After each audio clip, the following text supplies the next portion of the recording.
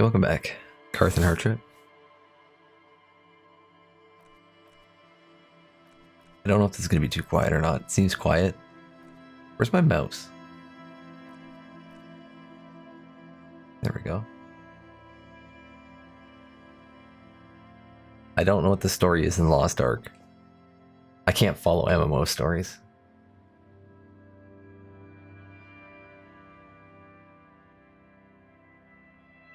It started out very cliche and then it just lost me because I was like, whatever.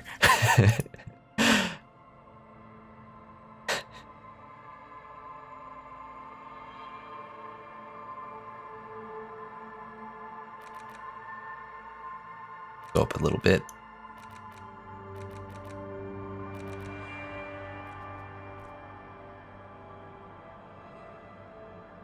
And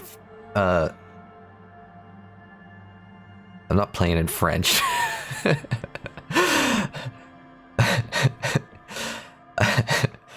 I was before we started doing D&D yesterday, I played a bit of Lost Ark and I got to level 20 and you were like 27, so I'm like, okay, I might be able to catch up to him after D&D or something.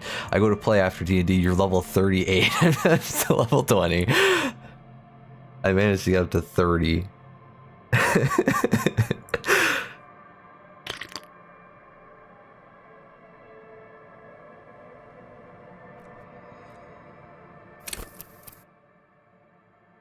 Oh, that was kind of loud though. I don't know if this is going to be loud or if it's going to be quiet. The audio seems not very balanced. Continue. Why does it say continue? I'm going to create my own though.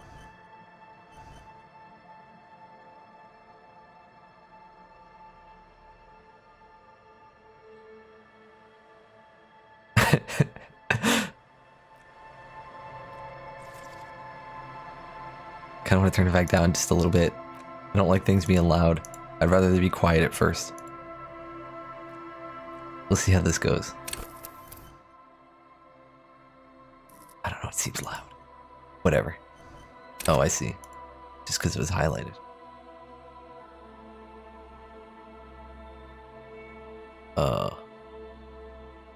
So, I get that many points. I can go down to 1. Oh, and it saves them. Gotcha.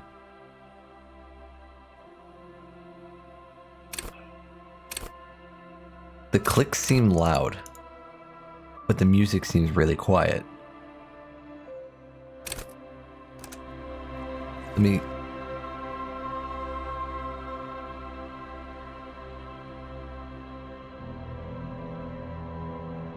Which one's sound effects?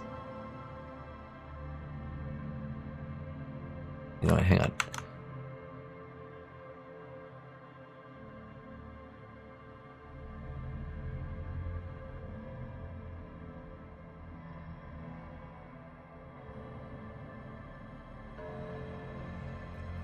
I just turned it down in Windows.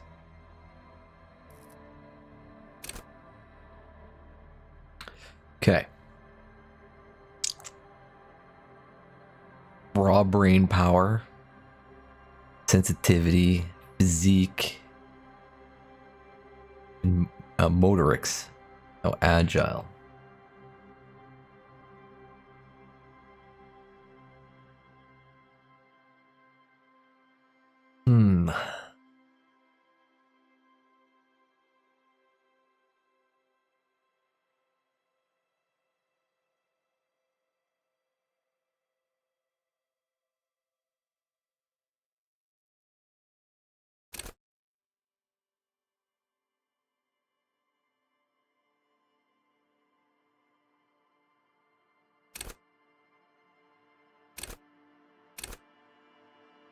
Interesting.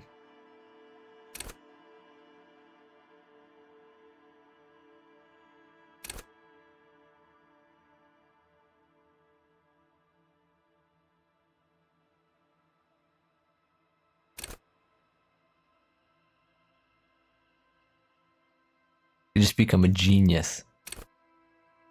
6 is max. But weak in everything else.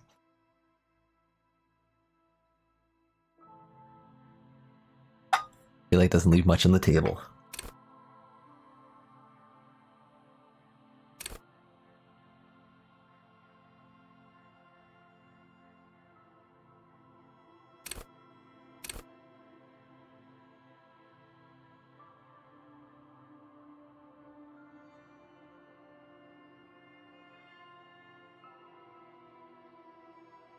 Let's go with, I kind of just want to go with a physically weak character.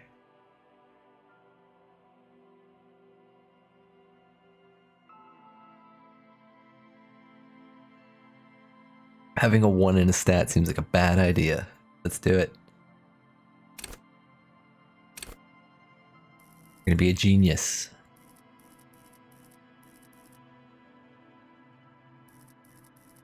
What is this? Signature skill?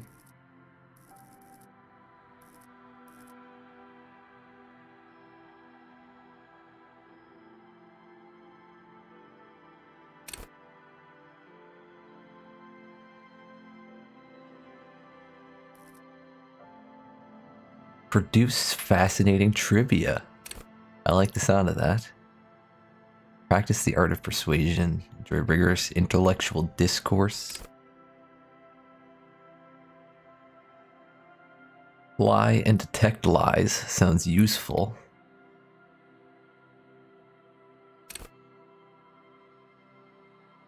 See art in the world. Make laws of physics work for the law. Oh my god. You just want me to read these things.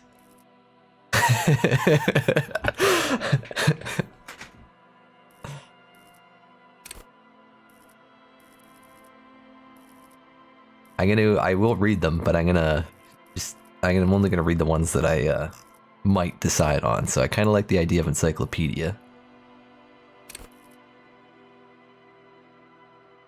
Put that one on the table. Trauma sounds like it could be useful. And then the laws of physics, make that work for the law. I like that too. You know what, I'm gonna put out of this one, I like it. I like encyclopedia and visual calculus. What do we got down here? Your morale up. Hunches and gut feelings. Dreams and waking life. Understand others. Work your mirror neurons. Empathy. Intimidate the public. Assert yourself. Connect to Station 41. Understand cop culture. Charm men and women. Play the puppet master.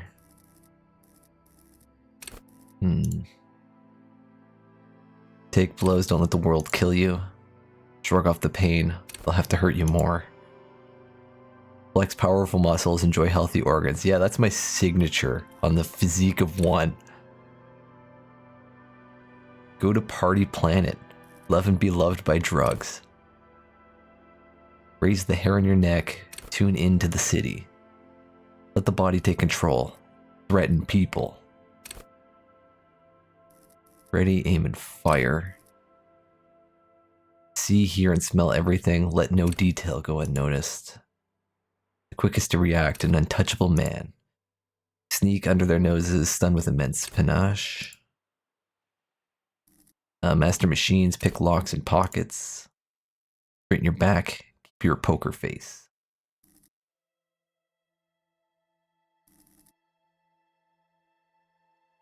So, inlaid empire always seemed neat to you. Hunches and gut feelings, dream and waking life. Alright, we'll start with this one. Cool for dreamers, paranatural investigators, mental creators. Inlaid empire is the unfiltered wellspring of imagination, emotion, and foreboding. It enables you to grope your way through invisible dimensions of reality, gaining insight into that which sight can't see. What's really going on? What do these enigmatic riddles mean for the world fate? At high levels, Inlaid Empire animates the inanimate. You'll have conversations with your clothing, conversations that may change the course of the investigation if you're not thrown in the loony bin first. With low Inlaid Empire, however, You'll be void of imagination and character. And then how will you shape the cosmos? I didn't. This is the first one I read, Heart Trip. You didn't miss any reading except for that one. I'd read all of these, but it would take too long to go through them all. So I'm just reading the interesting ones.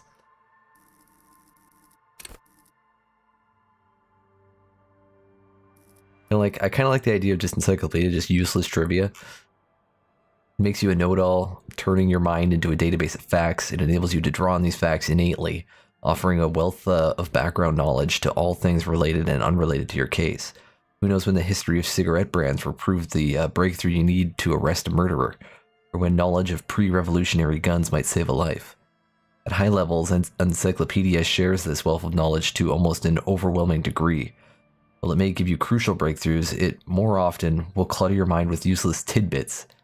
With low levels of Encyclopedia, though, you'll be forced to work with only the clues in front of you, without any background knowledge. Copying going to be tough stuff. I like the idea that there's just so much useless shit in my head that it's hard to filter it out.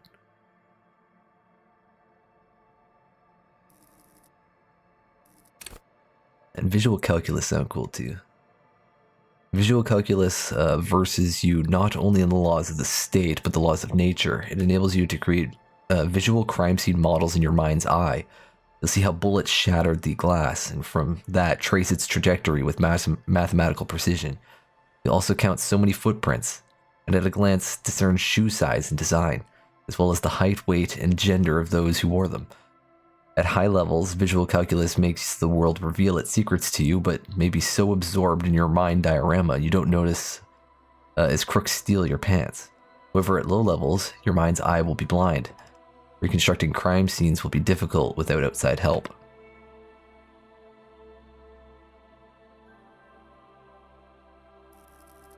Sounds interesting. You like logic? For pure rationalists. Logic urges you to analyze the living daylights out of the case. It enables you to piece evidence together, detect inconsistencies in statements, and impress everyone with your astonishing conclusions. It's the bread and butter of many a detective. At high levels, logic will be able to solve even the most complicated puzzle. They'll be very proud and thus susceptible to intellectual flattery. For those blinded by their own brilliance, often miss important clues. With low levels of logic, you're going to have a hard time solving even the simplest puzzle. Even if you find the pieces, good luck putting them together.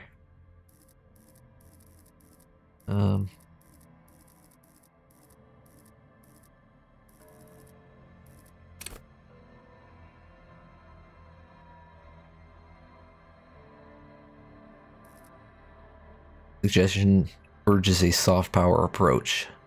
If people think they want what you want, you've already won. This skill enables you to implant ideas into the minds of others. You can make citizens like you more. You can make gangsters turn on each other too. Many crime rings have been broken by just a little doubt, after all. At high level, suggestion makes you affable to everyone and more resistant to their charms in turn. But all that schmoozing and oozing charm will make you slimy. And you'll know it, even if no one else does. With low levels of suggestion, though, you'll have difficulty getting any kind of rapport with others. You'll be alone, both during the day and at night. Sad. Forever alone.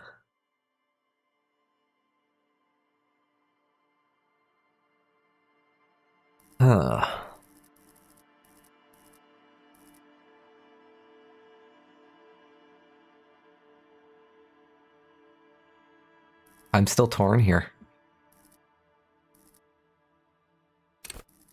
Conceptualization, what's this one? There's a special role it wants you to play in this world. Not the role of a cop, but of art cop. It enables you to make fresh associations to delve into world concepts of from Jan Karp's postmodernist carpery to Revacol's arabesque architectural style to Derrida, and even the concept of hardcore. And then, importantly, to add your own contribution to these works. At high levels, conceptualization makes you go big, perhaps too big. It is ostentatious, demanding grand displays. Why live life when you could throw yourself into a live volcano? At low levels, however, you'll be unable to see the world in a creative light. You'll be unable to contribute to conversations in an art gallery. Only boring people will invite you to their dust parties.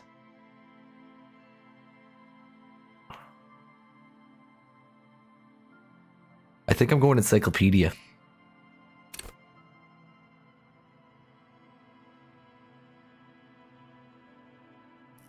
I just like the thought of at high levels, it's like an overwhelming degree of knowledge that it just clutters my mind with tidbits of just useless information.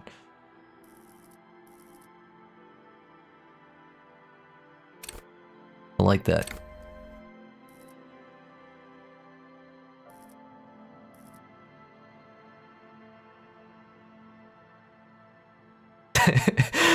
Is it what you did too?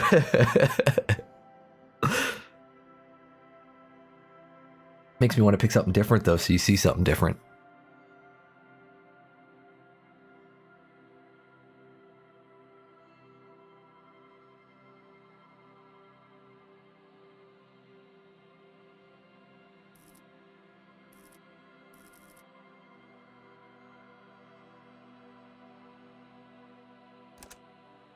Alright, we'll do encyclopedia.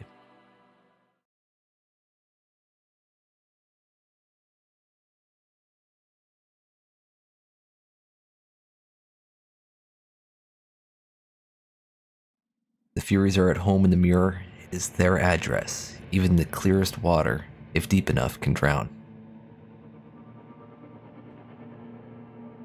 There is nothing. Again. Only warm primordial blackness. Your conscious ferments in it. No larger than a single grain of malt. You don't have to do anything anymore. Is that too quiet?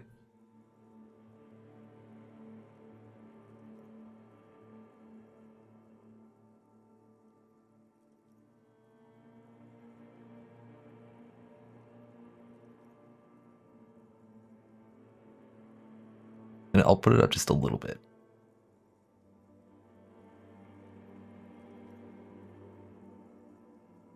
Ever. Never, ever.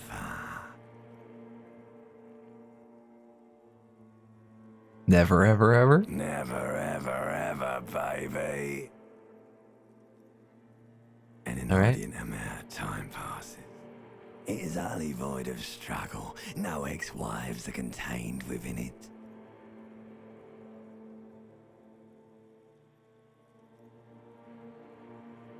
You got it, sweet brother. Nothing upon nothing upon nothing. How about you cough up some more of that sweet oblivion? Coming right up, sir. Smooth passage. Allons-y, let's go. Alright, nothing town to fuck all borough.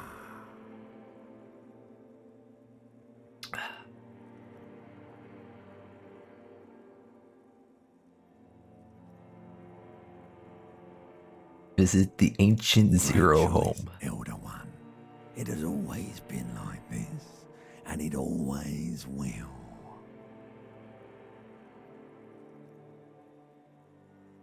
Sing me the song of death. The song of death is sweet and endless.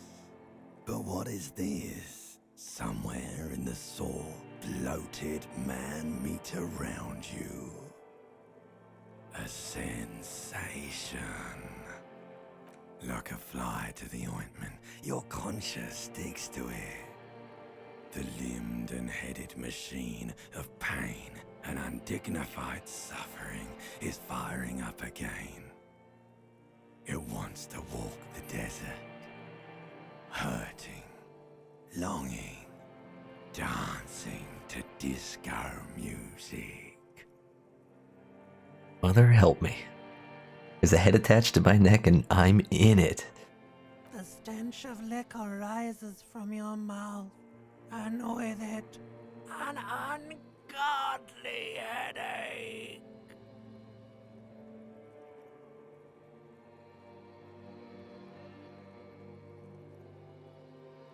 Who am I? What sort of creature does this to their own mouth? Fiery streak penetrates your skull, trying to force your eyes open. It's a sound, a clarion call from hell. Somehow, you know what it is. A Caprice Canema motor carriage.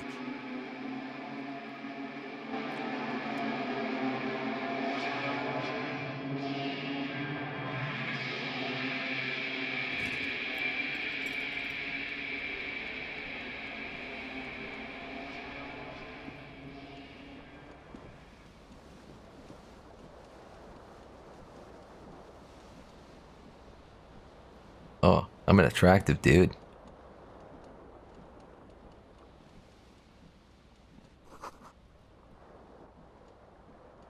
This magnum-sized bottle of Commodore Red is empty.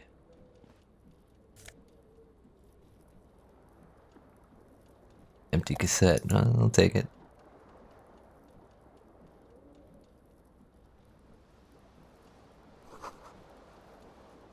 This reel-to-reel tape player is still on. Rolling empty. What is this? Oh, I can grab a shoe. Ooh, a green shoe. There's one shoe. Get my fucking pants on here. Nice. Get a shirt. Kind of just wanted to walk out naked. Oh, hang on. Let me get my tie. This fan has two chain pull switches. One ends in a tiny fan, the other in a light bulb.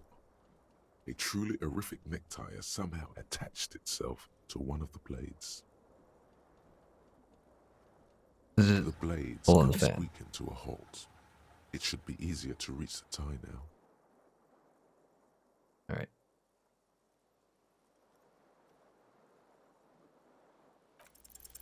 You swoop up and catch the tie. Snap. It's released from the blade. What you have in your hand is a truly hideous necktie with 4 or 5 different patterns. The knot reminds you of a noose.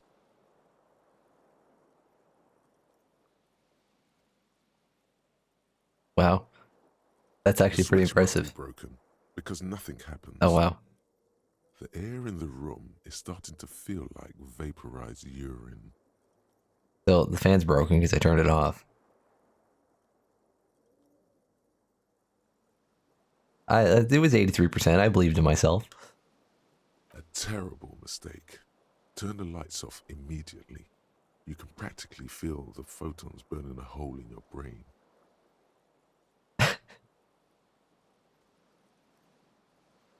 The lights are off. Fuck it. What happened to my window? The window stands broken in its frame. Cold wind blows in. The shards face outward. Whatever broke this window came from the inside. Did I break it with my own hands? A fine web of scarring covers the back of your right hand, but none of it is recent. What did this then? More likely a projectile than a held object. There are no fragments on the floor from pulling a tool back in after impact. It is too large for a bullet, yet too small for a piece of furniture. You're looking for something heavy and larger than your fist. The single green shoe you found fits the hole almost as well as your foot. It would have also been heavy enough if thrown with force. So my other shoe's outside. Congratulations. You smashed the window with your own shoe. Now you only have one. If you're lucky, you could still find the other one on the balcony outside. The door to it should be outside your room. Alright, I should get that shoe. In. Your toes curl up from the cold.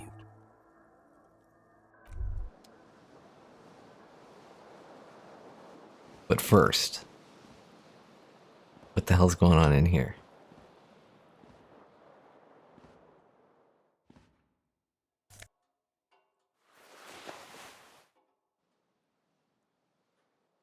You hear a jingle.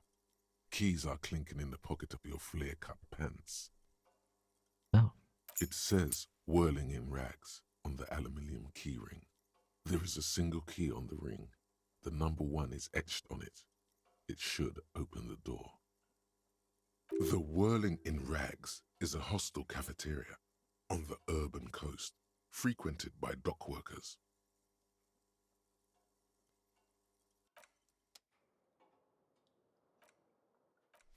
Making me save. What is this? A mirror hangs above a bent and broken sink. In a fierce discharge of masculine energy, someone has ripped half the faucet off. Was this not the same Elo that founds empires and lays waste to cities, virile, uncaring towards the little things? Probably not, no. Hot water sprays from the faucet's base, and steam covers the mirror. You cannot see yourself, just the vague impression of a man. If that's what I look like, I don't think I'd want to see Suddenly, myself. You realize you have Saying. no memory of the face that awaits you there, underneath the soft vapor. As you slowly reach your hand towards the surface of the mirror. Abort. You clearly have not thought this through. You won't like what you see there, and you will never overcome it.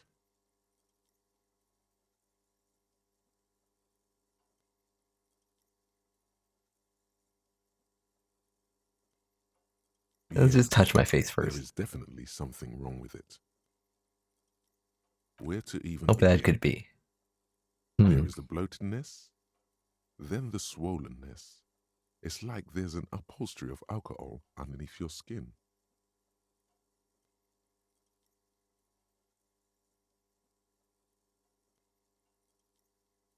All right. How's my It's nose? not. Your nose feels like a small balloon in the middle of your face. It hurts when you honk it. It doesn't appear to be a particularly tiny nose either. Not with all the drinks it's absorbed for you.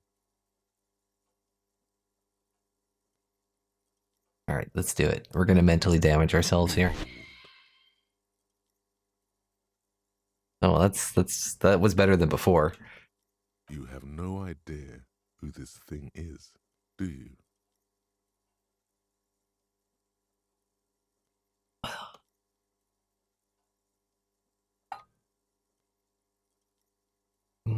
Face of a late stage alcoholic, I would Too say. late. You clearly have rigor mortis on your face. Oh wait, is that an expression? Are you trying to make an expression with that face? Why? No idea. Please stop. It's horrible. You're scaring yourself. You No. Can you? It's like it's not even voluntary anymore. You have worn that grin into your face, and now it won't come off. What does it even mean? What is the emotion you're trying to convey?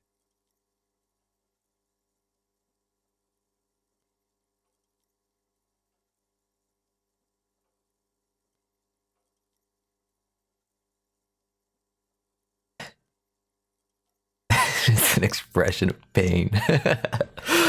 uh,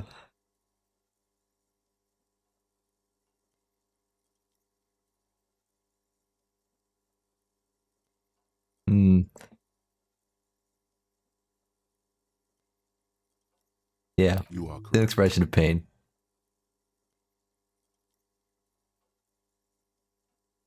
Ooh.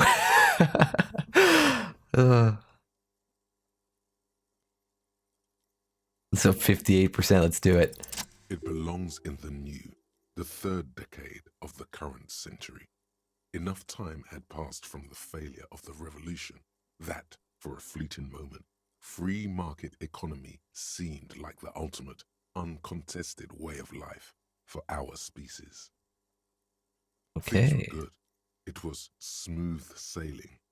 People made gold and champagne-tinted interiors and facades to suit the times, calling this the new style. But more importantly, disco happened. For Revachol, your city, that meant only one thing. Guillaume la Million.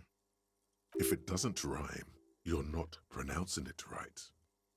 Out of the dazzling swirl of disco music, in an open air Boîte de Nuit somewhere in Revachol West. Guillaume's blonde mane appeared on the screen. He sang some bullshit. Then he made the expression.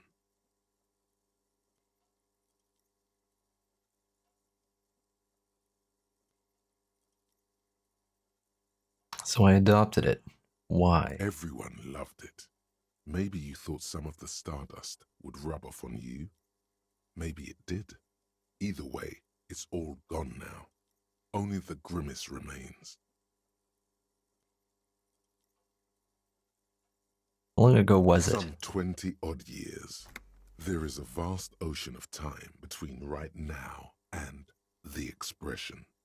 Looking good on you, or anyone. Humanity has run aground in that time. It's a different world now.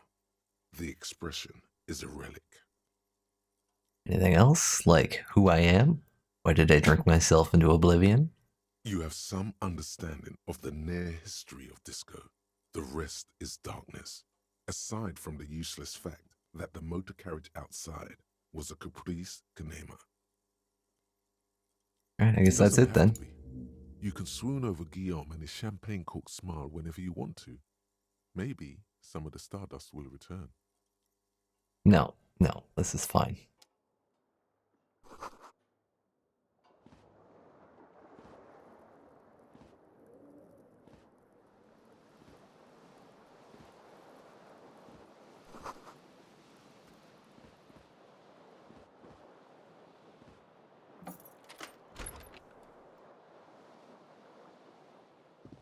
I want to get my shoe.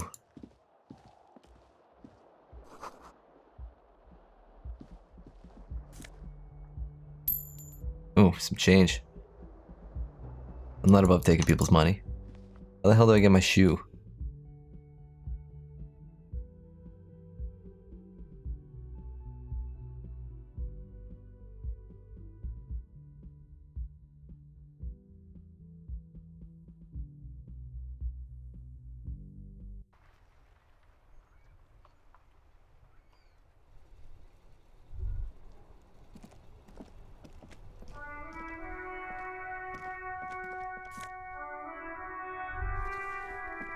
Cool.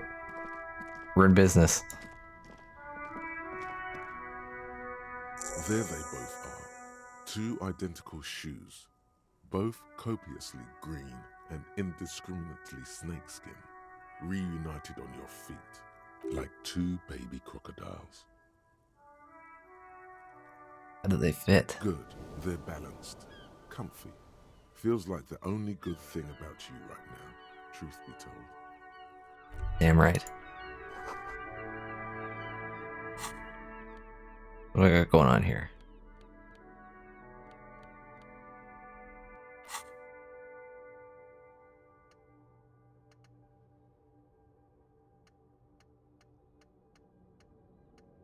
Oh my god.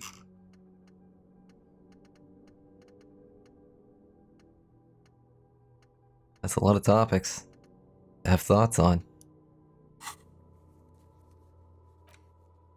Tasks.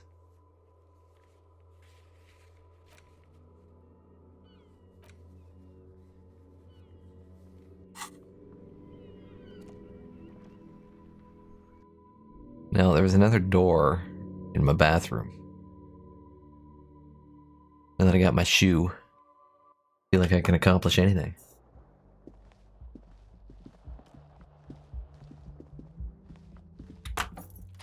I think there was a door in here. Is this like a shared bathroom? Yeah, it seems like it's a shared bathroom.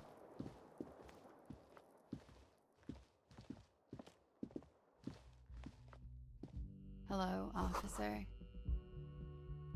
Hello. Here's 51. The young woman raises a cigarette to her lips. Her eyes are brown and her face is speckled with birthmarks. She can't be more than 28.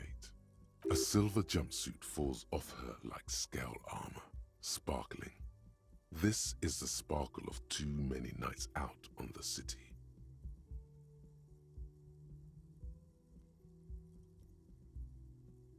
Officer? My military personnel? No.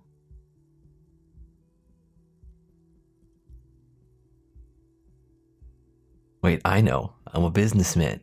Chief Executive Officer, The right? young woman shakes her head slowly.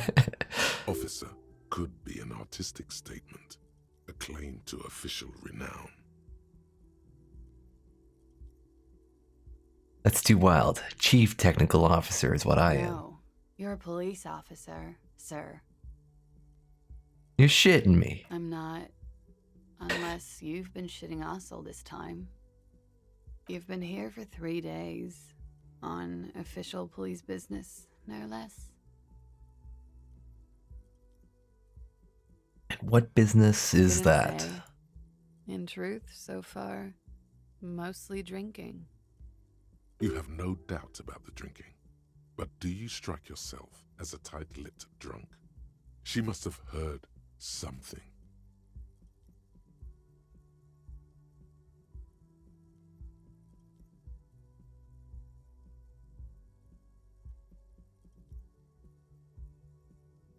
I might not know where I am or who I am or what a Kupri Kanema is. Oh, I know what one sounds She like. nods. But I do know when someone's not telling me the whole story. What am I doing here? What's my case? There's a mercenary out back. He's been hanged. The body has been there for a week now. The locals probably got tired of it and called the cops. And why didn't you just tell me that? I didn't mean to overwhelm you with information. You seem a bit lost, officer. Why don't I remember being a cop or anything else? Could it be because of the drinking? No, absolutely not. And I resent you saying that. Course. Be careful, officer. They don't like Is that a police threat? around here. Something stirs in you as she's about to go. Call it an instinct, a need. The need to ask questions. It's like you said the words 1,000,000 times before. She looks back at you, a light glinting off her eyes. Before you go, I have some questions Yes. for you.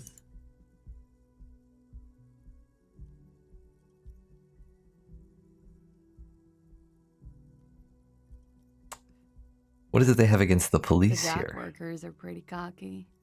They think they're police enough. At least here on the coast. I can't say about the rest of the city. And where exactly is here? Where am You're I? in a hostel, sir.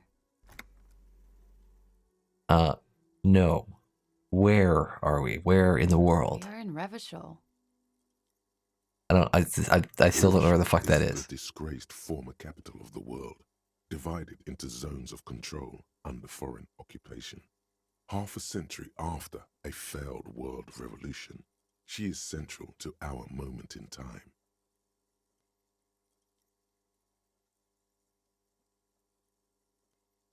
Oh yeah, totally. Revachol forever. Forever and ever. Is it 51 now? 51. Century? Current century. And that's what? What Centuries number? don't have numbers. They have names. And this is the current one. And how many centuries have there been? Civilization has existed for 8,000 years, sir. It still doesn't answer my question. You're right. There is nothing funny about civilization. Did you hear anything There last is the night? usual ruckus. Loud disco music. No I visitors? say, it's impossible to hear people speaking from over here. Oh, disco Oh, music, you yes. say? Various artists. Ostentatious orchestration prime among them. Oh, that. Yeah. Whoa. The less said about OO, the better. Oh, were huge where I come from. I was very young then, of course. like 7. Life gets hard, but we go on. Hmm. Yeah, we go How on do you all know right. about that? At around 2 o'clock, the disco stopped, and there was a change of pace. What happened? A slow, sad song started playing, like organ music on repeat. That went on for quite a while. Some of the time, you were yelling along to it. Was I singing this? Yes, there was a church in there, a really small church, like the smallest, saddest church in the whole world. It was about that. And also, And? that it doesn't matter anymore and that we're alone now. It was difficult to tell. The song itself was very quiet and soft, but you sounded like a winded boar, sir. It was hard to understand what you were singing on top of it.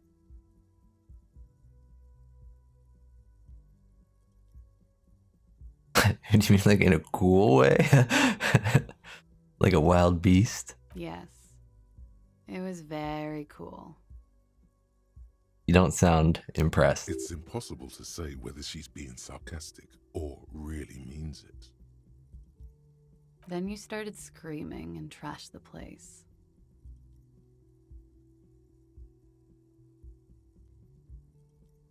That's so me. What did The I do? window was smashed. The tape player, probably. The song stopped. And furniture, too. A real destructathon. There was screaming. Then I think you passed out.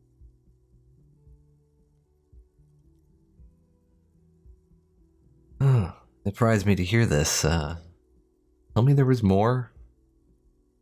And I say this sarcastically. There was. I think you screamed that you didn't want to be this type of animal anymore. I may have misheard, but it was sort of memorable.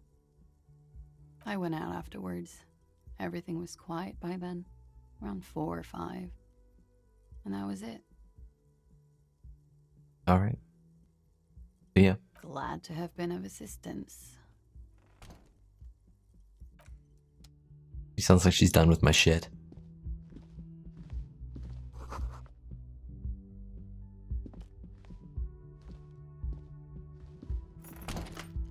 Let's just close that door there.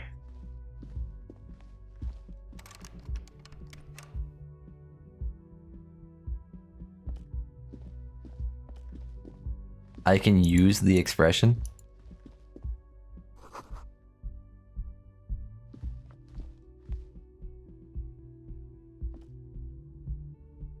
Welcome back, Endiv.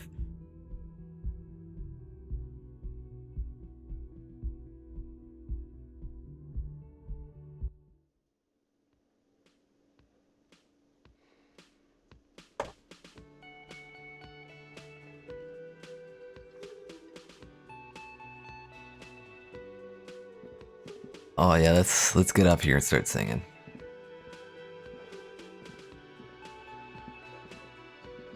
Oh, apparently I gotta go down here. Waiting for someone to sing into it. Yeah, me.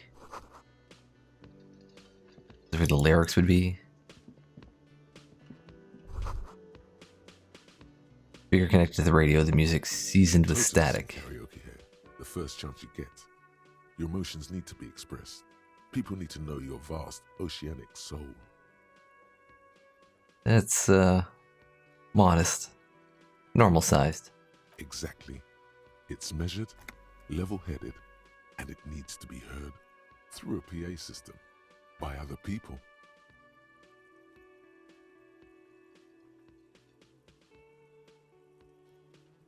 Guess this goes well with my theory that I'm developing that I'm a down on my luck superstar person.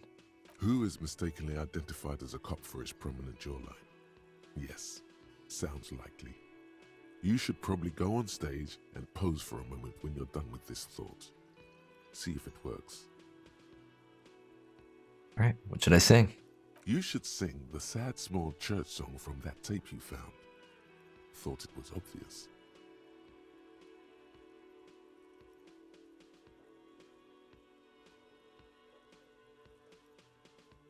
All right, maybe something from them ostentatious orchestrations instead. Oh no, don't sing the happy song.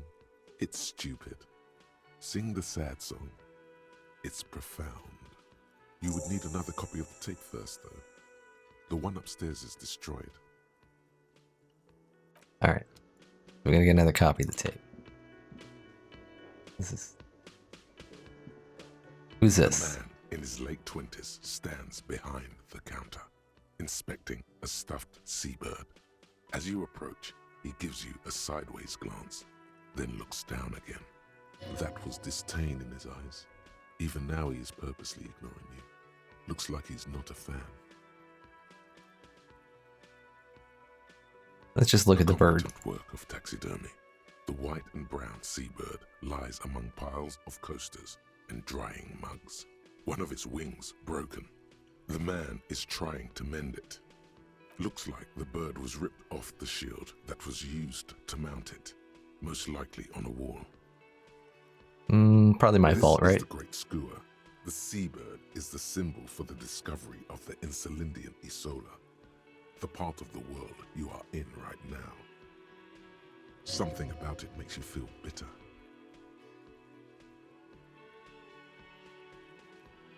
The great skua, right? Your buddy is over there. Why don't you go and talk to him, okay? What do you mean, my buddy? He pretends not to hear you, concentrating on the bird instead. Okay, whatever. I probably broke that.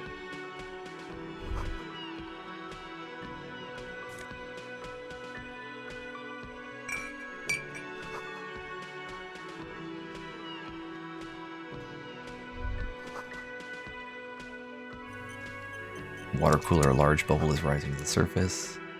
Puff puff electric juicer comes from the kitchen. Someone is working. Reserved for personnel until 1300.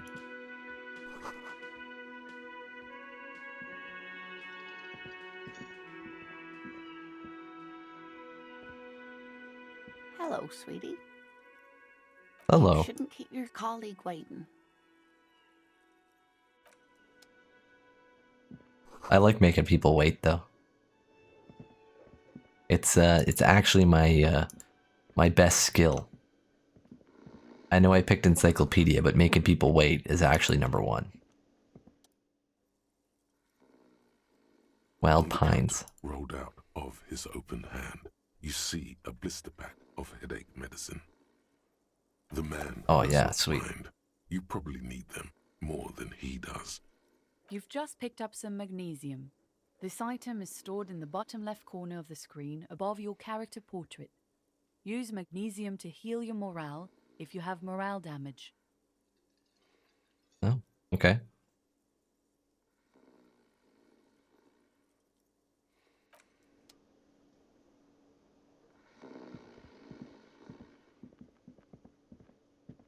A bespectacled man Who are you? in an orange bomber jacket is tapping his foot on the floor. Looks like he's waiting for someone. You. I think you've been here since 8, so sorry for making you wait for As 48 you minutes. approach, he narrows his eyes and extends his hand in greeting. If an assault were launched on this building right now, if the windows came crashing down and the whole world descended upon you, this man would hurl himself in death's way to save you.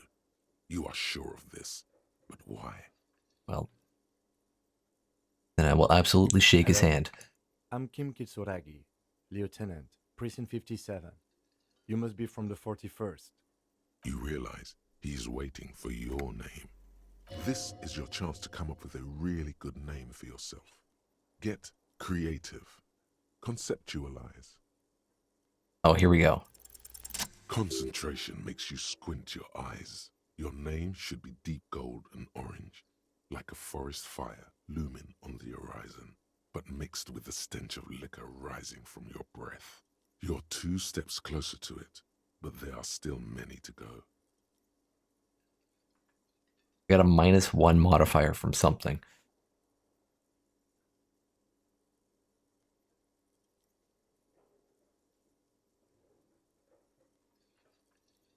It is not yet time. Young Kim. Okay then. It looks like we had a little scheduling error on Sunday. Saturday too, actually. Have you had time to talk to the manager here? What he means is, he has been trying to meet up with you for 2 days, but you have been otherwise occupied.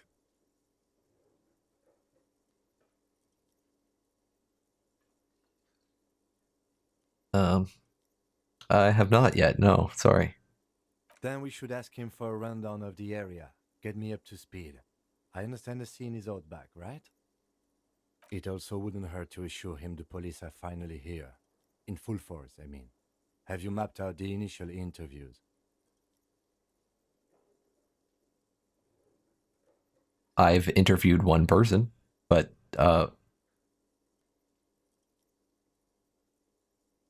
At the 57, what interviews? we like to prepare an initial list of persons of interest, and then just skim the surface. Prepare the field, get to know the players. You don't do that? Maybe it's not an inter-district practice. Oh, well then I haven't. We'll have time for that after we take a look at the coroner's case. Have you removed the dead body from the tree?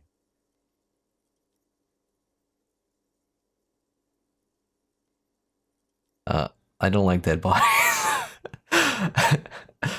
So, no. The body is still in the tree. This is the first time you detect a weariness in the lieutenant's voice. It is obvious that he would have preferred for the body to no longer be in the tree.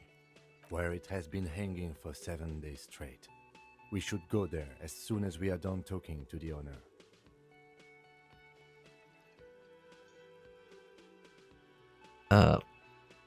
I can't remember anything. I can see you drank last night and the night before, and that you are still drunk now. But I have seen officers go through worse. Much worse. Really? I feel like not being able to remember anything's pretty If you need bad. something for your headache, there is a general store nearby. But as I said, the dead body should be our #1 concern. Alright, let's go then. After you, I stole that man's stuff. If you're about to embark on an investigation, shouldn't you have a badge? Oh yeah, let's You check my mean you pockets. Don't have a badge?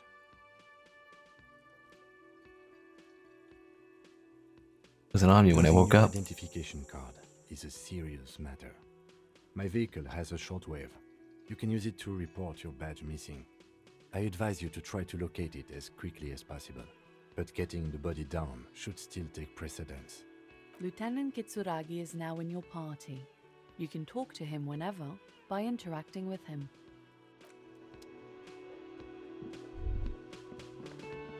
The theme on that pinball machine is a standard royalist theme, used on everything from pinball cabinets to full flavor cigarettes.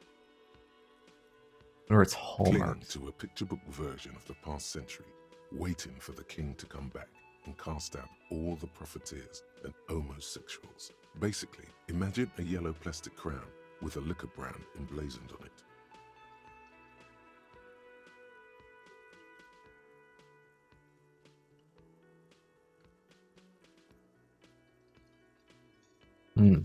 Idea of a king and century gun is pretty The fascinating. sentiment is called anti-centennial nostalgia, pining for a time before the turn of the century.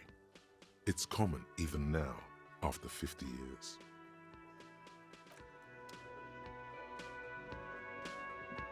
Hello, sweetie.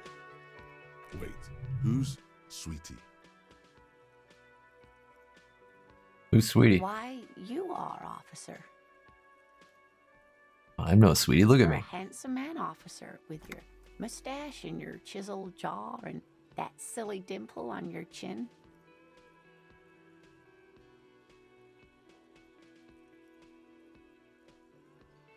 Oh, thanks. I appreciate it. You must forgive me. I'm getting so scatterbrained. I completely forgot to introduce myself. I'm Lena. My husband Morel and I are staying with our friend Gary just down the street, but I come here for tea when they're away. You know, you're nice. If you killed somebody, I'd let you go with it. This Lena is wacky enough for the motley crew. Hire her on the spot. Seem to be in a chair. Would you like to roll with me? Oh my god. Oh, these are both terrible.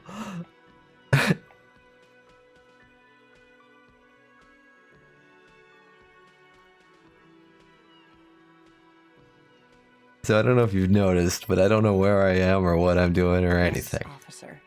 You look rather dazed. Like a stunned fox. But surely things can't be that bad.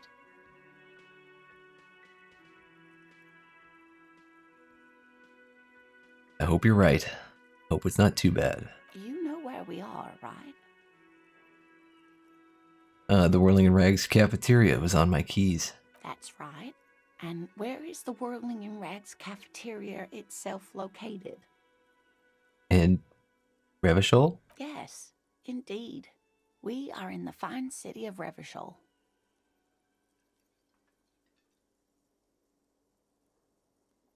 And it's the disgraced capital of the world, something like that? Yes, great. See? We're getting somewhere. What else you know about our city of splendor? Tattered as she may be. All I know is it used to be cool in the 30s. The new disco dancing. It seems like a lifetime ago.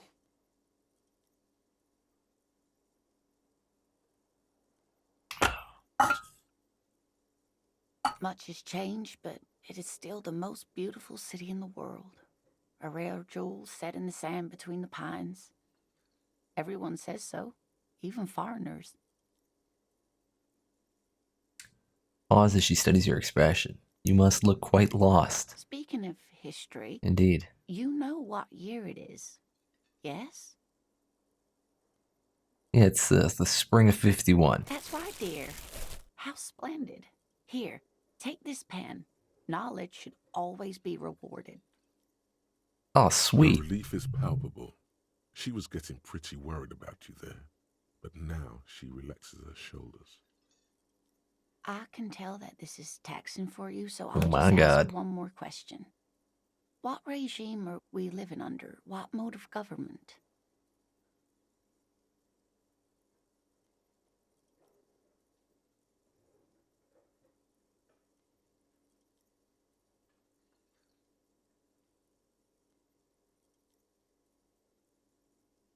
We're living under cop regime. Oh my god.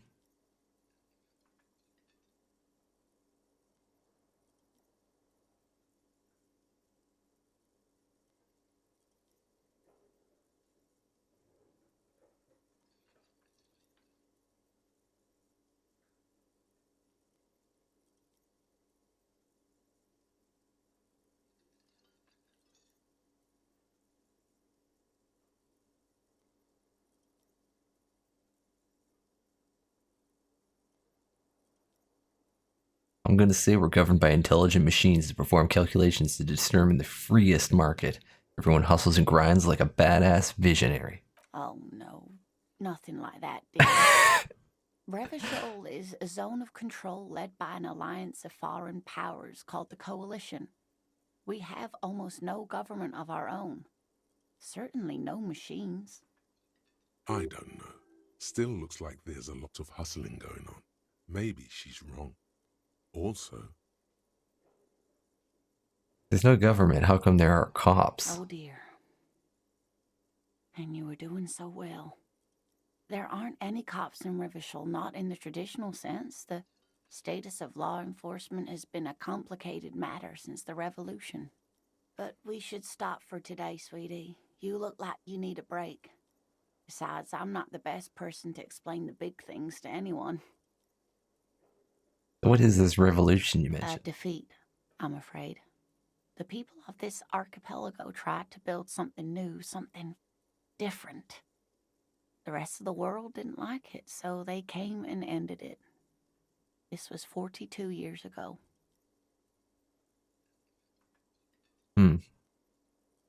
So what is... But I'm a cop. Whatever it was hasn't stopped Of course, me. sweetie. I really don't know how to explain it better. Alright, well then You how did I were do? doing quite well up until the end there. It does look like you're having trouble remembering things. History and places. Remembering reality in a word. It's very odd. A sigh. The lieutenant buries his nose in his notebook. But maybe a fresh set of eyes is what the world needs. And while I'm no doctor, such bouts of amnesia are often temporary, so I wouldn't worry too much. Okay. Who can tell me more? Someone more educated in sweeping matters. Maybe you should ask. No, I'm not an encyclopedia. I won't be a guide either. I'm a detective. Of course. Then I don't know. Someone rich, maybe? Wealthy people are educated. Though I don't know where you would find a wealthy person in Martinez. Alright. I like you. How'd you like to roll with me? Whatever do you mean? I want you to be my wheelchaired partner in crime, fighting, riding backyards of corpses, catching sequence killers. Sequence killers? Oh my. But I think you already have a partner, sweetie. A partner who needs you to help him get a corpse down from a tree.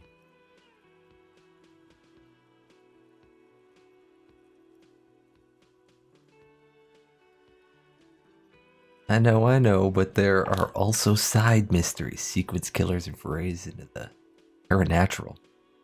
But you're probably right, Kim. It seems to me that you lucked out with your partner. He has the look of an upstanding officer of the law. Someone you can lean on, and sweetie, you are looking unsteady. Alright. Seem to be in a chair there. What's this about? Yes, dear. I'm a paraplegic. Well, yes, I gathered that A much. paraplegic is someone with limited or no ability to use the lower half of their body. Paraplegia is caused by spinal cord injuries, like falling from a great height, or a grenade explosion. You know what? It was rude of me to mention it. That's quite all right. I'm used to people asking questions. I know they're thinking about it anyway. Alright, see you later. Of course, dear. Good luck with your case.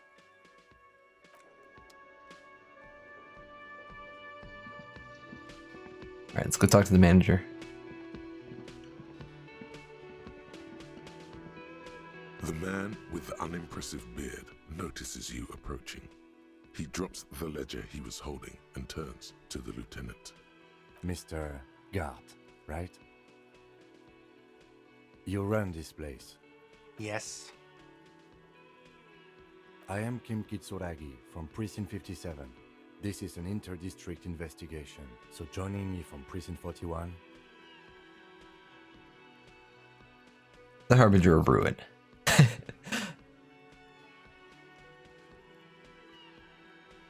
I'm currently in between names. Fantastic.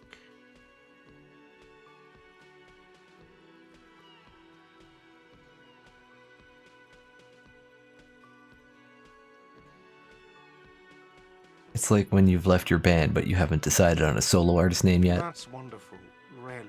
I think so. But there's a dead body up there. No one wants to work in these conditions. It's been a week. Sir, I understand your concern, but we are here to do a job. And for us to do it, I need you to stay calm. Yes, of course. You know, I'm glad Kim's got his shit together. I know it took us a while to arrive at the scene, but it also took you a while to call us. It was you who placed the call, correct? No, I only just got here. It was probably Sylvie who called you. She usually works the bar here. I'm only temporarily taking over her duties. Do you have her number? As a matter of fact, I do. He looks behind a pile of coasters, finds a slip of paper, and hands it to the You lieutenant. said you just got here. From where? Are you a local? What, of Martinez? No, I live in Jamrock. I only sometimes come here to keep an eye on the place. This is just one of the many, many cafeterias I manage. But you still know your way around, yes? In case we need directions. Yes, I know where some things are, but as I said, I don't live here. I just used to work here. And I'm not going to start working here again, if that's what you think. I didn't imply that. Detective, Yes. It probably means this is where you step in and ask your questions. Right then, questions, I got His face this. expresses profound doubt in your having this. Ask him about the body's location before asking if he killed him. People give up information in the more innocuous questions, which you can later use in the more sinister ones, not vice versa. Why did Sylvie She go went away? because none of your business. Okay. Have they not been telling you you're a cop? Am I not a cop? Everything is my Okay, business. you got me. She went away because of the dead body out back. And because I asked for her number. That's why Sylvie went away. I hope you appreciate that. thank you. Didn't go I well. asked an employee out. She didn't want to come, but felt obliged to. It was a bad idea. Now, what is so goddamn fascinating about that for you? It's got nothing to do with the lynching.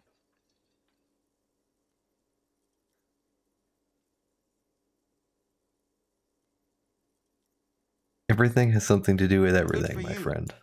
Was there something else? I'd like to get back to what I was doing. So what is your problem with me?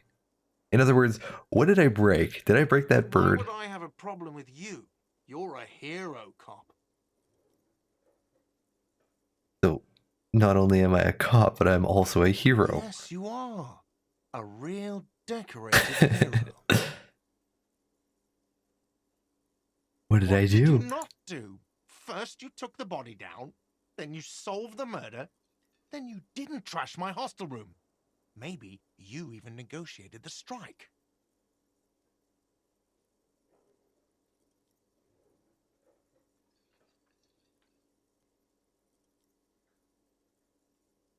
Ah, I didn't actually get the body down, did I? Right, you didn't. And it's only taken you 3 days not to. Have you seen me around? No, I haven't seen you around. I just got here, remember? Was there anything else? You're a bartender. No, I'm not the bartender. I'm the cafeteria manager. You look like a bartender. That period of my life is over. Not everyone who stands behind a counter is a bartender, okay? I'm the cafeteria manager. I All right. hope it is. So, where exactly is this body? Behind this building, there's a courtyard. They hoisted him up on a tree there. How Now did we it's get there? easy. See that door there? First you exit through that. Then to your right, you should see a big hole in the fence. A really big one. You can get to the courtyard through there. No need for the keys. The hole is big enough for the Franco-Nigerian cavalry to fit through. This man means the heavy cavalry of the innocents Franco-Negro, sweeping over the plains and nations of the enemies of mankind. 5th century style, unified currency and the concept of cool came in their wake. They wore lamella and carried guns. But first and foremost, Franco-Nigerian heavy cavalry was really, really wide. That hole in the fence must be enormous. And last question, who killed I him? don't know who killed him. I'm not the police. That's your job. This is it. He said they hoisted him up on a tree. Who is this they, if he doesn't know? Yeah, so before you said they hoisted him up on a tree, who did you mean by they? Oh, people are saying it was the union dock workers, that it was a lynching.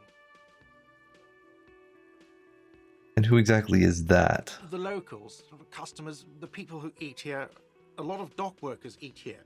Sylvie told me everyone knows the dock workers did it. Did the debarders themselves tell her this, or is it a rumor? I don't really know. You'll have to ask her. Why would the dock workers lynch this man? I would suppose it's because they have nothing better to do. You mean the strike? Yes, the strike. The man they hanged was a security guard for the harbour company, I hear. A mercenary. The unionistas probably thought they'd send a message. The lieutenant turns the page in the little notebook he's been scribbling in. That's all for now. Let's go. Not so fast. You owe me 130 real. I don't know you shit. What's real? Oh, excuse me. You owe me 130 real. The IIR, or Inter-Isolary Real, is the global reserve currency. Whatever part of the world you're in right now, it's safe to assume he means you owe him some money. I understand. Wow, you're a genius. Yes, that's right. Money.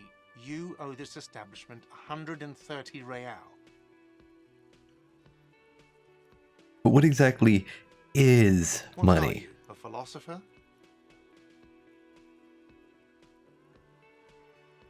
I might Money be. is what grown-up people use to pay for things. Things like this hostel room, or 8 bottles of potent blend, and 9 packs of Royal Extra. We use it for everything. I mean, how much money? I can't look at my inventory. No.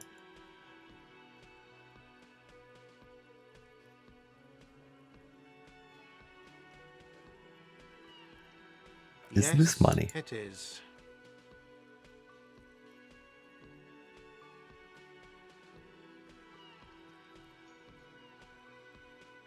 That's 10 plus 10 plus 20 equals 40. I am now down to 90, No, right? You see, that's 40 cents. Cents are a form of currency, one slightly smaller than the real. I'm not even going to take this. Come back when you have 130 real. Okay. The cafeteria manager stands silently, looking at the coppers on the counter before him. Isn't it evil? The order of magnitude between what is asked of a person and what they have. Darkness It rides. does, doesn't it? That's so cheesy. There's Saying a it. shuffle of nylon as Lieutenant Kitsuragi looks for something in the pockets of his orange bomber. That's Cop 4. I haven't offered to pay because I don't have any money either. Alright, what happens I'm now? sorry, but he has to pay. I can't let him stay here any longer if he doesn't. If he doesn't have the money by tonight, then... Officer, maybe you are better off working this from home for now. You live in Jamrock, right? It's not that far away.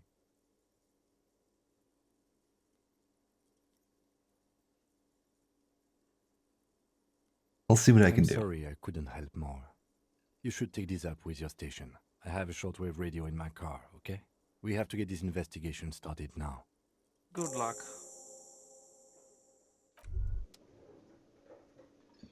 Alright. I don't have my badge.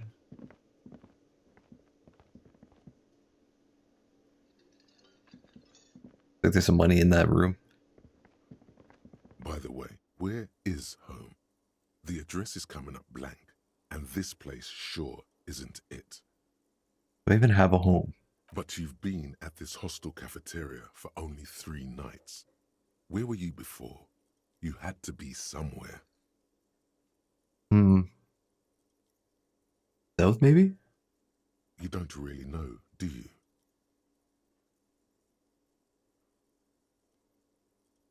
I have only a vague, blackened A image. vague, blackened image doesn't sound like somewhere you can stay if you run out of money. Can I trace the way back somehow? The exact street, the exact number on a building. You can try. Run some addresses in your head when you get the time. Maybe a street or an apartment will appear. What all do we got going on here? The kind green 8 pen.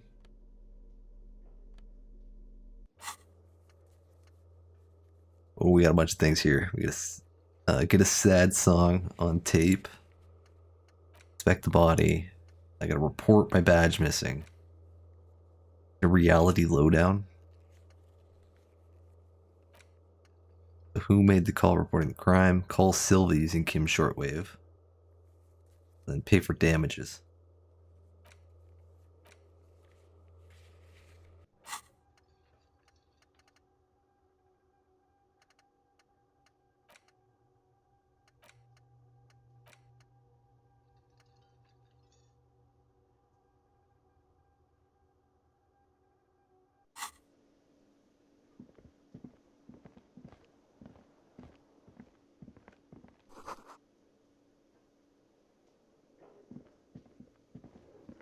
I have not, no. We can quick save. What is this? Oh, hang on. That sugary black rum stain on the counter makes you teary-eyed with joy. It's almost touching how syrupy and sticky it is. How long have you been up already? Nah, it's cool.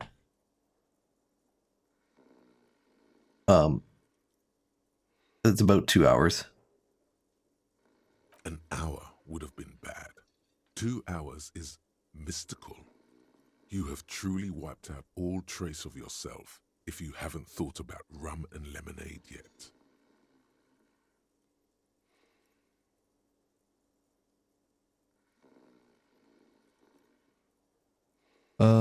You know what? Maybe later.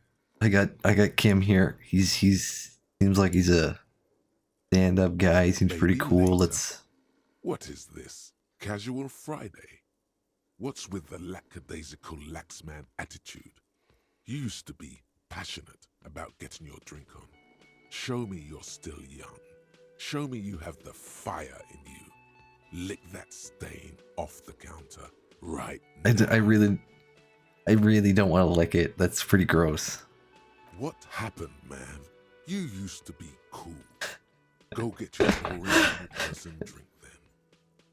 Get your drink yeah. on and your act together. Oh god. I used to be cool. I'm such a square now.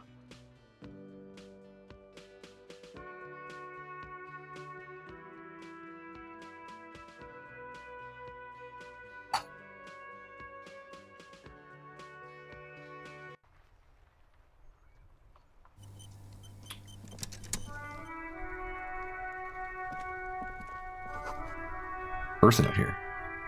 Heap of snow melts in the wheelbarrow. Alright, let's just talk to you real quick. RCM in Martinez.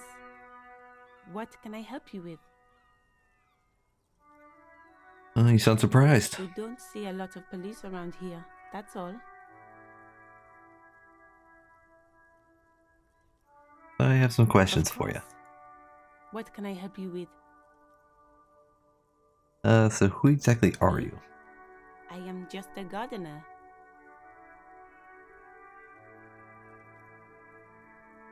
Well, good to meet you, Just a Gardener. I am pleased to meet you too, officer. Of course. Where to? Some What is in the shops and south? The bridge. The canal bridge leads to the coast, but it's broken, I think. Some kind of accident, probably. I mean, that is a pretty impressive update. What's on the other side of the Just canal? coast.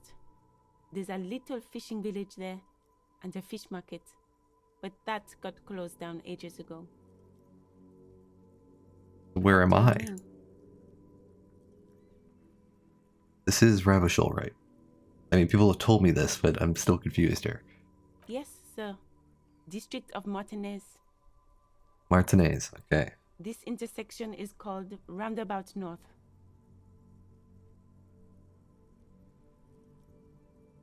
He knows where we are. He just wants directions. The lieutenant seems uncomfortable with the level of disorientation you're displaying.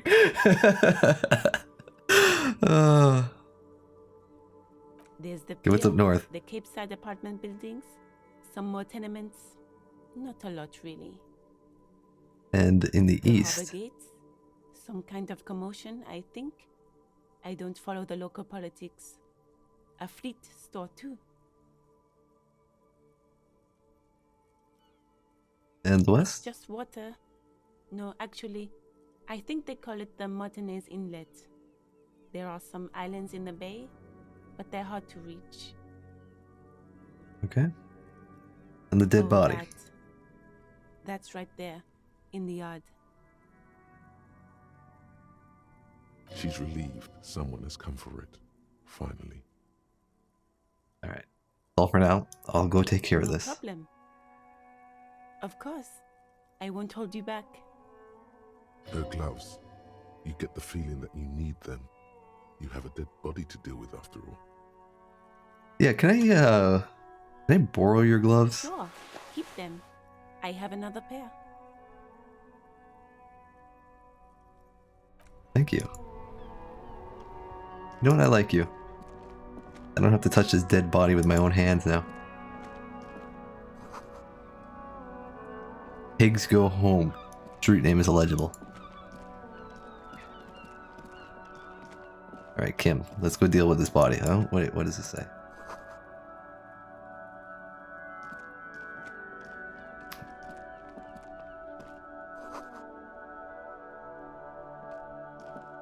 Bag for that. An old call box with a matrix of push buttons lists all the companies in the East Delta Commerce Center. Lists all the companies.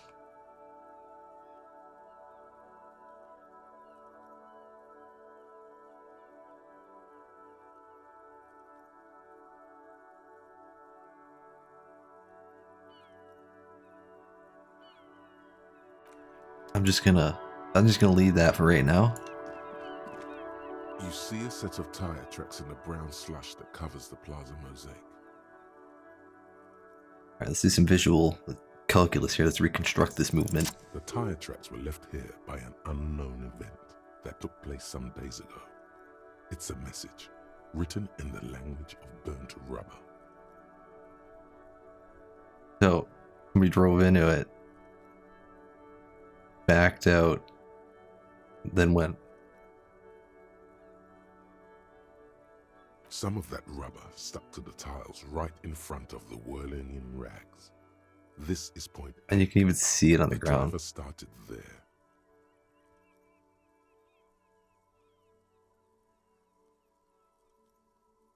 And then accelerated straight into the fence, left a hole big enough for the Franco-Nigerian cavalry, according to the cafeteria manager. The driver proceeded to back out of the yard, barely stopping before hitting the adjacent building. Before heading south, must have been in a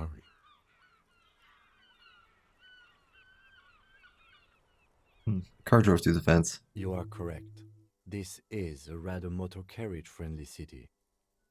Somehow that makes you feel scared. You don't know why. This is connected to the case, perhaps. I'm not sure. There are plenty of traffic accidents waiting to happen in Martinez. With the jam right here on the roundabout, I would keep them separate. You could follow the track south. There seems to be a canal there. See where they went, if you find the time. Alright, let's deal with his body first.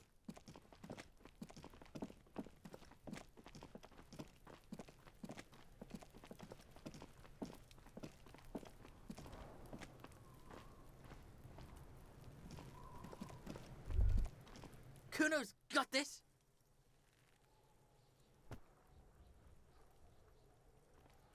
Boy throwing rocks at the dead body can't be older than 12. If there ever was such a thing as an ugly kid, then this is it. He's almost exquisite in his ugliness, like a gremlin. Oh yeah, Nappa Gumpy, Kuno!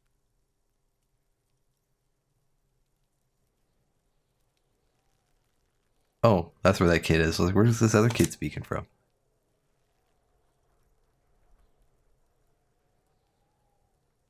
A moment of your time, please. Can't talk, pig! Shit's coming up strong! Throwing rocks! Shit coming up strong. Alright, you little shit. That sounds good. Joyous. You should hang out with this kid and see what that juicy shit is all about. Juicy what now? Drugs. The kid's on drugs. Yeah, Kuno, ride the lightning, Kuno! Kuno's riding it, see? He wipes sweat from his brow and sends another rock flying. Kuno? You should throw the rake at him, Kuno! The fuck? Does Kuno know what a rake is? Kuno's not a gardener.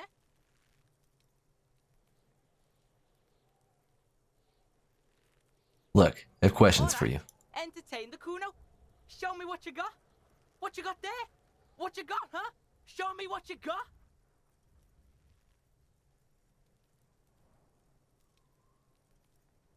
What's the crime scene? You kids often Right, play in Nick, this yard? This is where Kuno plays with his little wooden choo-choo. What do you want with it? You know what? Fuck you, Kuno. Yeah, whatever. Kuno doesn't give a shit. Wow, he spit. What do you know about it? The body, that is. Shitload pig. What's your question? Don't tell the pig shit, Kuno!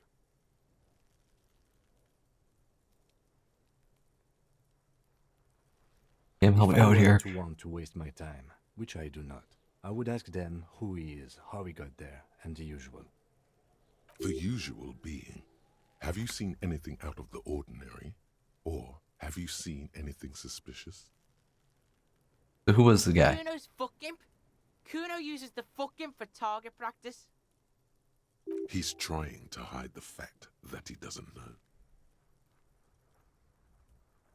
I mean, who was he before he died? Kuno knows what you meant. Kuno's not a snitch. That's all. Trying to make Kuno sing into the popo phone. And do you know how it got up Probably there? climbed. Kuno was busy down the road when that shit went down. You didn't see it happening. Kuno wasn't even in Martinez. Kuno wasn't in Revachol. Kuno wasn't regional. Okay. Where did you go then? No, some fucking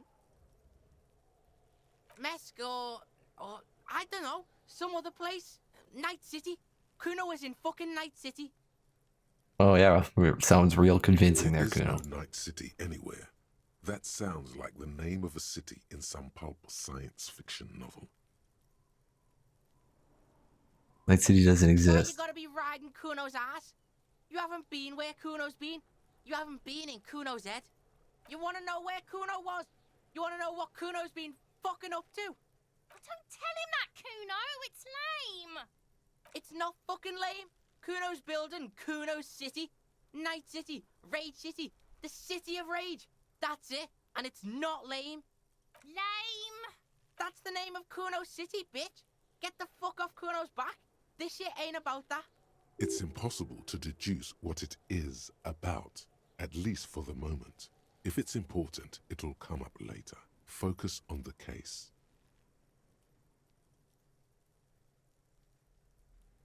Have you seen anyone suspicious Just around? A couple of pigs sniffing around in the dirt. That seems pretty fucking suspicious to Kuno. Yeah, you tell the faggoty, Kuno! Looks like you're a fagari now, whatever that means.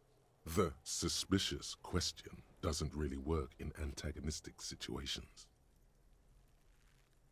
Alright, more on this later. Right now, let's talk about Testing something else. Kuno's patience, yeah. Get lost!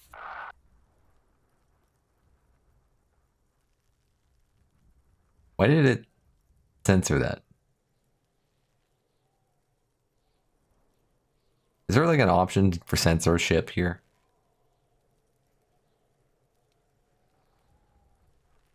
Yeah. More questions about the Kingdom. crime scene. Yeah, whatever. Kuno doesn't give a shit. Alright, well who the fuck's Kuno? Kuno's Kuno, pig? It's always Kuno, never I. Clearly the kid's using the third-person perspective as a shield. Interesting. You refer to yourself in the third person and distance yourself from the situation. Kuno doesn't do that smart shit. Don't throw that book shit at Kuno. Kuno knows you're lying. Trying to get Kuno hooked on the book. Watch out, Kuno! He's trying to fiddle you! He's gonna put his hands on you! Thing behind the fence starts squealing, shrill and violent like a fire alarm. That gets louder as the child shouts at the windows overlooking the yard. He's got the Kuno, help! You know what? You're useless to me. I'm just Get out of here. before the Kuno beats the shit out of you. Yeah, that's right. Oh yeah, you know what, kid? That ass out of here, fat boy, before Kuno fucks you. Bang! Got fucked by the Kuno. We alright? You wanna get fucked again? Come back.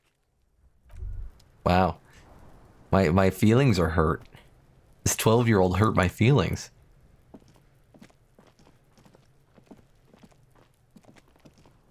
This trash container is locked. The sliding lid has a padlock that says, whirling in rags. There's something in there, not necessarily connected to the case, but still.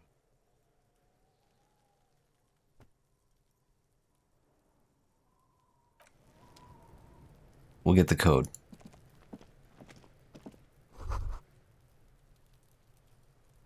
Letter R wears a crown on the rib below. A light above. Descending. Alright, let's deal with this body. This kid fucking fills him full of holes. With rocks. With bulging white eyes. The face around them does not look human. It's swollen and ready to burst. His lips are fish-like and his tongue like a ball gag in his mouth. You seem to be holding your breath. A cargo belt twists his neck at an unnatural angle. The body below appears stiff. It's letting out an ungodly rot. The smell seeps in, even through your clenched nostrils. Oh, why is it so bad? Active decay. It's okay to throw up with his arm. No one is judging. He's about to blow. Cop's gonna blow Kuno.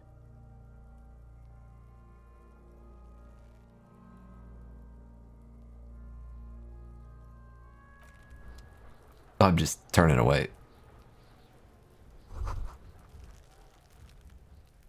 Still climbable. Wouldn't hold the weight of a grown man.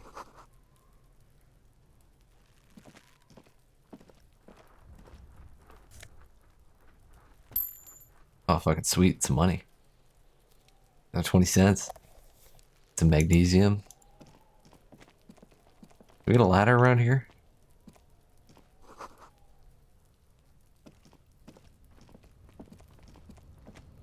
An inconspicuous pile of the roofing material, Eternite. Ternite, what? 42%. Because Go it's for it. nice and orderly. Oh. Well-laid pallets, easy on the eyes. Rhythmic pattern calms your mind. Mammals Ooh. like this stuff. No, there's more to this. You get this strange feeling. What feeling? Hard to say. It's gone now. Feelings pass, you see. Especially the small ones. It's nothing. What is Someone just left some roofing material slanted against an old shack. Glad you asked. When junior researcher Olari Tal invented Eternite in the Vartna Polytechnic Institute some 30-odd years ago, he thought it would last forever. Hence the name, Eternite. Sadly, the only lasting thing turned out to be the material's highly carcinogenic effect. Oh, well, that's friggin' lovely. I'm glad we got a Ternite in our life here. Like I can't walk around this.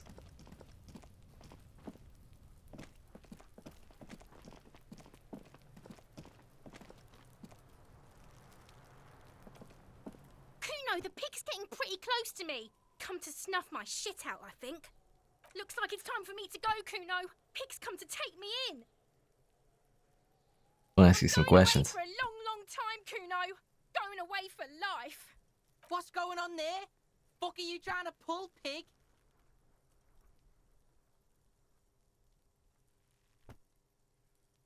You there, behind the Don't fence. fuck with me. I got my hands bloody. I'm not here, pig. You're not seeing this. You can still see the top of her hat from behind the fence. I'll die before I squeal, pig. Converse with me. Was the case they gave me.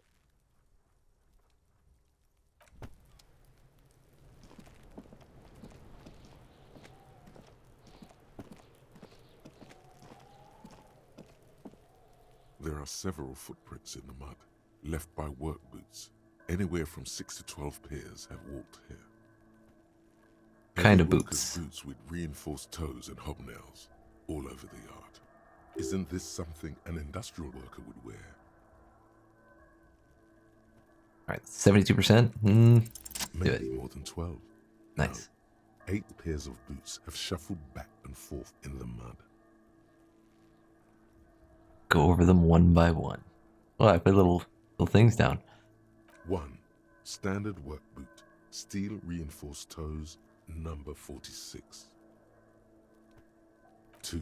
Standard work boot, steel reinforced toes, number 44. 3. Hobnailed work boot, steel reinforced toes, number 43. 4. Standard work boot, number 45 or 46. Wait, which is it? No. It's a miracle you can tell the prints apart as it is. The cold must have preserved them. 5. Another standard work boot, steel reinforced toes, number 44. 6. An aberration, light as air, even pace, same make of boot, but number 41. Male or Impossible female? to tell. Could also have been an adolescent. The gait is undeveloped. I'm pretty good at this, ain't I? It's as if the whole world darkens. Everything else has a thin film of unimportance on it, and the tracks burn in the middle of it, in a strange, beautiful way. 7. The glowing outline of a standard work boot, number 46. But the imprints are twice as deep as the others. The weight exceeds 200 kilograms. The large 8. dude. And yet another standard work boot, number 44. There's an aberration in the pattern of the sole, however. The right sole is smoother, more worn. How many? 8. I was pretty off then. I counted 20. Same guys are going back and I forth. never got the hang of it. Hyperopia. Do you see anything out of the ordinary? A heavy one, 200 kilogram imprint. 200? Could it be the combined weight of two people, one carrying the other who's tied up? Let's say a heavily built worker carrying a similarly built, soon-to-be-dead man. That's a possibility. He might be right. 200 kilograms of living weight is unlikely.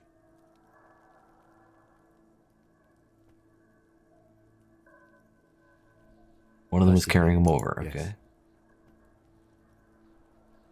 What size boots is this guy wearing? Does he have standard work boots? But why? Why did they have to carry him? Yes, they could have used a makeshift stretcher or just march him up to the gallows.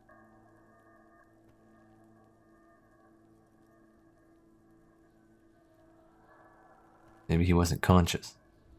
Even easier to carry on a stretcher, or between two men. Anyway, it's for future consideration. What else can you see? Light step on number 41.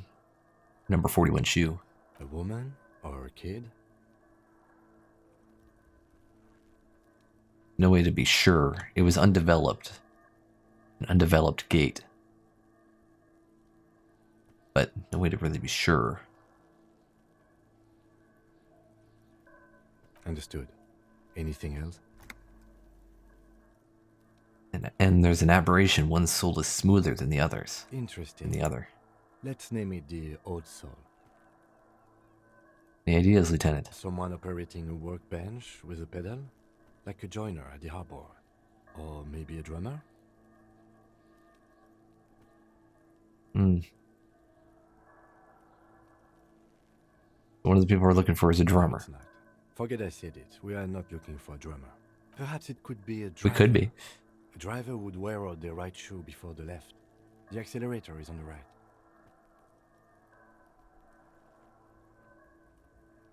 We should keep our eyes open around the traffic jam. See whether anyone strikes out as a potential suspect. Seems prudent, no? Yes, prudent. How old do you think these tracks are? A week, maybe? 7 days would fit the time frame provided to us by the caller, who reported the hanging. It is not impossible. How do you know it's a week? How do you know they're not fresh? I pulled last week's forecast for coastal Havashol. 7 days below freezing. The day before, the day of his hanging, was the last warm day. Okay, fair enough.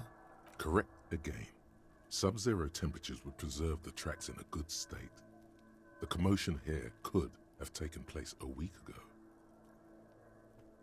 What do you think What happened do here? I think? A mob of people brought something heavy to the tree. One of them was carrying the victim. They shuffled around, especially under the tree. Then, after hoisting him up, they stood in a semicircle facing his direction. At first glance, this appears to be a lynching. Indeed, they all stood in a row here and looked at the tree. Yes, everything fits so well.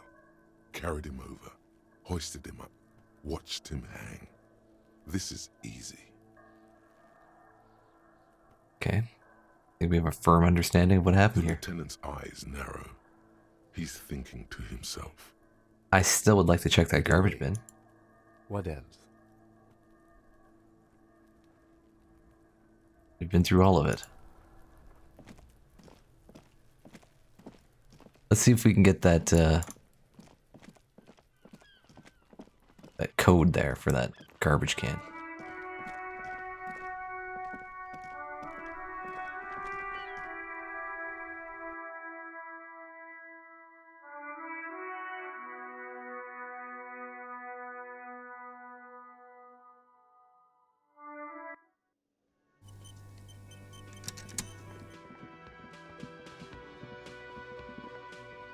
Can I help you?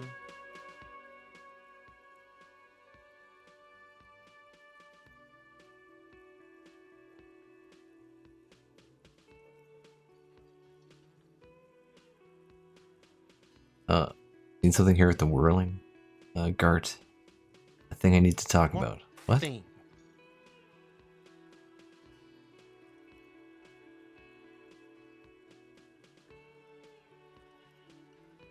The sign that said the mess hall is Yes, reserved not for the the Union. whole damn Union, thank God. Just the nastiest and loudest faction. They come here in the evenings. Dumb, unruly types. Think they're big shit. But they're good customers. They place big orders and always pay on time.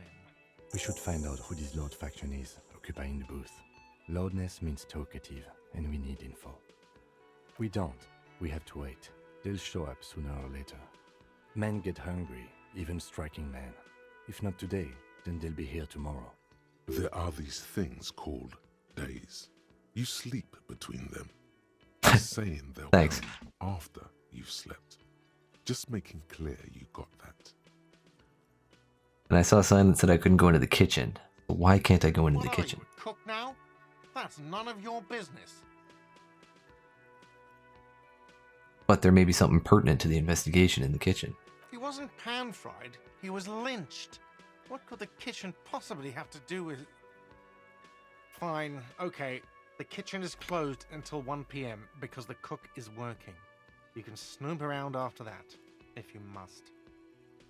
All right. What? By the way, you should come back to this thing-based questionnaire if you see anything interesting in the whirling later.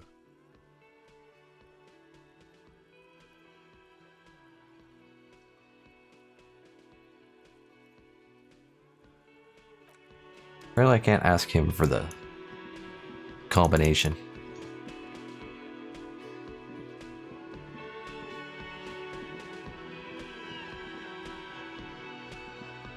Ask you. Hello again, sweetie.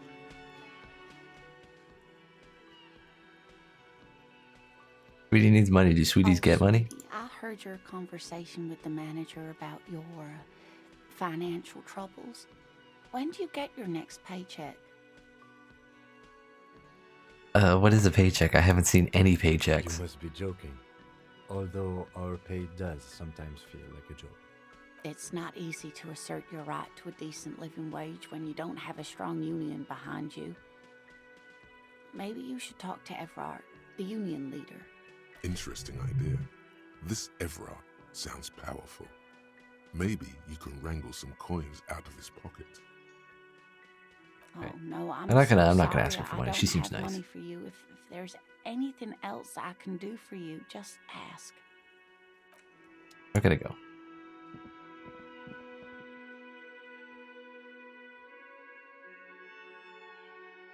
I wanna go punch that kid though.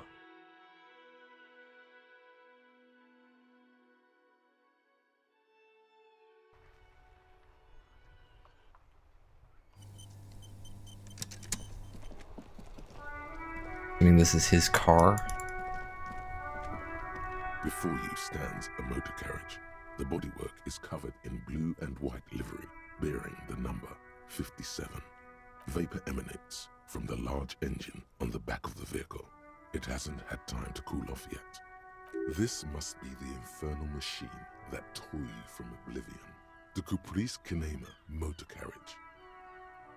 In the cabin, you are welcomed by a set of steering levers, a radio microphone on a hook, a pull-out toolbox under the seat, and the soft glow of the fuel preheater gauge. You know, let's pick up the radio first. No, we're gonna pull up the toolbox. Slides out from under the seat and clicks into place. The tools inside are neatly organized. Take what you need, officer. It's going to be a long case. I'm not protective of my tools, like some men are.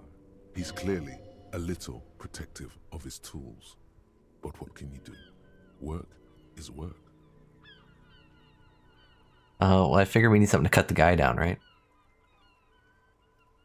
Let's get these rubber-handled chain cutters. Long and sleek. Snap, snap, go the cutters in your hand.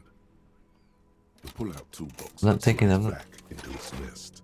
The frequency tableau lights up, and the green button labeled Prime Line glows like a feline eye. And then you hear something. The soft purr of electrical kittens. Radio waves cast far and wide over the metropolis. A woman's voice greets you through the static. This is Precinct 57. Hello, Lieutenant. How may I assist you? Hello, Alice. Please assist our colleague from the 41st Precinct here. I'm putting him on. Operating the radio is easy. Just be confident. You've probably done it 1,000 times.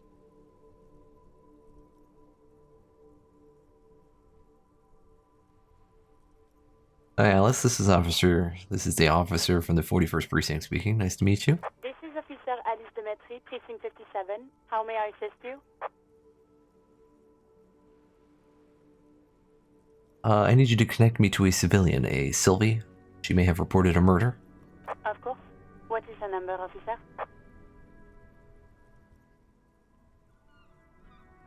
Kim, didn't Guard give you Sylvie's number? Hold on.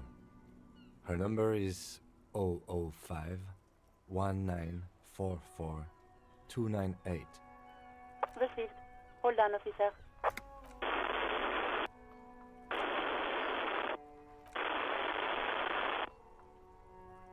Lieutenant Kitsuragi slowly begins to tap a little rhythm with his right foot. Quite a lot of time has passed.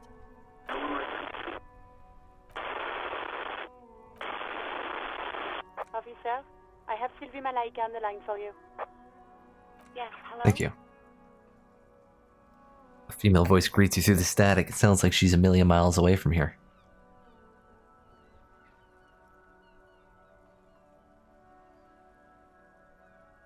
Hello, this is the police calling. I have some questions for you about your last days at work. Oh, right. Hello, officer. What can I do for you?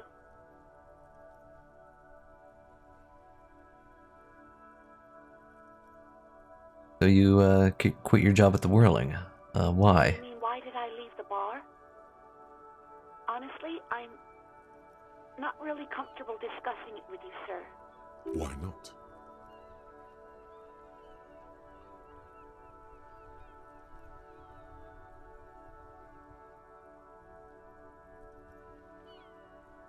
Did you leave because of guard? Really?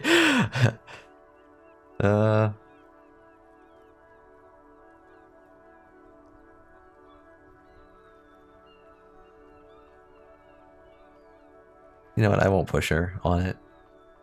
Maybe, I don't know. I just know I have to take some time off right now.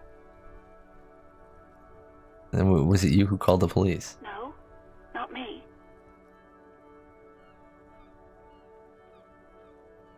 Do you know who made that call? Sorry, I don't. Not a lot of people have phones around here.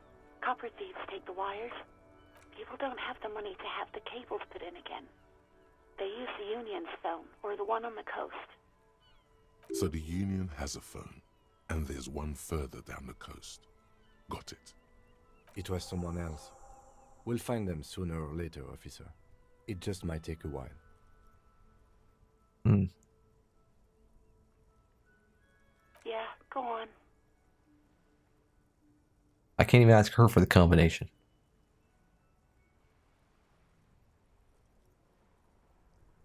I think I get everything I need. So, please, don't call me again. Bye. Wait, why does she seem angry with me? Yes, you have obviously done something to upset her at the Whirling in Rags, when she was still working there. Wait, before you go, you're mad at me, right? Tell me, what did I do? Can't remember anything. I'm not mad, it's just... You were so drunk and so emotional all the time, and then the skua thing happened. It just made me want to quit. Is that what skua thing? Stuffed bird, the great skua. You threw it against the wall while screaming, "Fuck that bird," and... Oh, I'm a legend. I think you said it had been giving you shit ever since you got there.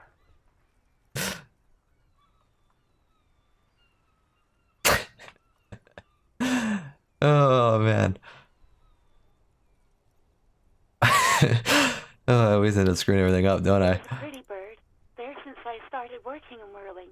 I really liked her. We call her Scotty. So you're telling me that I was the one who made you want to quit? Obviously. You were the worst client I've ever seen. I've seen so many assholes in this place. I've had sailors fighting, union guys grabbing my ass, kids stealing booze. Once a guy was glued to the karaoke machine every night for 2 months. But you... Want to know what I did? This is hilarious. Well, you were worse than all of them. Honestly, you were getting borderline aggressive. Even about little things like not turning down the volume at 3 a.m. I even liked one of those songs you kept listening to on repeat. No more. I hate it now. Hold on, which song? We Go On by the O.O. I can't listen to it anymore. You've turned it into a parody. Right. Sorry about the song. I was gonna... That's the one I wanted to karaoke. I probably shouldn't now. Maybe we'll sing the sad song. To hell with that song. Then there was your room. Your project. An experiment to see how bad it can get in there. I tried to send the cleaner, but you wouldn't let me. Threatened to make me understand. I had no idea what you meant, and I don't want to know. And then you screamed something about how you're actually a real cool guy, and no one understands it. The coolest guys there is. The coolest guy in Jamrock. Something about disco, too. Oh man, I really am a fucking legend. Oh. You know what? I'm sorry. And then I had to deal with your toilet. The one you clogged with putty stuff, causing water damage downstairs in the kitchen. I won't even mention you waving your gun around, harassing customers, threatening to sing karaoke, threatening to kill yourself. Wait, police documents. The ones I had to wrench out of your toilet. What happened to them? Damn it! I don't remember what I did to your damn papers. I don't remember every little thing I do.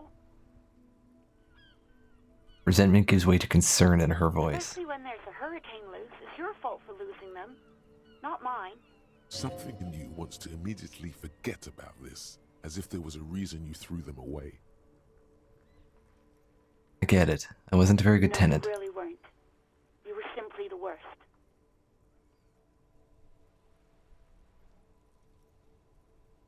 Well, I'm truly sorry for everything, Sylvie. God, I knew I shouldn't have brought it up. Just try not to call me again, and let's pretend it never happened. When I spoke to Garth, it seemed like he thought you left because of him. Wait, really? No, this is absolutely not true. I like Garth. I really do. Didn't you cross the line when he asked you out? No, I was actually flattered. I've always liked him. It was just bad timing, with the corpse and all that. There's a pause. You can almost see her on the other side, the telephone cord coiled around her index. I didn't know what to say to him later. Then you came and destroyed the place, so I left without explaining. I should have told him, maybe. You know what? I'll tell him for you. Okay, but please don't mess it up. Please don't say how you're done or something. I think I flushed my gun down the toilet, to be honest. Alright, well, thanks for talking with me. A sigh of relief on the other end of the radio. Wordless, the call breaks. Then, the already familiar voice. Anything else I can help you with, officer? Connect me with her again. Can you connect me to the 41st? Just a second, officer. You hear, he puts you on hold, the static crackling softly like a bonfire. After a while, you hear an old man greet you from the radio. His rattly voice is oddly familiar. 10-5. This is 41st. Come in. Over. A scrawny old man sits in a dusty cubicle, smoking, with a large white rectangle sewn on his vest. In front of him is a box-shaped apparatus with an array of wires and antennas. The radio switchboard. The man uses relay code. You got this. You're a cop, and cops know relay code. 10-4, Station 41, I've got an urgent business, over. 10-4, message received. 10-5, relay message. What's your status? Over. Just reporting in, over. 10-18, state your message, sir.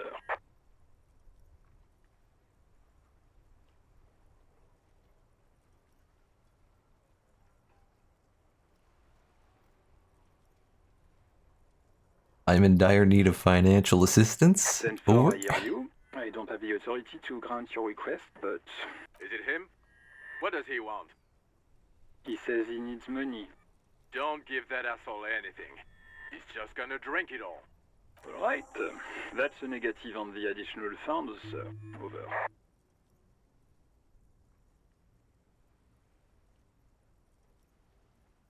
It's paramount to the investigation. He says it's important to the case. He isn't getting a red cent. You can tell him that. Request denied, sir. Over. I don't even have a place to sleep tonight. He says he's in trouble. Doesn't have a place to sleep. Well, I guess he'd better crack the case before sundown then.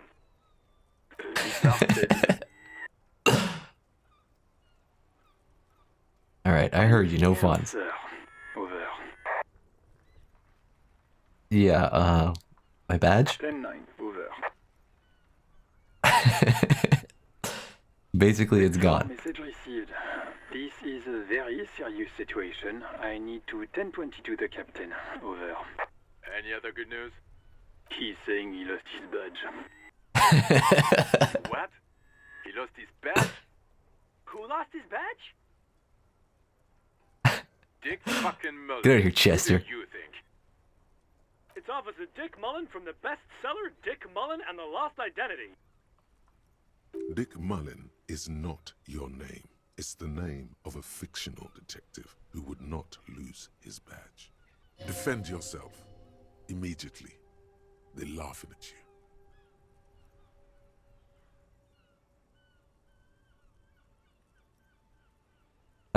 Officer has lost his badge. Haha. Like I'm the first cop to ever misplace his badge. Says this has probably happened to other policemen before him and laughs sarcastically. Oh god damn it. Is he fucking kidding? The whole station's gonna be dicked for this. Satellite Officer Vikmar is wondering if you might be joking and adds that this tarnishes the reputation of the entire station. Over. Mullen dicked us.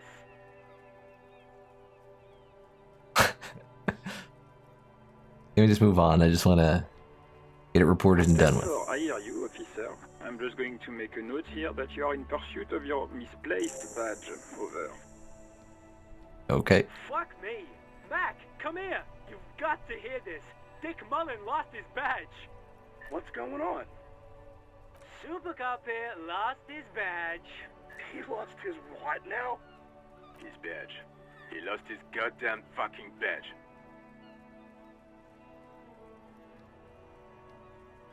Alright, enough of this. Come again. I didn't get that. Over.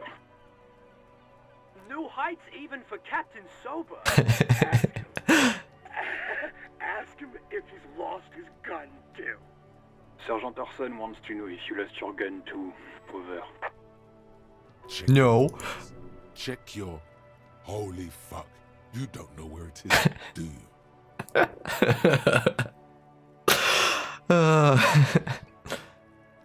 I don't have my gun? It's gone. It's not fucking on you. 10-9, coming officer. Did you get my question? We were wondering about your gun. Over. I did not lose my gun.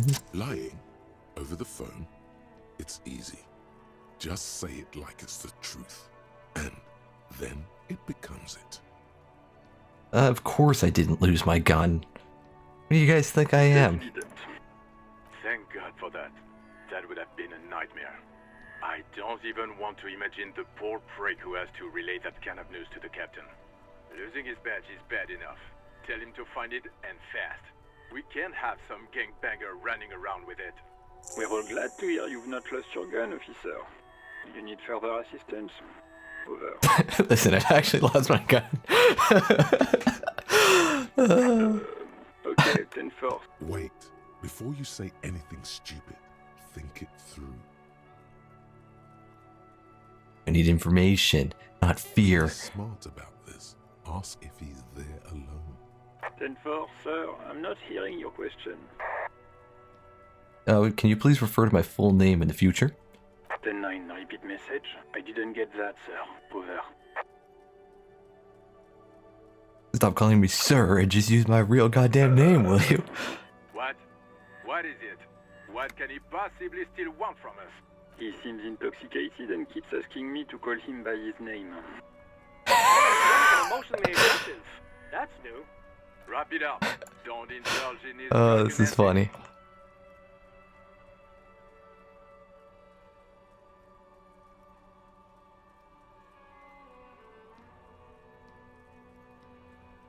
What about my, my badge description? Do you have it right? No, I'm just, let's get out of here. Over.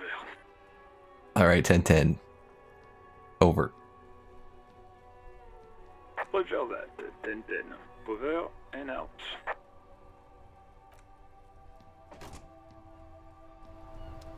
Alright. Yes. How we doing, Kim? Yeah, I don't know if you figured this out yet, but I think you should know I can't remember anything. No response. He just arches his brow. He's having trouble processing it, believing it even. I don't really remember anything. There was drinking involved. Have you tried concentrating on something other than your personal affairs? There is a sudden, harsh edge to his voice, like he's tired of hearing about your personal affairs.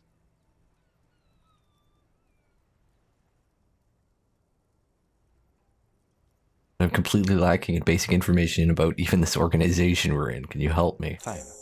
We should get through this day first. Off hours begin at 9 p.m. If you're still having trouble then, I can give you an orientation. Alright. Focus Fine. on other people's troubles, not your own. That is a relief.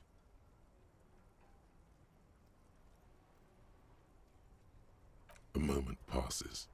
The lieutenant glances at the sports watch on his wrist. What do you want to know? Tell me about the case.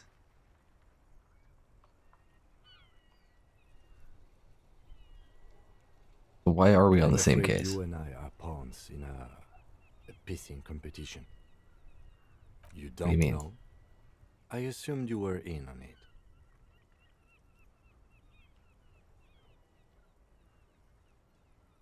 You know what I'm in on? Retrograde amnesia. Still than an imbecilic cop-off.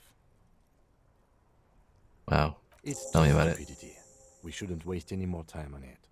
If you want my take, ask me after we've inspected the victim. Was there anything else you wanted to know about the case? Good. All I need for now. Let's go.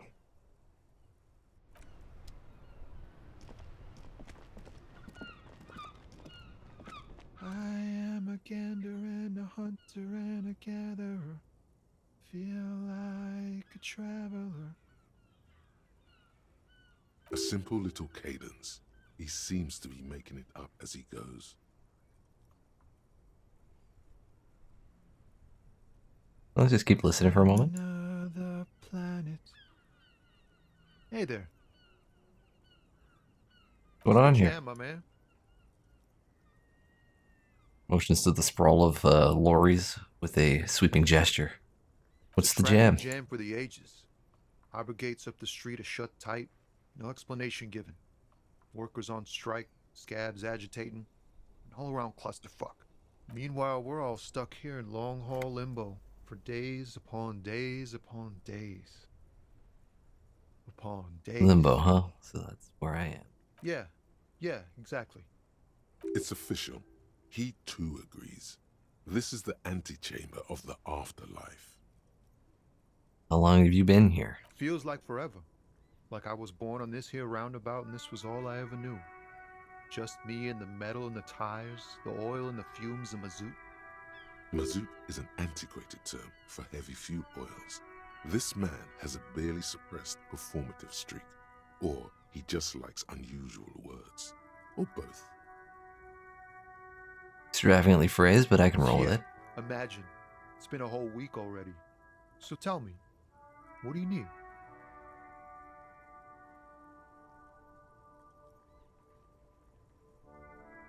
Do you know anything about the guy hanging from the tree?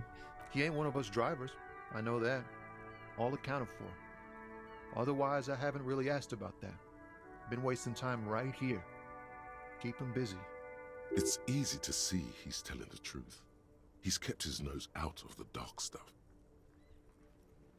Busy with what? Analyzing the fundamental structural and psychological conditions of being stranded in the midst of a sea of motor lorries and their sad, despondent chauffeurs. Ask for his conclusion. And your A conclusion? sense of surprise there ain't more bodies hanging from more trees. Can you tell me more about your strike? It's like whatever's going on over at the docks. Workers got a blockade set up, making demands, no way in or out. Man in what? Some pretty wild stuff, I hear. Like a giant new power crane in half the company? I forget what exactly. Good on them, I guess. I've heard talk there's a company rep in town, too. Like a strike negotiator type. They'd know what's up. Precise demands and so on. Ah, yes, from the Wild Pines. We'll meet her soon enough, I'm sure. What do you think the company wants? They want to keep that money flowing in, my man. Ka-ching. He doesn't blame them, but he's not on their side. That's for sure. Anything else I should know? Anything else? Yeah, this ain't really my area of expertise. I just do my job and get paid. I have things to do and places to be. All of us do. All of who? Us lorry drivers. Camionneurs. You still hang around here waiting for this mess to end. Most have scurried off somewhere to get drunk or high. Or laid. Not that I blame them, really. Not you? Not my thing. Chasing transient pleasures is a drag these days. I prefer the examined life now. Thinking, reflecting, observing. Glances down the road towards the horizon, a glint of something in his He eyes. tries his best to look nonchalant, but there's a rigidity in him, as if trying to conceal something warm and deep beneath a cool exterior. Good for now. Don't be a stranger.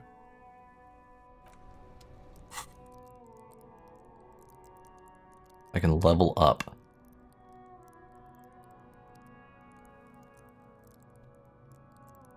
How does this level up work? If I click on a skill and I can level it up?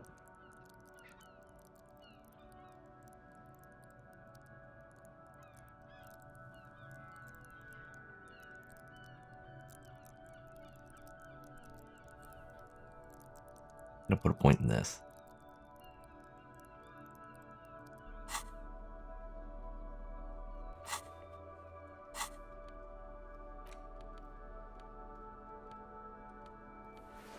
Put the gloves on. Oh, there we go.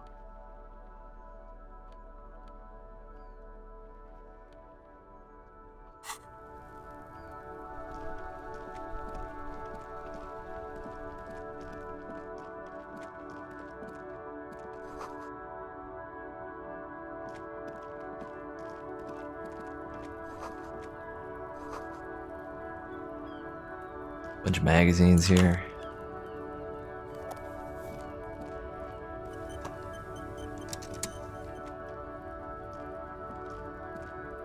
Alright, now that I got the gloves on, maybe I can touch the body. It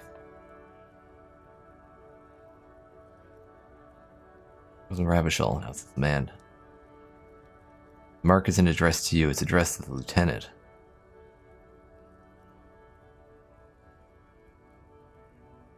Enjoy my partner like that. Welcome to Revachol-me.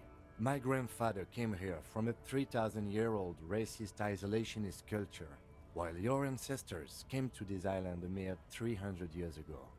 Every school of thought and government has failed in the city, but I love it nonetheless. It belongs to me as much as it belongs to you. You tell him. It's men like you who keep Revachol divided, making it that much harder for everyone to climb out of this post-war limbo. What he means is, fixation on the Revacholian nation makes it harder for Revachol to actually attain self-determination.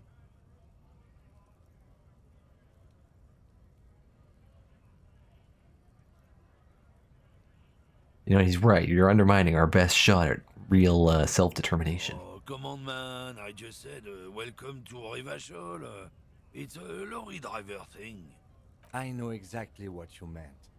You think my kind doesn't belong here, that I should watch myself and behave. But you see, I'm an officer of the RCM. It's actually my job to make sure you behave. I would advise you to remember that. Silence. The air between them becomes tense. Your partner needs backup.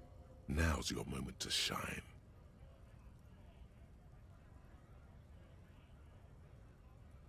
Got your back, Kim. Fucking A, Kim. I've got your back.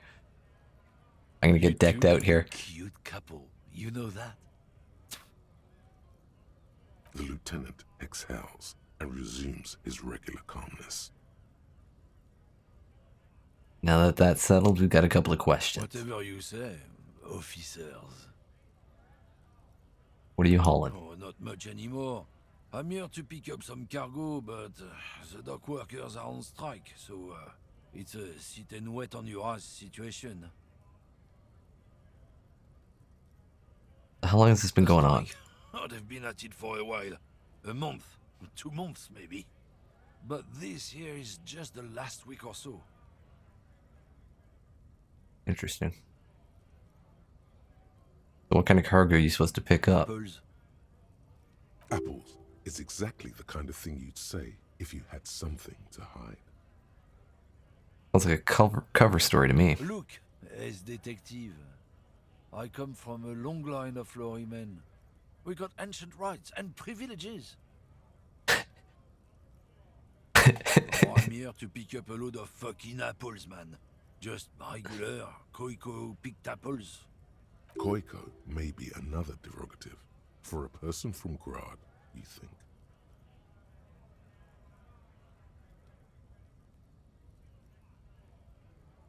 Oh, so they grow apples in Grad? It's one of their main exports. They grow him down South Yekokata. A beautiful place. Got great scenic vistas. In fact, Yekokata is a desolate wasteland whose name literally translates to Zone of Ecological Catastrophe. It features no scenic vistas and supports virtually no plant or animal life. It's not in the south, and they definitely don't grow apples there. Yeah?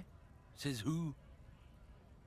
It's literally the name, Zone of Ecological Catastrophe. Then, I guess they grow apples somewhere else. You can never really tell with those koikos. They're everywhere, except their own homes.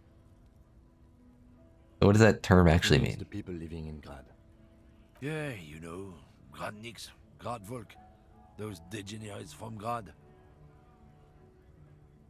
Okay, but why the word Koiko or whatever the fuck you're saying? They're all called. Koiko Pichik, Loslav Koiko, Koikovic someone. Low self-esteem those guys have. Mind you, they look Occidental, but they're not really like us.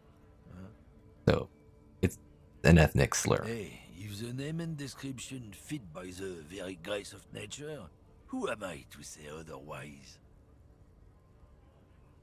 So can I see the apples? Did you miss the part where I said they aren't here yet? Besides, even if I did have some, I wouldn't go putting my nose in them, huh?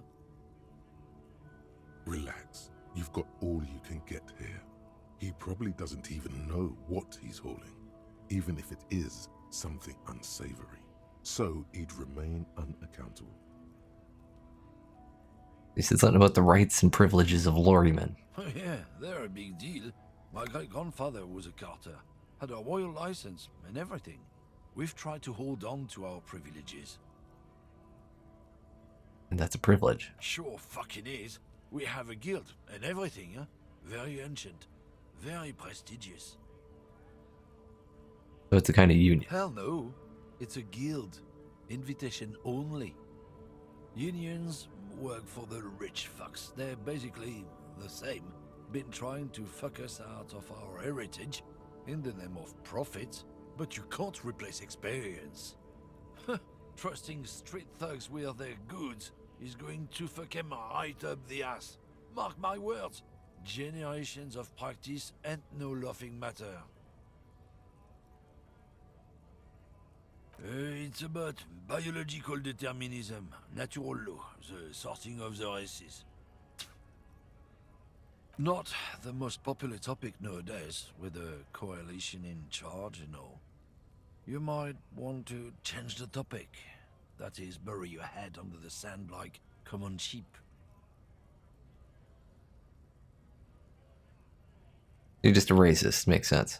I'm not just racist. Look, I've read books, huh?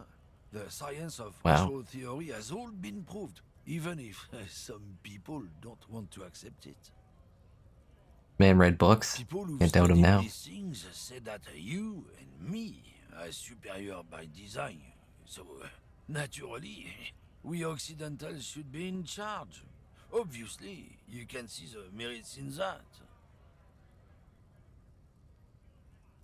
And I've already made up my mind. Want to hear it?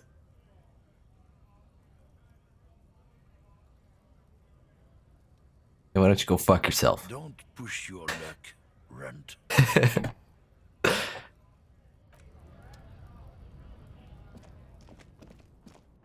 You know, I like that I can just tell someone to go fuck themselves.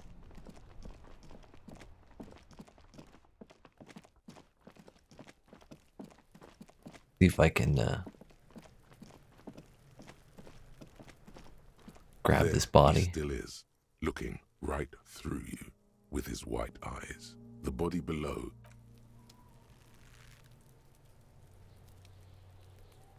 Don't really know how I'm supposed to get the body down.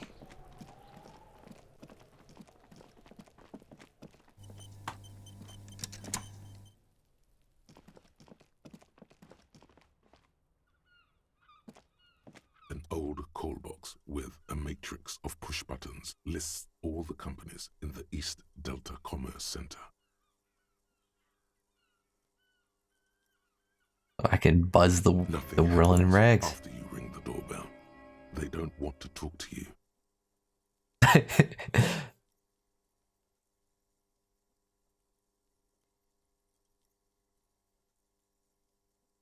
All you hear Boxing. is static, but no one answers the call. Silence. Pinball? No one answers your call. This button looks new, but someone has removed the name card. Nothing happens when you try to ring it. Huh. This button looks new. It's probably not connected yet. An off-key Main hall? melody starts playing after you ring the doorbell. Then a woman picks up the receiver. Kuno, please stop calling here. Grown-ups don't have time for your stupid games. She thinks you're the gremlin child. What would he say to this? Sorry, I was just trying random doorbells.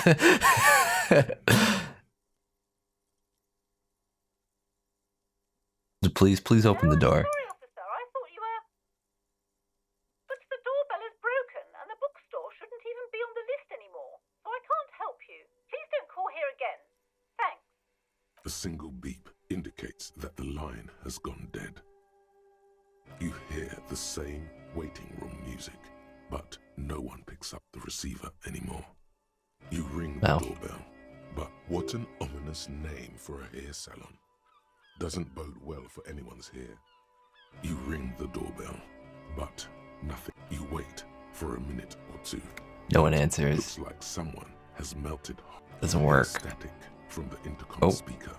It sounds as if someone has picked up the receiver, but isn't saying anyone there? anything. Yes, hello. This is Tricentennial Electric. This is a woman's voice crackling and fragile through the static. Have you come to place an order? She sounds almost antique, as if her voice was being played off an old wax cylinder. A receiver must not be working properly. Yes. My God. The lieutenant exchanges a look. It's you. My God. I didn't think I would hear your voice. Who cares that you don't remember her? Just go along with it. No, something's wrong here. Are you sure she's talking to you?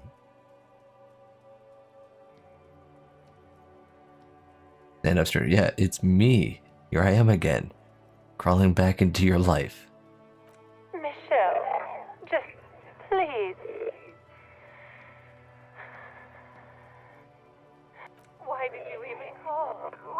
I don't understand. You've been gone for months. I thought you didn't care. Of course I care. I don't even know who I'm talking to right now. Ever since I came to work here, it's been different. As if my mind's been wiped clean.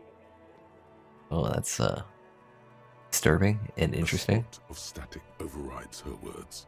When she speaks again, it sounds like she's submerged.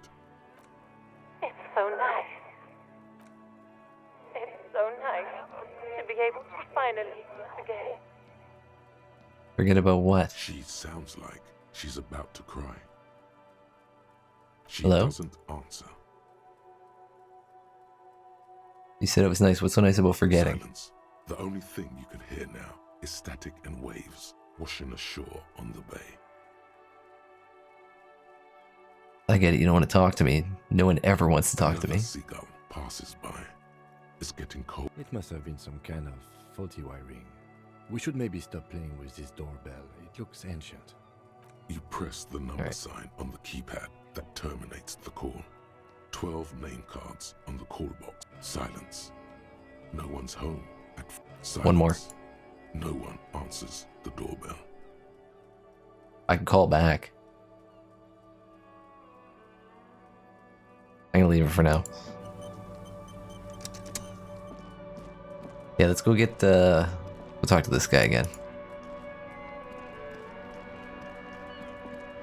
Apparently I can't go back in that door.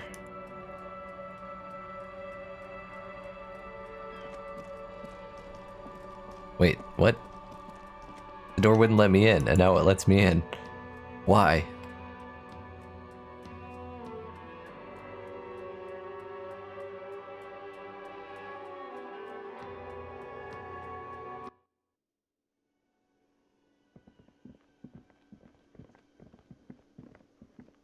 can I help you?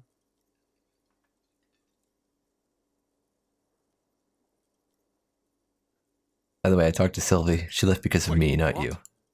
But what about the bird? The bird? Yes, the bird.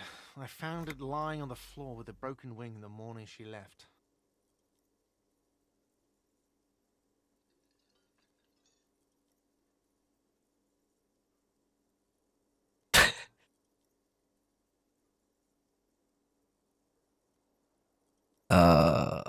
He's gonna charge me for it.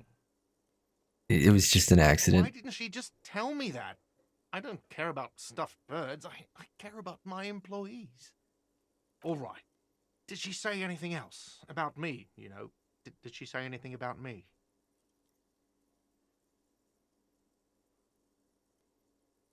No, she said she was flattered. It was just bad timing. Really? I should give her a call then. Thanks, I guess. Was there anything else you wanted, or...? About that money I owe you.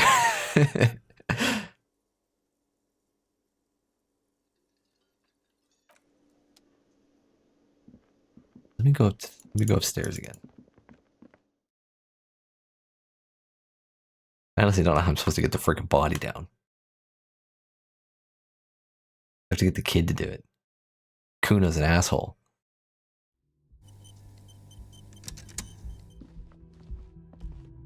The door is closed. There is no answer. You hear the shower being turned on. Somewhere a tremendous loneliness comes over you. Everybody in the world is doing something without you.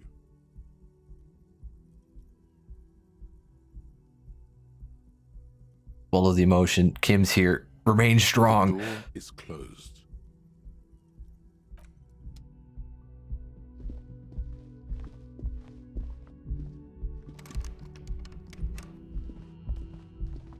All right, Kim. You might not want to come in here. I need to look for my badge. He tries not to look at it. All right, I gotta look at my couch. The bed is cold and not particularly inviting, but it's yours. Or bed. The sheets look awful. The option to go to sleep becomes available every night after 9 p.m. No, Kim also not what I want. tries not to look at the pile of taped viscera on the carpet, or the weird suitcase on the hat rack, or the potted plant dying in the corner. But it's all just too morbid to ignore. Yeah, I'm sorry for all this destruction. No problem, officer. Takes a step toward the door. Where the hell's my badge?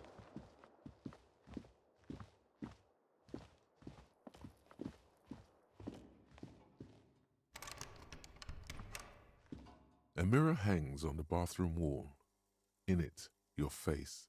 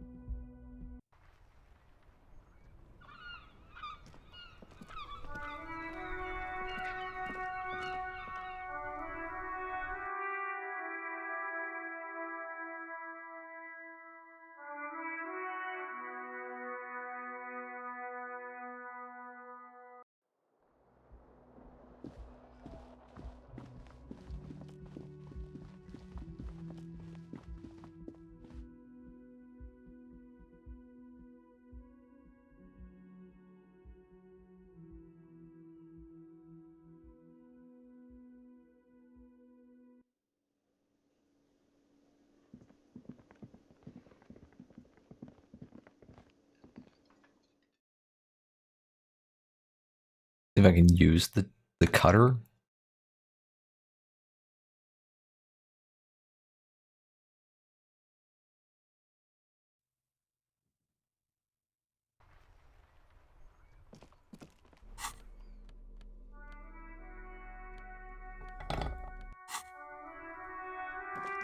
Oh, they're way smaller than I thought.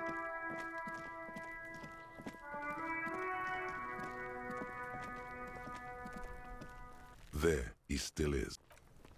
No. You. Fuck does Kuno care? The I fuck want to about discuss it? the body with you. You're testing Kuno. Get lost. Kuno doesn't. Alright, I'm off.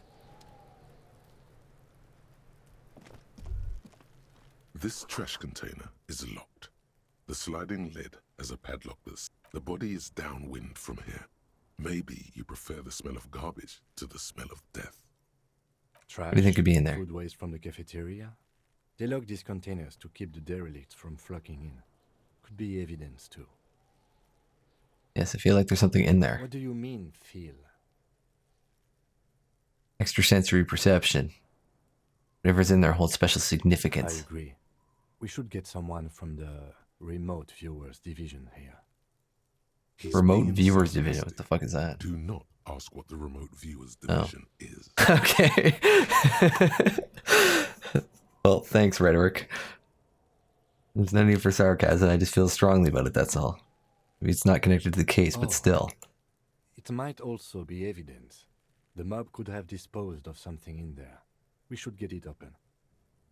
How do we get the lock Try open? using a pry bar. There's one in my motor carriage. Or Ah.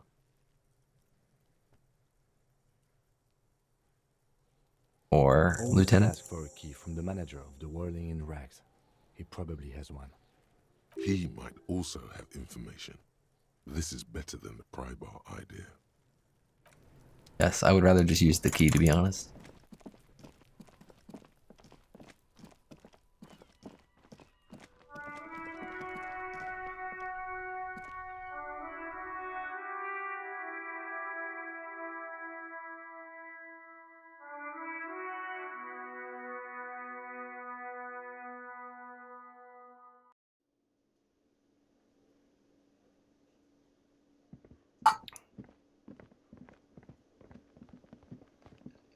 Can I help you?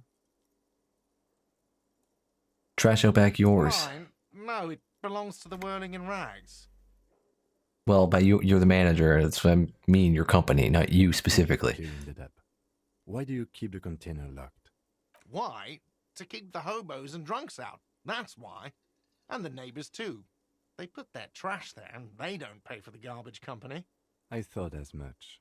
And are you the only party with access to the trash container? Well, yes. Us and the garbage disposal company. It seems a little callous, doesn't it? Something stirs in you. Wonder what this feeling Prod is. at him and find out. Doesn't it seem callous to you? Guarding even your leftovers from the poor? Callous? What are you, Kras Mazov? Almost all establishments in Revachol keep their trash locked. The Whirling in Rags is not special in that regard. Krasmazov, nom de guerre, was an economist and a historical materialist. He was a leading figure on the Grad side of the Centennial Revolution, where he headed the 9-day government. Mazov is considered the father of scientific communism, Mazovian thought, or Mazovianism. I'm no Krasmazov. No one was implying you were, officer. Where were we? We need those keys. What do you need them for? It concerns the case. Please cooperate. Just bring them back once you're done, please. Very well. We're not bringing them back.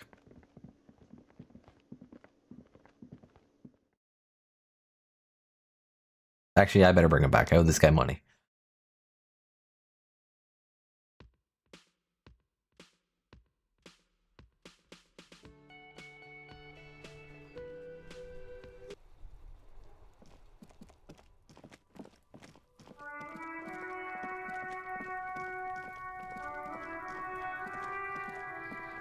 This trash container is locked.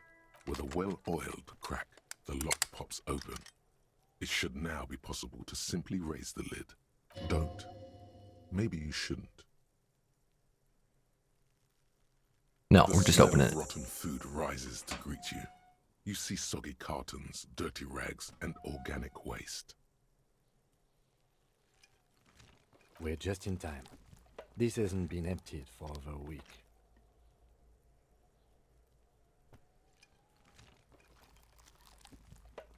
Look under the boxes of carton. Milk, an egg rest with one broken egg in it. Some pasta wrapper. Picking up the soggy packages somehow feels familiar. My garbage. You've done this before. The movements are recorded in your elbows, the methodology in your fingers. You're used to this. Used to what? Dumpster diving? Searching for evidence in the trash. Oh, I see. A box Dive further. falls into pieces in your hands. Batiste Soleil cereal. There are plastic pasta packages below, and turbo noodles. Nothing of note, however. The fuck are turbo noodles? Among the threadbare kitchen towels, something catches your eye. A pair of denim trousers. As the legs of the slime-covered jeans begin to unspool from the garbage, a rank corpse smell fills the air. The victim's clothes? Cadaverine odor is faint. If these belong to the deceased, they were removed when he was still in the early stages of decay. Drop them in here, officer. Produces a black plastic bag marked evidence from his pocket. Guitar marked blue jeans. Pockets empty or emptied. He wore them with a belt, too. A white belt. The loops appear stretched, but the belt is missing. That's it. Do you see anything else in there? I have another bag here. Something slimy catches your eye. Fuck it. Let's do it. Drab, long-sleeved shirt, olive-colored, appears from the food waste, dripping with pus. This is a military-type overgarment. No label or serial number. This is the kind of rib-knit shirt that's worn over light armor to conceal it in an urban scenario. Anything more? The rest of the rags are just kitchen variety waste. A yellow old mug that catches your eye. But other than that... Thrown out towel, mug, that's all. Right. We should go to Gart again and ask if he knows who put the clothes in the trash. It could be as simple as someone from the hostel cleaning the yard. Or that one. I'd advise against confronting that force.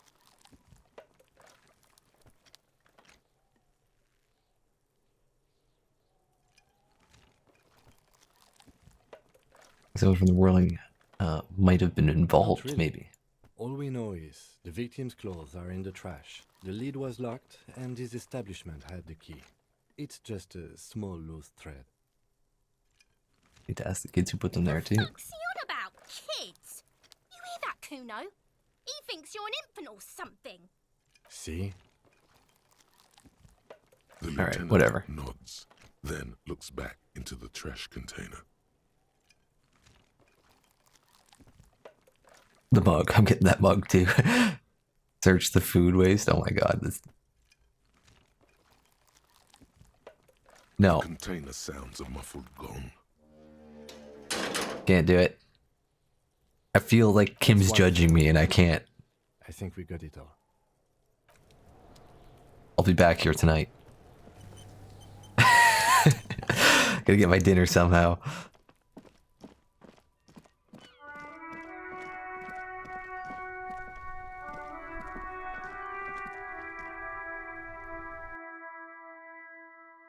But I'm gonna have to give back the key.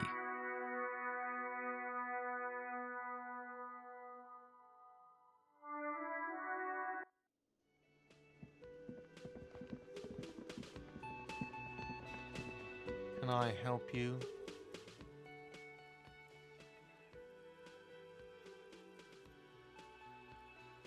You know what? Have a I bag. hope you found what you were looking for. Found the victim's clothes. How strange. I certainly didn't put them there.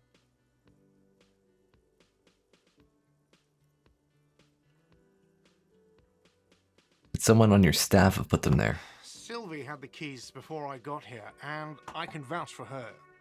I can vouch for all my staff. None of us would tamper with the crime scene. And who else other than just the trash company? Trash collection service? CS Municipal. I don't see why they would put anything in the trash, though. Ah, the elusive CS Municipal. I doubt we'll be able to track down who was sent here last and when. This will have to be one of those little threats that solves itself down the road. Thank you anyway. Could you have been in some kind of fugue state? I think fugue states are more your forte, officer. Touche. Yes. By the way, I'm gonna sing karaoke here. Absolutely out of the question. Absolutely in the question. First we find a sad banger. Then we sing this place to shit. Your body is ready, sire.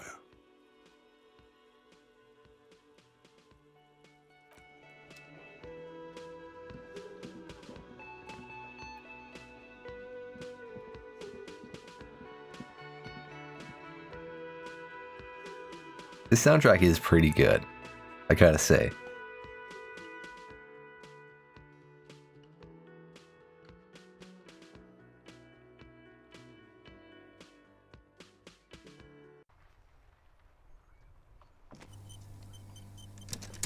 Alright.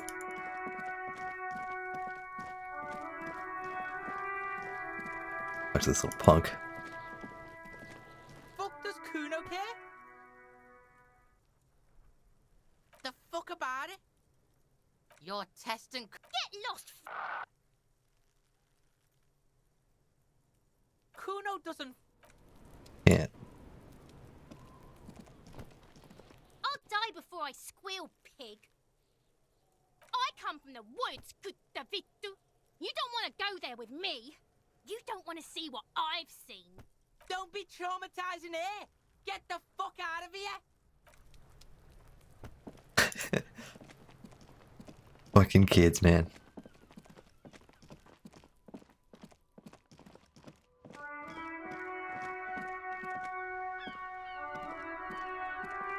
This Post Levantore mail collection box has been heavily vandalized with graffito. Fuck you, mail delivery box. Reveals 2 bullet holes in the front.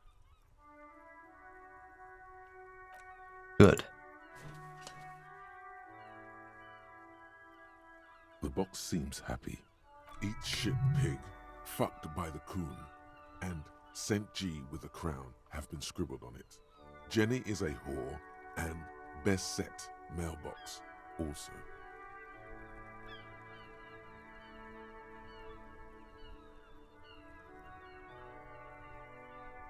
Been there, mailbox, been there. The mail collection box seems cathartic, thankful even. So do you. You shudder.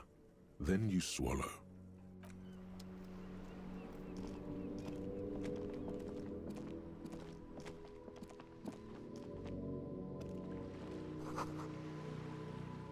Book has a rose, a pistol, and a half-naked dame on its cover. The cover stands a very muscular man surrounded by flames. This is a book about Pate. This book, you don't really understand what it's about, nor does it seem important. A book about Boydero culture? I don't know, Boydero? I don't know what that is. A book about the future, the government reads your mind using radio technology. I think these are your books. Step right in. The store is open. I am the law. Hello. Are you interested in a new and exciting book? I guess it's a bookstore? Sir. We sell books, postcards, and some board games. It's called Crime, Romance, and Biographies of Famous People. Books? Postcards? Easy. Even a kid would know all of this. Little girl, I know what a book is. Books are like very long letters with stories inside them. That's exactly it. I also know what a postcard is. It's a small cardboard picture that you can send to a friend or a loved one. You got it, sir. What about board games?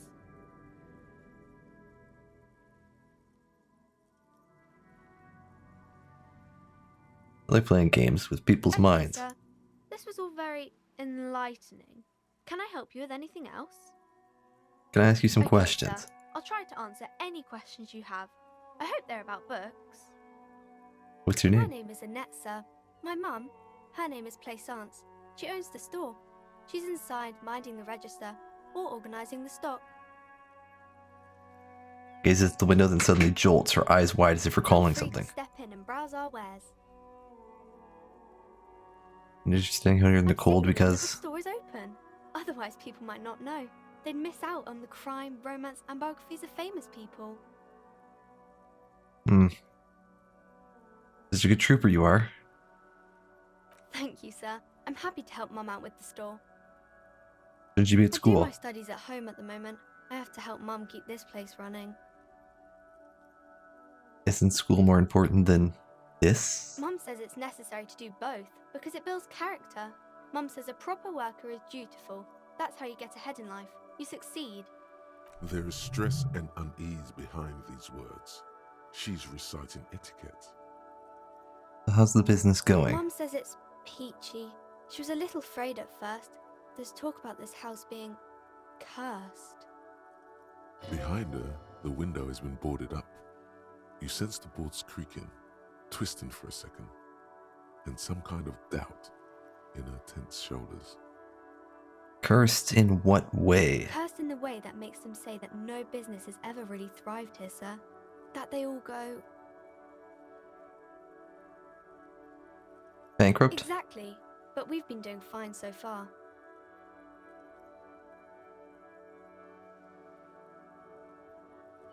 I should probably look into this. We can go into the bookstore and ask about the case, but I don't see much more to look into here. Yes. Please do also look at our wares inside. The postcards and board games are there, sir. What do you do with the other failed businesses? Nothing really, sir. Mum doesn't allow me to sneak around in the back rooms or the cellar. I don't really know what's there. And so how does this curse manifest itself? It does not manifest itself in any way. It does not exist. I liked it better when we were talking about whether it's appropriate to stand out in the freezing weather. But Kim, the plasmic manifestations. No such thing. Anything else you wanted to talk about, sir?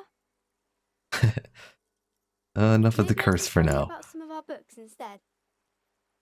I was going to say that the curse is likely more likely crime or something, but you know. Who are these famous people? Kings and queens and generals of old, or artists and writers, or musicians, those kinds of people. There's usually something extraordinary about them. Well, I'm not solving the case. I'm too busy talking to these random I think people. that's why people read them, to find the secrets of their fame. Seems like most people who read those books fail to get more famous from reading them. Reading those doesn't make the readers more famous, does it? But it does make the famous people more famous.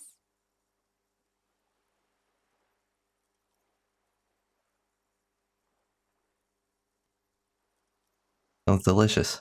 Maybe someday someone will write a book about me. That, sir? Why indeed? My ego's defeated. Not that old. Maybe we'll do something really important, something that wows the world. You're very kind. Sir.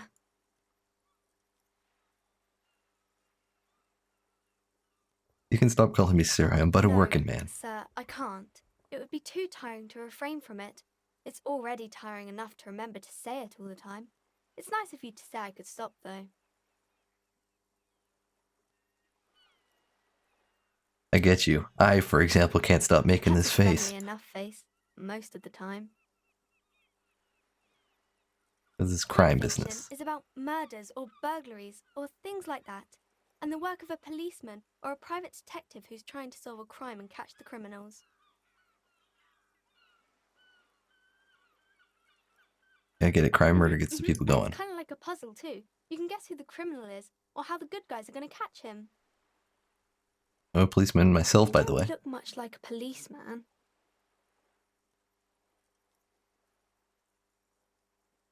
What does a cop look like To then? offend, sir. Sorry, sir. It's just that you don't look like Dick Mullen.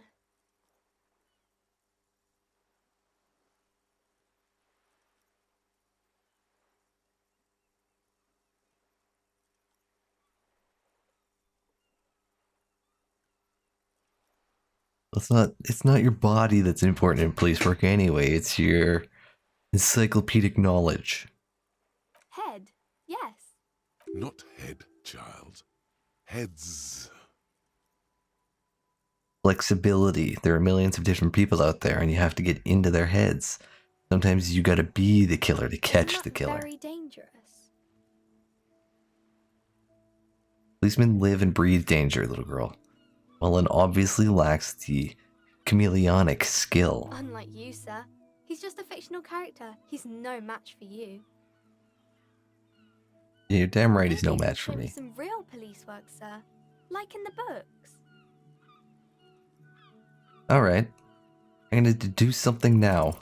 The girl keeps her hands folded, hidden. Why is that? Why do you keep your hands folded? What do you mean, sir?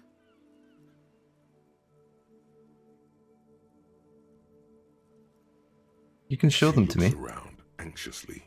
Her hands remain folded in front of her. She doesn't want to show them. The lieutenant stands by, looking at the two of you with little interest. She It's okay. pulls out her reddened hands, her nails frayed, nearly chewed down to the flesh. You bite your Maybe it's nails. from me keeping my hands folded.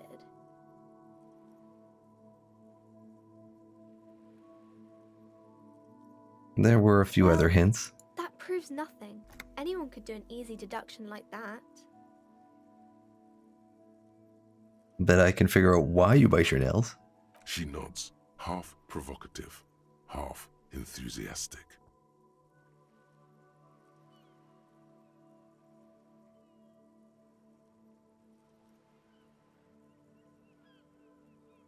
You're uptight because of your mother and the pressure she's putting on you. So, sir. Okay, I know it's a bad habit, and I shouldn't.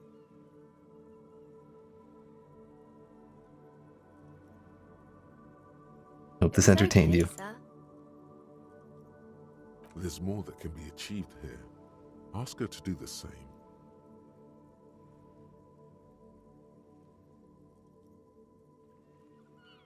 You think so? Fine, do better. To do something about me. The lieutenant does not flinch at the comment. He does not flinch even a single bit. He is intensely not flinching. It takes effort.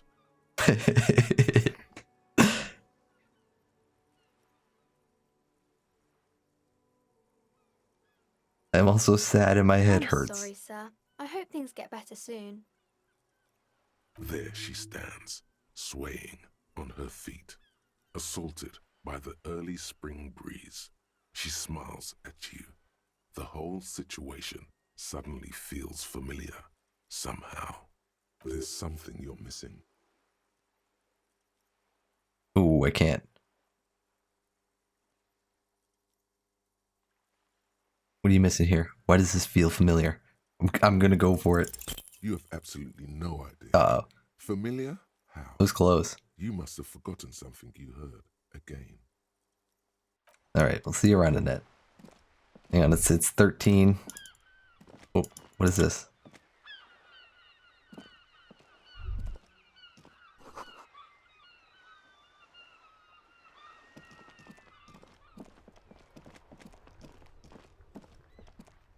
I can go in the kitchen.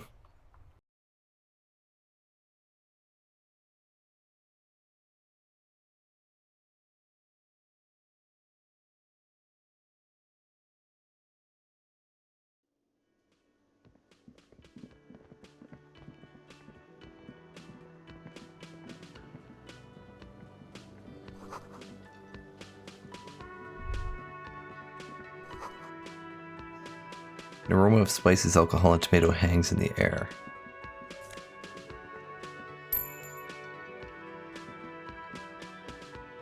Yes? Oops, I didn't,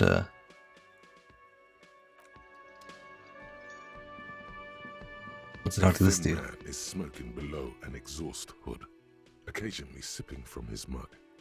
This must be the Whirling's cook. As you step in, he nods toward the table and says something in a completely foreign language.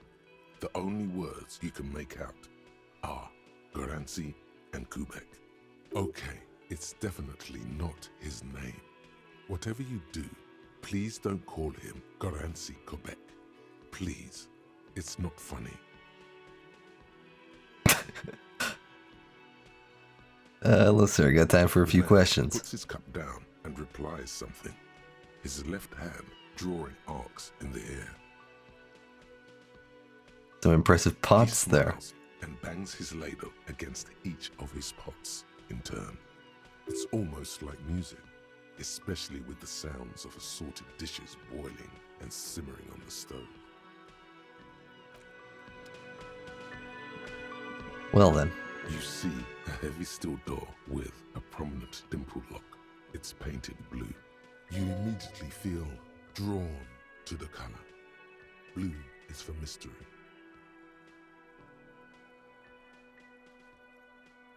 The cobalt blue surface feels rough to touch. The stainless steel door is flush with its frame on every side.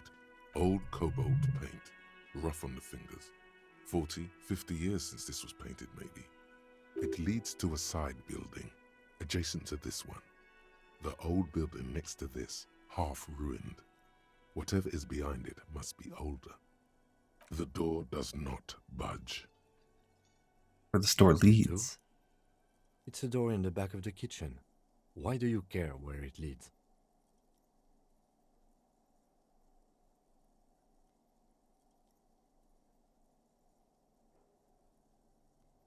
We may find something pertinent to the investigation. Yes, I suppose it's worth seeing if we can get in. Just to be thorough. As a side investigation. It's hardly a side investigation.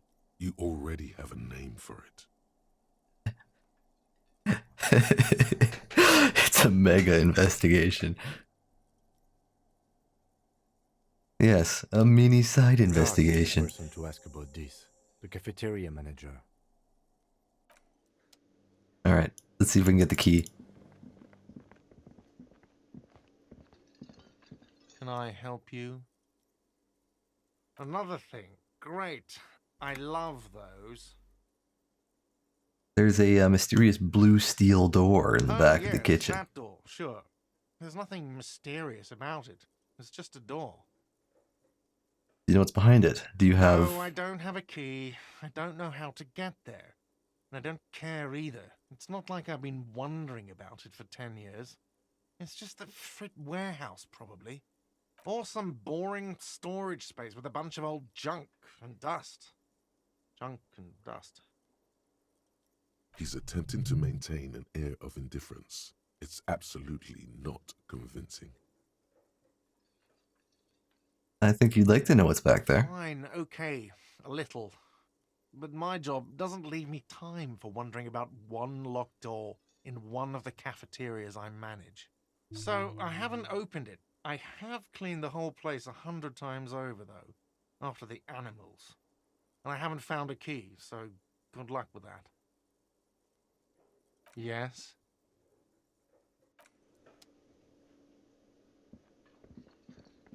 Okay.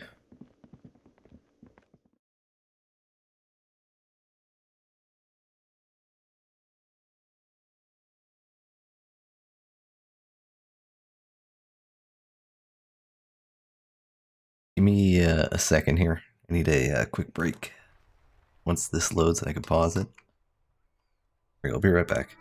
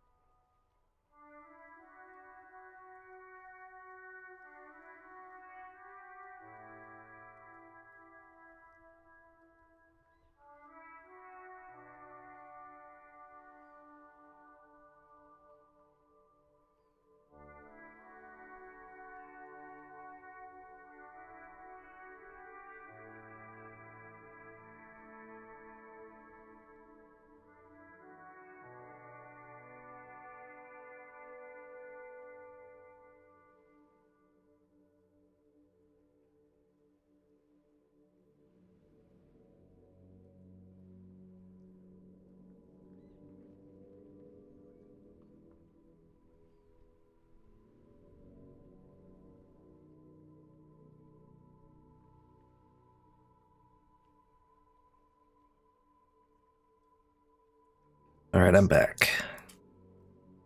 Got another drink.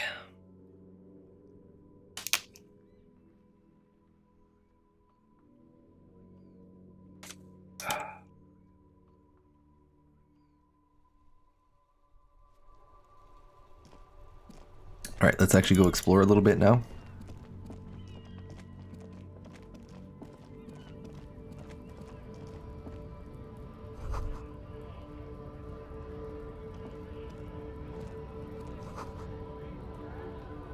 Three T's. Oh, idiomatic. Hey, Zapper. You haven't missed much. We've made it about 20 meters down the road.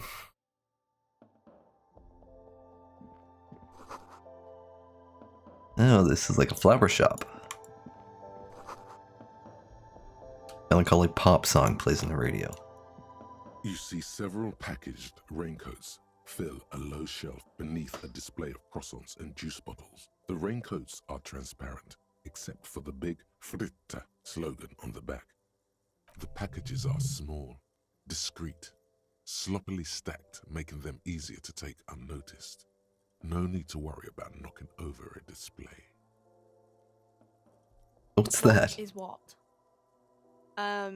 It's a raincoat.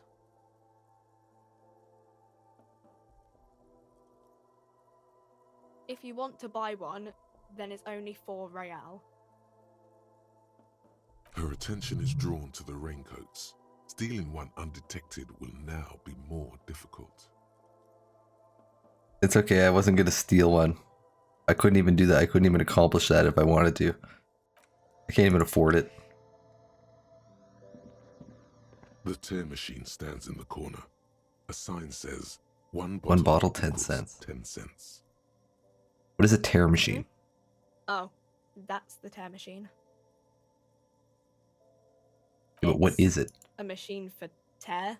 You know, you find tear outside, like bottles or whatever, and put it in the machine, then it gives you money. Oh. How did I pick up tear for the tear machine? I guess. What? We used to have some, but we gave them all out, so... Kim, you got any more of them evidence bags? Feel free to use it if you find a bag, though. I'm sure there are some out there. Somewhere.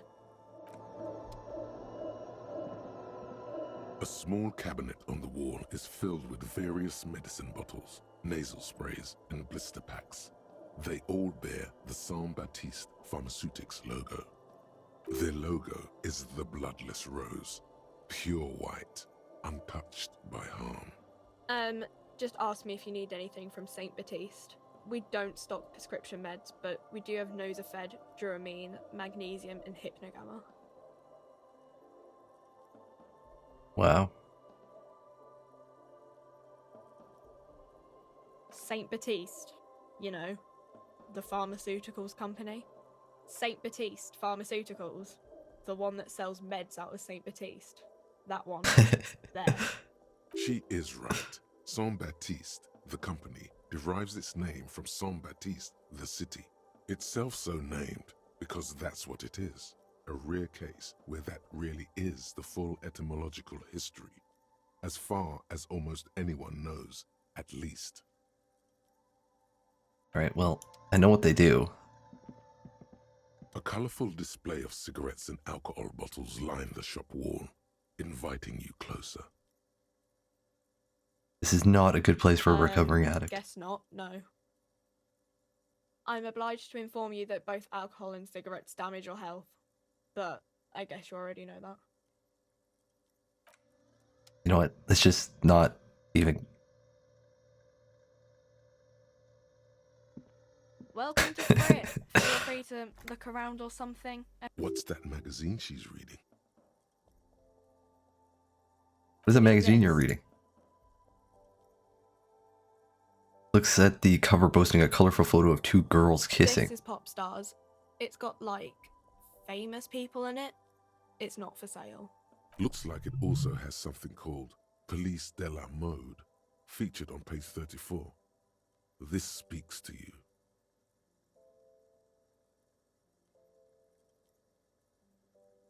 Forget about all that.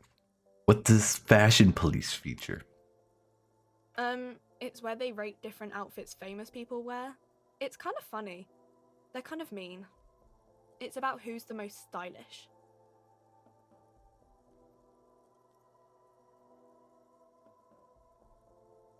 Who's the numero uno guy on that right now? Does he look like this? And I do the face. No, I don't think so. We Wow. are not the fashion police. We're the real police. All right, let's proceed. Okay. I'm not really supposed to be chatting to anyone, but Can you tell me anything about the dead body? I don't really know anything. I mean, I know it's there, but I haven't seen it, so Did you know the man who died? really. Not really. Does it mean you knew him a little? No. I didn't know him at all. And it's been there a week.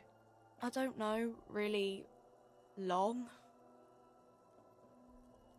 What do you think happened? I don't know. No need to worry. It's just standard procedure for us to ask around. If you hear anything, let us know, okay? Okay. Uh-huh. Thanks for your help.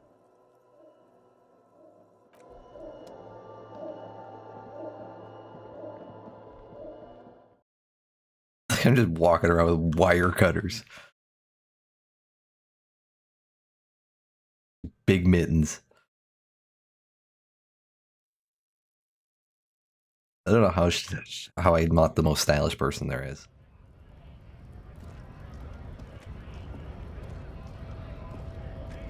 What do we got going on here? Fuck politics, let's just work together. Who's this guy? He's big. Bastards! We have a right to work!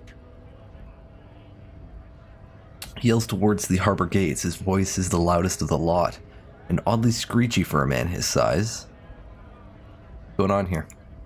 Hold up and stay frosty, everyone. Cops are here. The broad-shouldered alpha male turns to you. He's a full head taller than everybody else here. Fuck with us. Beat the honest worker down. Why should I? Here to fight for a cause. Stripes usually have problems with people who have causes. Okay, then I'm thinking no. We're fighting for a cause here. Right to work! Right to work! Besides, we're not that different. It helps if people see us talking, cops and strikebreakers together. Shows authorities are on our side. Builds confidence.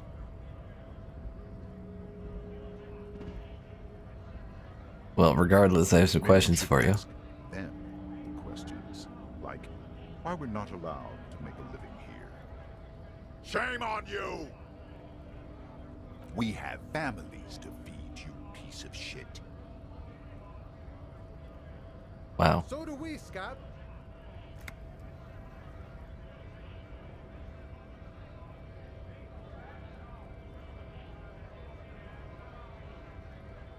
I want to get in the harbor too. Union shits are on full strike. Don't think they're going to let you through the gates. I'm trying to meet their fat boss. I'm interviewing the people about a murder that took place here behind the hostel cafeteria there. I know nothing about a murder. Wow. Absolutely nothing? How much do you weigh? Are you 200 kilograms? These harbor bugs. They'd do anything to stay alive. Right to work! It's shameful. Cops doing nothing. You should bring backup. Open up the gates for us. Blockading gainful employment for workers is a crime. Isn't really my area of expertise. We are not taking a side in this just yet, sir. Pity. Let us work!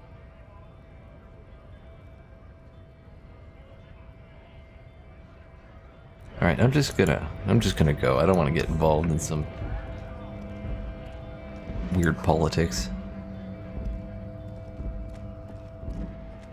A lorry stuck in the traffic jam. This big, heavy Grod-made machine is well kept for such an old machine. The windows are clear. They've been recently washed. You can see a lorryman's cabin with personal belongings, stickers, insignia. Kind of stickers and insignia. The driver has adorned his space with a substantial collection of peculiar paraphernalia. Proclamations about honor, strength, and purity are glued to various panels. What about the back seat? The back end of the cabin has a small perch to sleep, large ashtrays. There are several suns and wheels sewn into the curtains. A book with ragged edges catches your notice. The front cover features a large, muscular man. The title reads, Man from Eamdal in the lost city of the Pygmies. Racist nationalist paraphernalia. Not unusual in this part of town. This is our guy.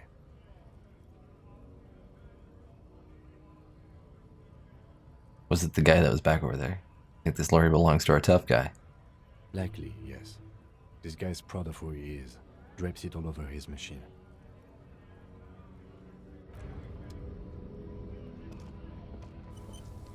What else we got going on back here? Oh, is that some change on the ground?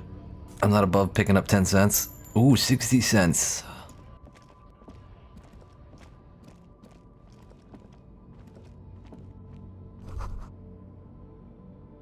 Foreign car kept in good condition. One of the finest Zhimsk-made motor carriages ever.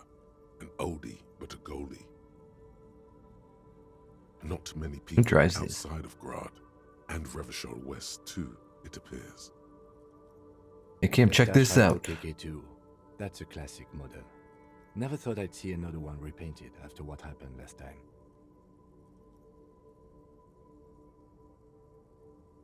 Maybe I can impress him.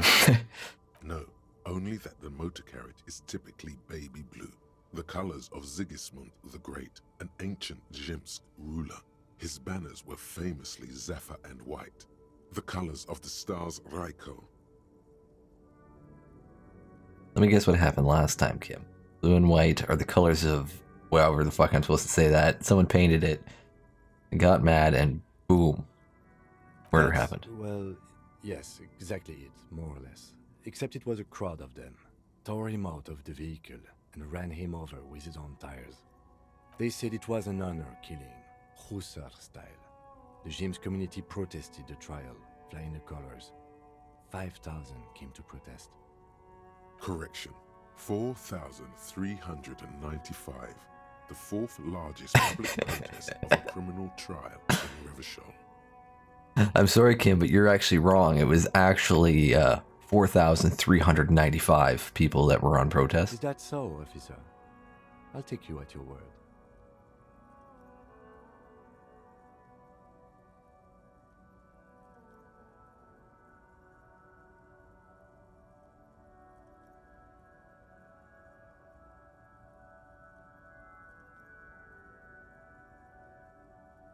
But our hanged man had been the driver of this I car. tried to avoid drawing far-gone conclusions like this before actually examining the body.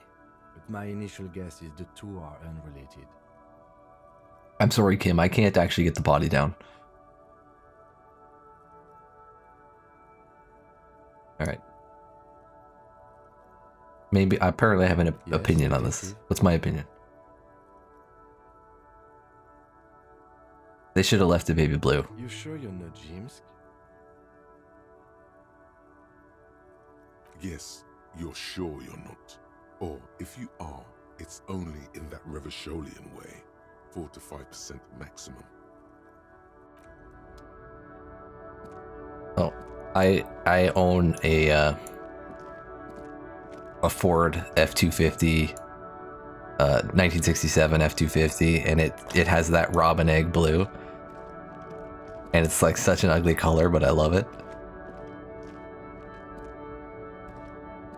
An old monument stands in the middle of the traffic island, pointing toward the sea.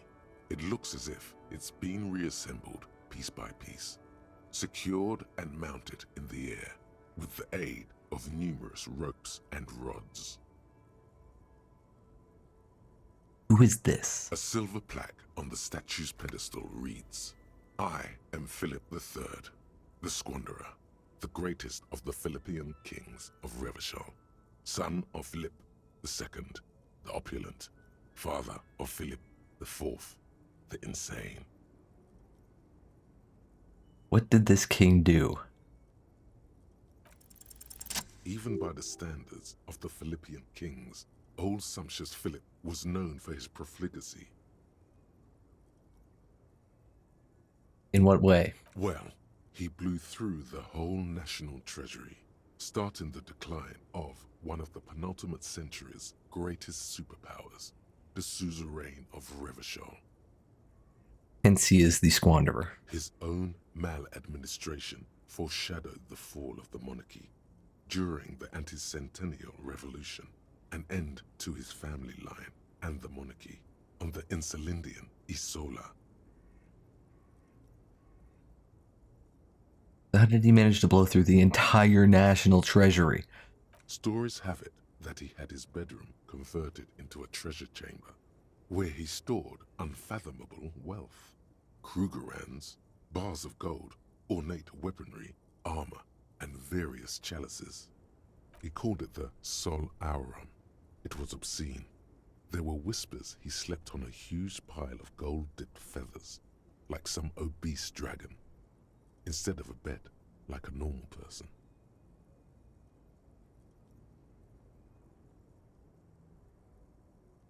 Horrible farce. No wonder everything went to shit. I only say that because I'm sitting here on 235 and I gotta pay 100 and something. But wait, you haven't even heard about his fabled cocaine addiction. I'm sorry?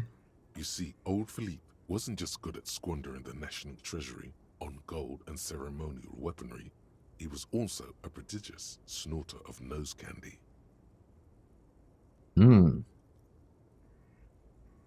Bloated druggie, then. That's what the revolutionaries said 150 years later, right before they emptied out the royal mausoleum and dumped His Majesty's mortal remains in the Insulindian Bay. Interesting, lot to process. His Majesty's courtiers said it helped him connect with the higher realms. Where is he buried? Beneath the cold waters of the Insulindian Bay, thrown there by the revolutionaries after they cleaned out the royal mausoleum. Well, presumably he was swept away by the tides. The original was blown apart by communards, then further damaged during the landing of the coalition's airships during the turn-of-the-century revolution, when Martinez was leveled. Most historians think the coalition's hasty landing may have ultimately saved the statue. If the communards had more time, they would have reduced it up to even finer pieces. Who restored the monument? Some years ago, a group of liberal, artistically inclined individuals, designers mostly, thought it would be ironic to restore the statue of the most wasteful ruler of Revachol in the poorest part of the city. The statue is supposed to capture the moment it was blown apart, like an instant frozen in time, a rare butterfly trapped in amber, floating on a sea of shit. Like I'm sitting here just looking at the statue, time's going by, we've been here for like 15 minutes, Kim says nothing, and I'm just like having this internal monologue. People in Martinez tend to disagree, as do many prominent art critics and thought leaders with more nuanced social awareness than the young ironists. Those critics might have it wrong, though. There's more to it than just ironism, but you can't say what precisely. Perhaps this art mystery will be solved at a later time. Philip III, the squanderer, however, with his bronze face up in the air, doesn't seem concerned about what the hoi polloi think of him in death. Not that he ever did in life either. Alright, good to know.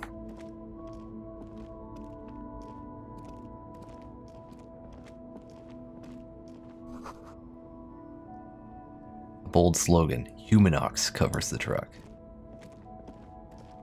I've gotten all kinds of lore.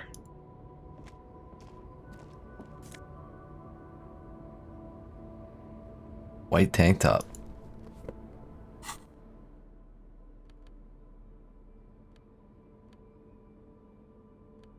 Gives -1 suggestion. +1 conceptualization.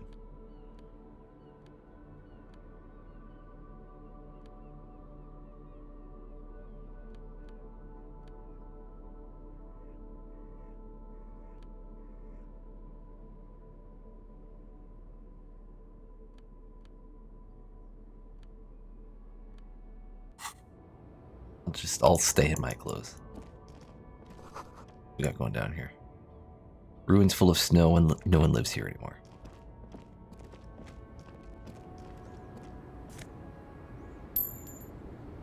Money's mine. I could buy a raincoat. The small, wrinkled woman does not greet you. She nods along to something on her radio. A photograph is clutched in her hands, and there is a warm smile on her face. The photo, an ambrotype from the turn of the century, as golden as her smile.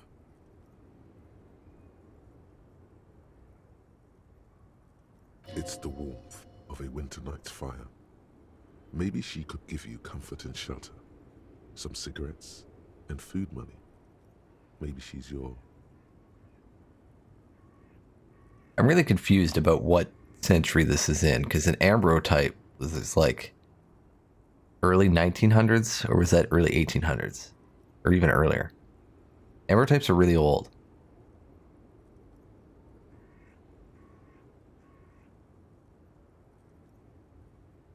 So this is some kind of alternate universe.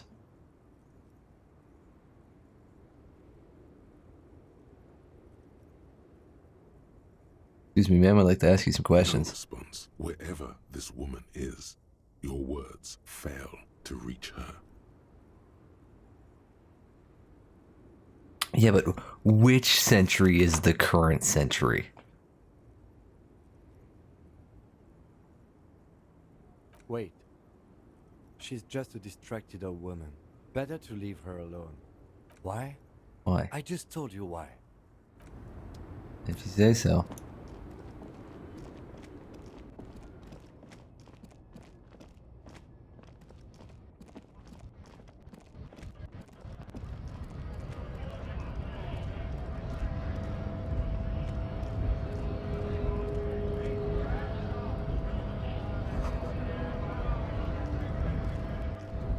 I don't like the Century of Sin. I could go push this guy off. Oh. Give me your change. 23 cents, I'll take it. Can I go up here? Scab? Oh. Man says with jolly eyes, tilting his head. Scab smells like politics, though. Maybe it's I'm a scab, I'm a cop. to do with the flask he reaches for from time to time. I was just messing with you. No one's ever seen a cop scab. Imagine, you cops going on a strike, but then another cop comes in and says, let us cop for less money. Speaking of, what brings the RCM here? To the wild north? Come to see the strife?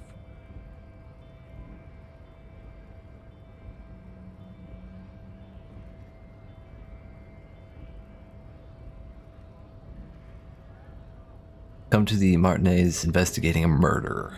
A murder. Murder, huh? That sounds like a lot of hard work. You'd never see me investigating a murder. You're right, it's almost impossible. I'm 91% sure I'll never get it solved. Maybe you want to help me solve it by telling me who did it. Of course, Policia. It wasn't me. You can rule me out. Easier that way. He didn't do it. It's the truth. I don't know if I believe drama there. I'm a bit short of money. Can you give me some of it? I can help you out. Flips a coin towards you. The coin lands into your hand as I'm a if it pro. has always belonged there. The swallow returns. Appreciate it. Always glad to help out the RCM. Shame I can't do more. Things are meager at the moment due to... You know, the winter's fat is slowly running out and all. Still better than scabbing though. A little bit helps. I'm always glad to help out when possible. Not like these slithering scabs. Anyways, I'm not getting involved in your politics here. I just wanted your money.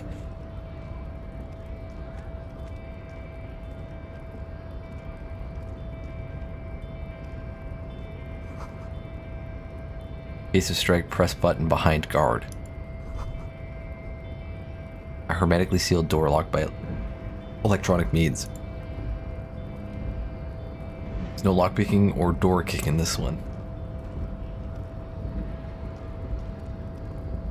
But there's stuff on the roof.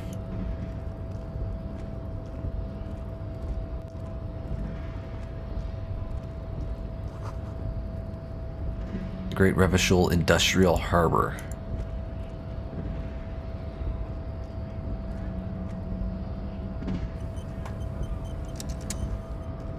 Let's see. Nobody betrays your degeneracy. Thanks. Measurehead. Yeah, Measurehead. His body totally betrays his degeneracy.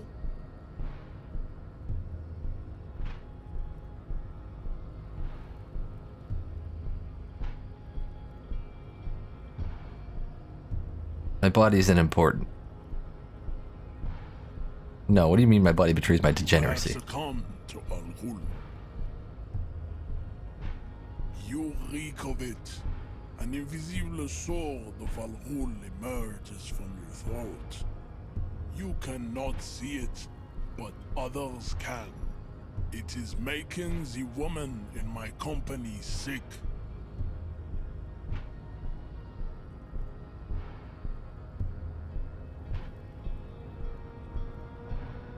You're right, I'm an alcoholic. Now I need to enter the harbor. No, you don't. You need to get another drink.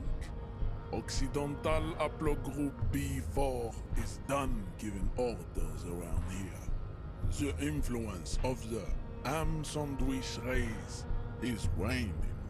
Does this remind you of someone? The guy down there?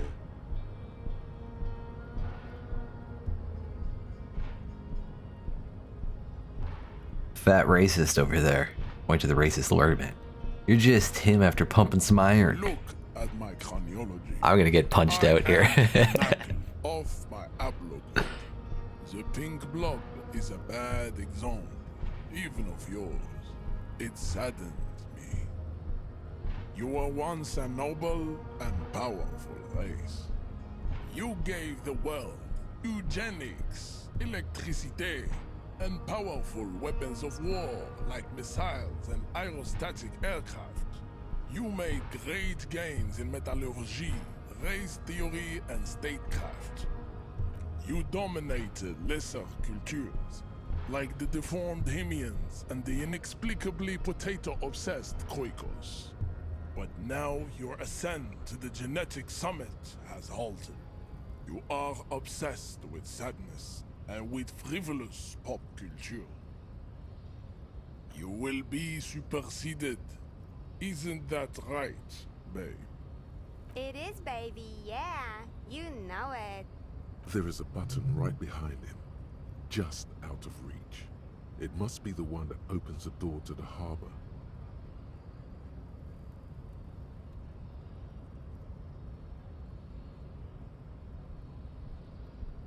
I just need you to move back about 20 centimeters. It is my task to keep the degenerate drunks from entering the harbor. Alright, you're right about all this. Now I just need you to let me into the harbor. Enough with this begging. You should leave the stage of history with dignity by inviting the other races to a great world war. Bring your troops to the Simonine Islands and to Boogie Street, and we will pulverize you. When you are gone, we will build a museum for you. The walls will be lined with bottles of Al-Ghul, your beloved beverage. Inside, we will store the odes to homosexuality you call art, and your microcephalic skulls. There may be a peaceful solution to this. You could internalize Measurehead's race theory. He would take you as one of his own.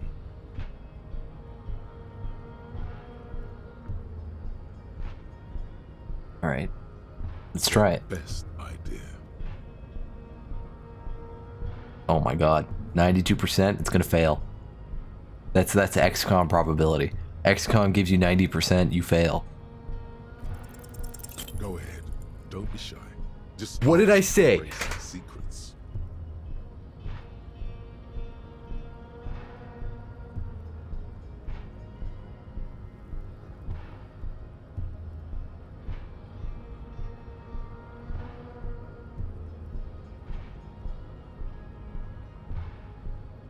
Nothing to say. I'm disappointed.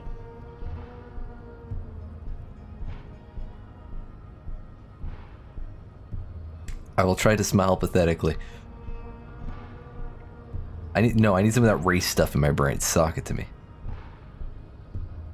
Inane popular culture lingo. It is intellectually uninteresting to sock anything to an infant such as you.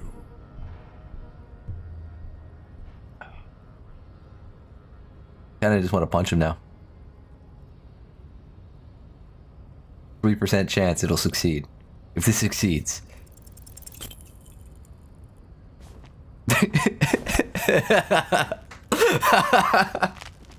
How did this happen? Your little fist I'm dead. is in his giant hand and he's squeezing it. It hurts. You must be out of your mind, degenerate drunk. Say it. I am a degenerate alcoholic. What did I need for that? Oh, I was so close. I needed to get the double sixes. It was one away. That was so close. No, I'm a cop. And I'm dead. Can I just like heal myself midway? Pain shoots up into your brain as he's twisting it more and more. The words to the song have changed. Say, I am a violent drunk.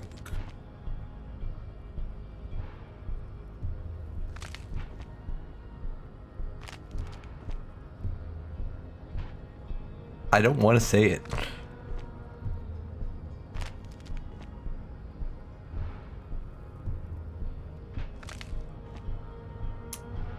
I don't have another health kit though.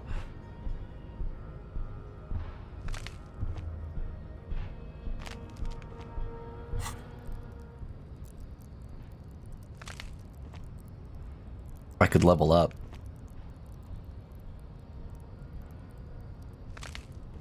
I can't level this up though.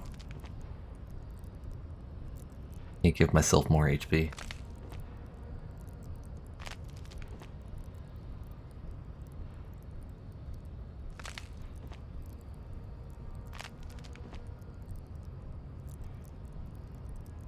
Could probably level up endurance just so I could take the hit. I don't want to do that though.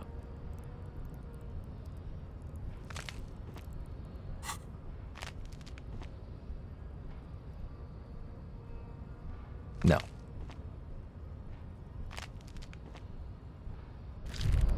I won't do it. Oh. You feel something in your chest, an unnatural pressure. It's spreading to your left arm, your jaw.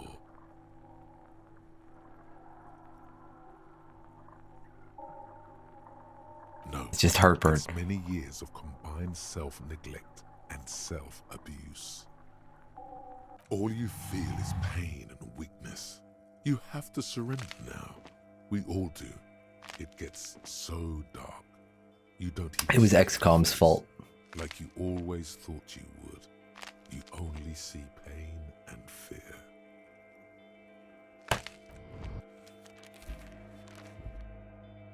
Cop suffers final heart attack. Lieutenant of the RCM passed away yesterday. His death, though abrupt, did not come as a surprise to those who knew him. He was the heaviest drinker I'd ever met. Captain Ptolemy Price, the deceased superior officer, commented, "That ain't easy on the ticker." He loved his liquor, sure, said Detective Chester McLean, friend and colleague. But I think before he ever had a heart attack, his heart was broken. According to an official statement given by the RCM, The officer was on the brink of solving a murder case. You know what? Screw you, Chester, pretending to be my friend.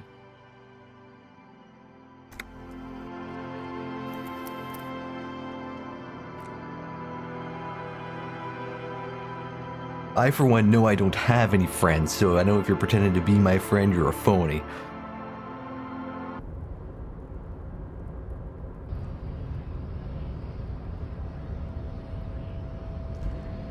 I think I quick saved right here. Yeah, Measurehead. His body totally betrays his degeneracy. Are you Size him up. my morphophysiology? A ripple of muscle passes under his skin. He lets you look. It must be frightening to stand in the shadow of this racial pinnacle. Be calm, Sandwich. You have succumbed. You reek of it. An invisible soul. No. Does this remind you? Go through this. Look, you will be. It is, babe. There is a button right behind him, just out of reach. It must be the one that opens the door to the heart. It is my task to keep the degenerate in. Now bring your truth to you all. There may be a peaceful solution. The best idea. Fuck it. Ask what kind of races there are There. first. Classification is core to this stuff.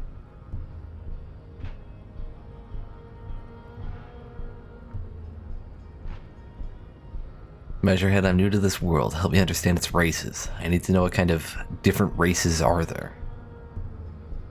Do you?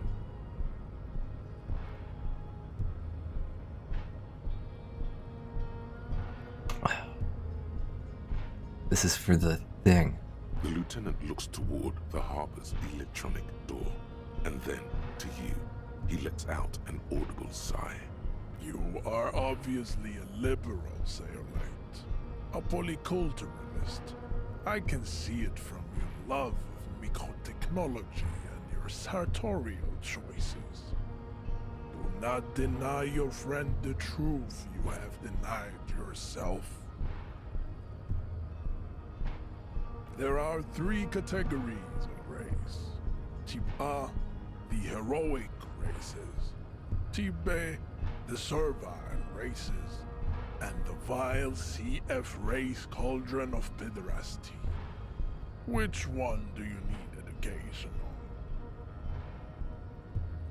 on? What is the heroic races? Those are the Simonese, the Areopagite, and the Occidentals, excluding the Mourn, of course. The Mourn are riddled with eczema to the point where they find it impossible to smile. They are all lactose intolerant, a common result of inbreeding. A receding genetic pool has led the Mourn on reprehensible street parades in Mourn cities like Stadskanal and Vredefort, wearing wooden I don't want to delve deep. little green tassels on their hats. Let's just move along here. Just pretending to be his friend. The Vespertines and Messenians of Vesper and Messina, the ancient Meteorans of Meteo by the golden Pisantic Sea, the Suren of Sur-la-Clé, and even the North Königsteiners, all have type A race propensities.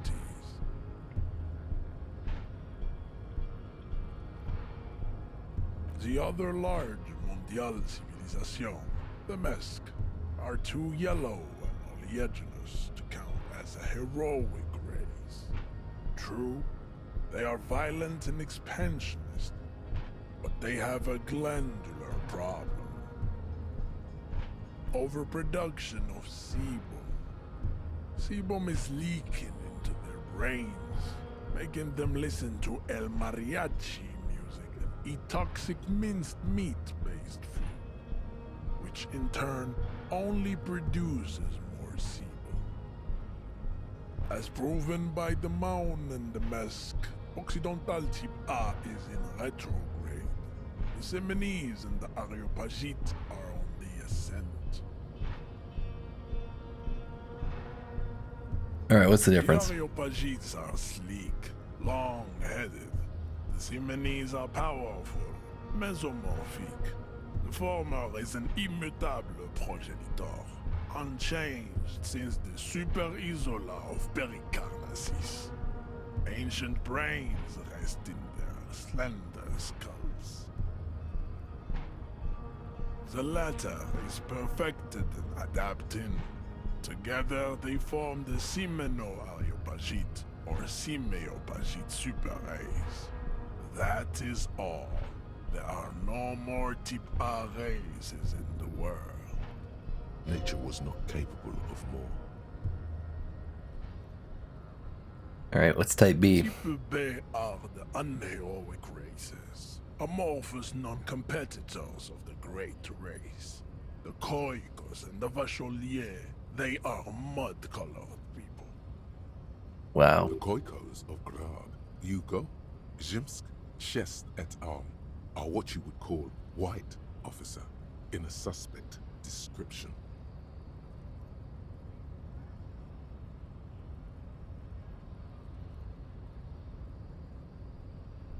I've been trained to identify them as white in official descriptions. Yes. To an untrained eye, the Koiko appear white and pinkish, like a ham sandwich. But look into their eyes and you will see. They are of an indistinct color, and so is their skin. Unhealthy, muddy, and ashen.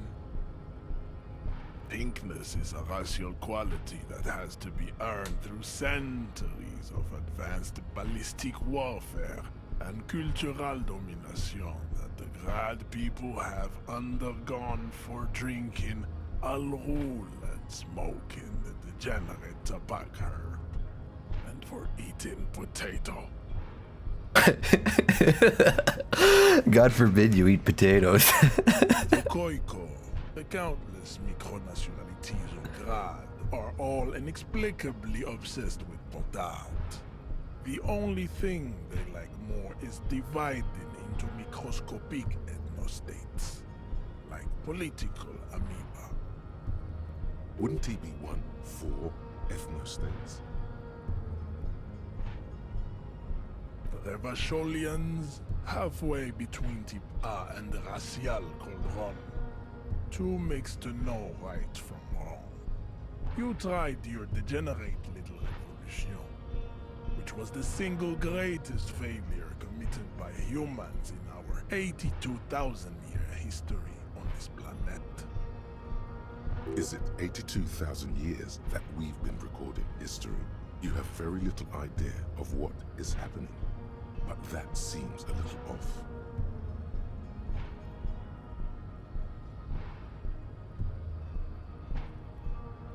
Didn't the other person say it was like 8,000 years of civilization?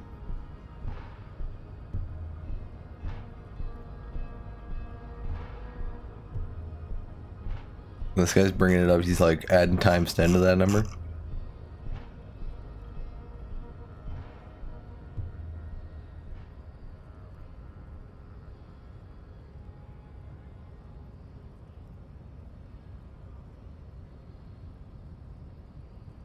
You know, I'm pretty sure history hasn't lasted that long. The mysteries of the people of this planet are a tragedy that has played out countless times over, like a fever dream of skin, hair, and bone.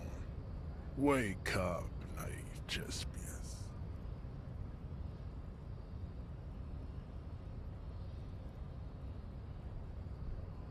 You know what? What was this revolution? The revolution came to Ravachol from Grad, in Zarath written potato carts. It is literally an illness, a prion disease that leaves the parietal and frontal lobe ridden with holes.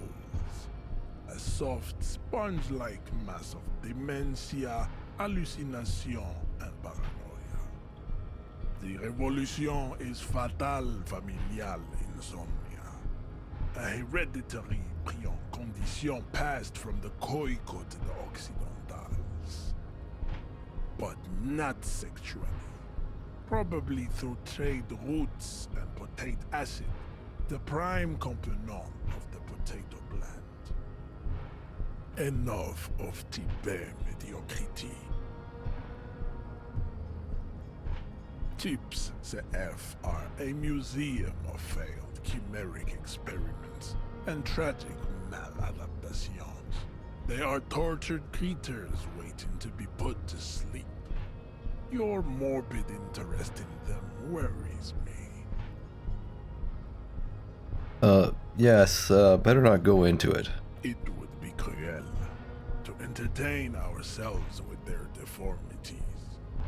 Were there any able-bodied races you needed education on? No, I think I understand it all now. I would probably feel obligated to shout. I can't shout where I am, but you would think he's shouting. You understand nothing. To solve the great race enigma, you have to first ask yourself, what is the race enigma? You have not even worded the mystery, let alone solved it. Okay, how do I solve, or how do I word the You mystery? need to internalize what you have heard here today, then return to me. This clarity does not come instantly. I need to internalize it. Okay.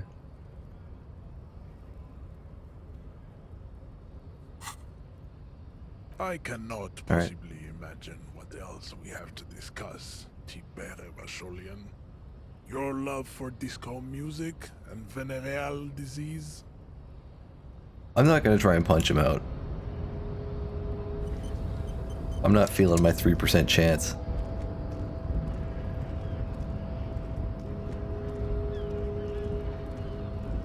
But if I can internalize this racism and become a racist myself, I can go into the harbor.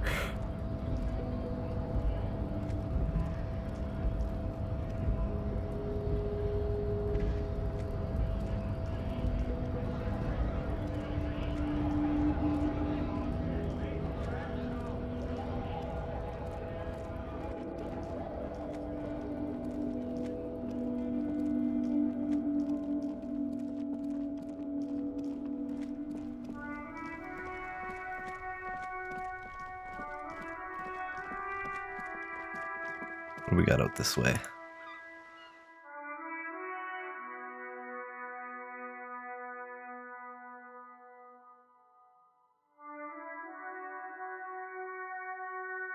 Skill points can also buy new thought cabinet slots and forget old thoughts. The fuck is thought cabinet slots? That's this? How does this work? Is this... Do I need to like not do anything for this amount of time?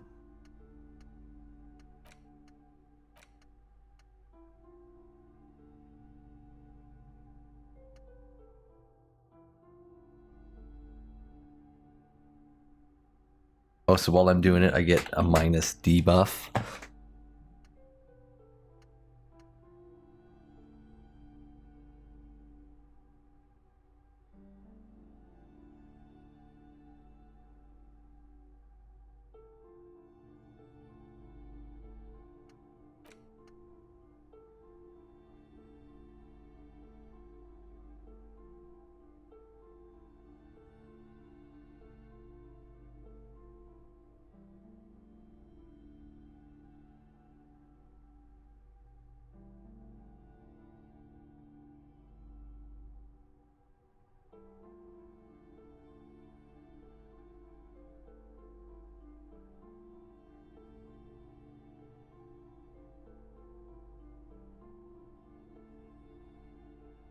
Oh, this costs a skill point?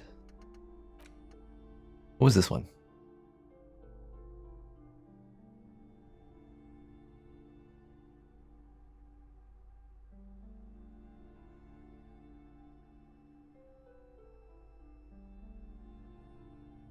Bear a thought for his great ass too? Or wait, maybe he became a police officer in Revachol West.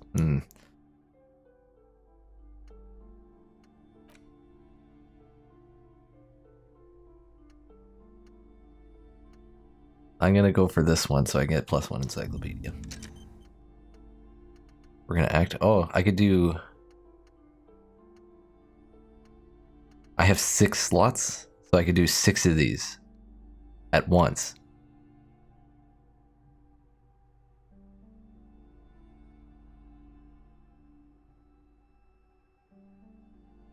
And I'm assuming the ones that I can interact are at the top.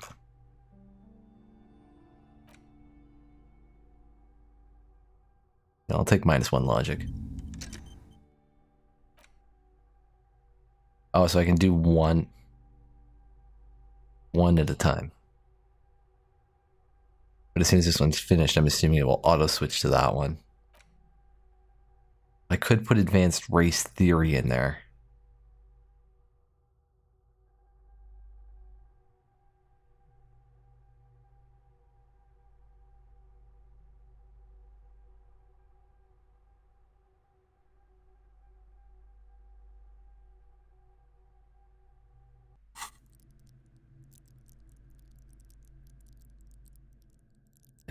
Level 7 in encyclopedia.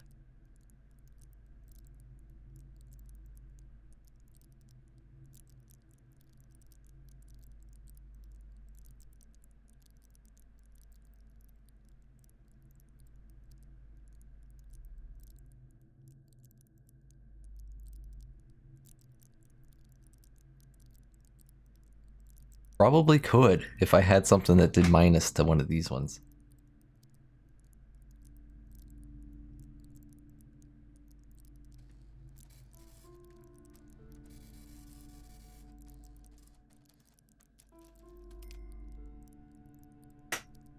What do I want to put a point in?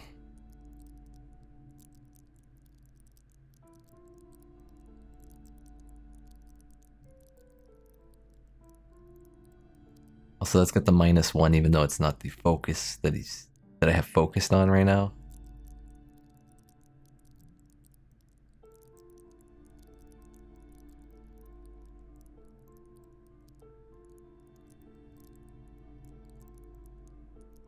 Understand cop culture.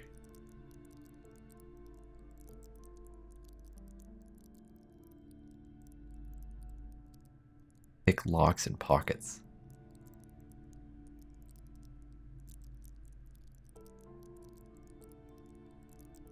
I'm gonna put a skill point in Posure. Keep your poker face. I don't want to do a Motorix one. I don't know how useful. I don't even have my gun, but because there's an aim and fire one, it makes me think it's going to be useful at some point.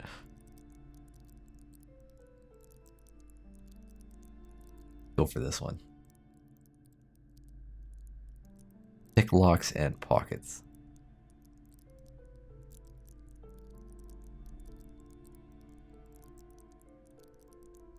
Cool.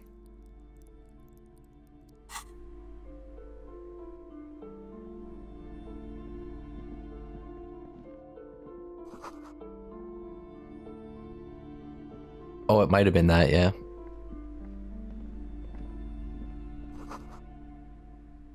Old sports magazines tucked away in the dark corner. National recipes of Arda.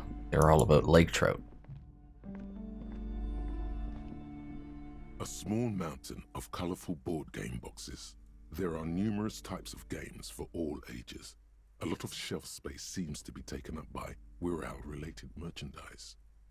I don't know what that is. What is this? A variety of source books, lore books, and codices litter the table.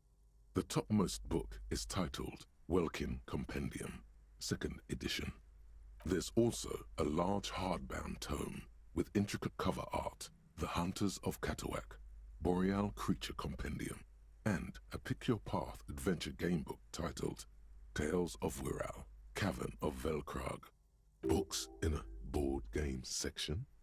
Who wants to read books?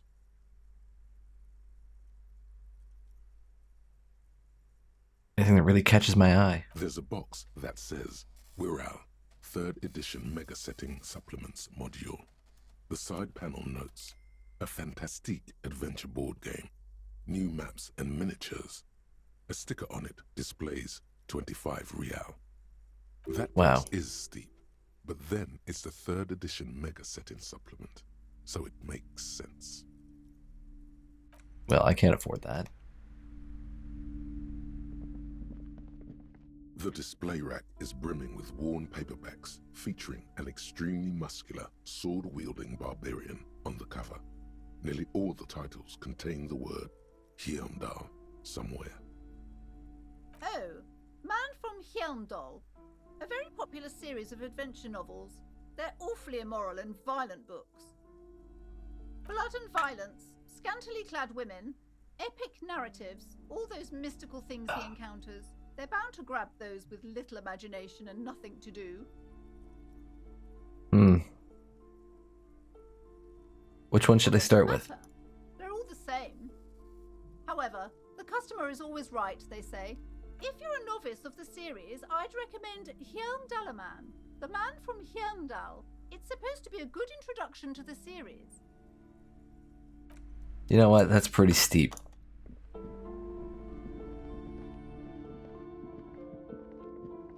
You see a set of tattered curtains blocking the way to another room. A strange cage-like trinket dangles from the curtains. Excuse me, officer. The back room is strictly for employees only. You see some kind of charm, an irregular polyhedron assembled from bones, sticks, and straw. Inside, a disturbing fish head with empty eye sockets stares at you. Okay, that's pretty fucking weird. This is a traditional Seminese ward, meant to provide protection against ill luck, bad dreams, curses, and other supernatural scourges. Alright, I guess it's not weird. Inhabitants of Ile de Fantôme, the Seminide Islands down south. Aside from poking at it suspiciously, there is nothing else to do with the fish head charm at this time. The curtains remain shut before you.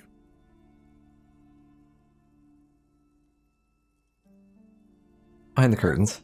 Now please go back to browsing the books. Don't you feel compelled to look at the books? The books are all you care about. She speaks almost as if she's trying to put a spell on you, urging you to buy more books. Oddly enough, the more she tries to draw you away from the curtains, the more alluring they become. Ignore them for now. I have no reason to trespass.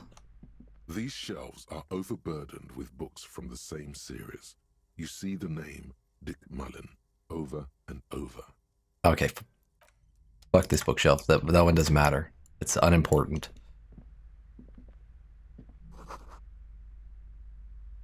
It's a tome of fascist magic. Rather candid. Quaint picture book, brochure, very colorful. The plaque on the shelf reads, Biographies of Famous People. You see a large variety of names, none of which ring a bell. Browsing through all the books with all their names makes your head spin. None of these seem important or relevant. It's all just vapid egoism. But I'm a encyclopedia. It's all important. Catches your eye.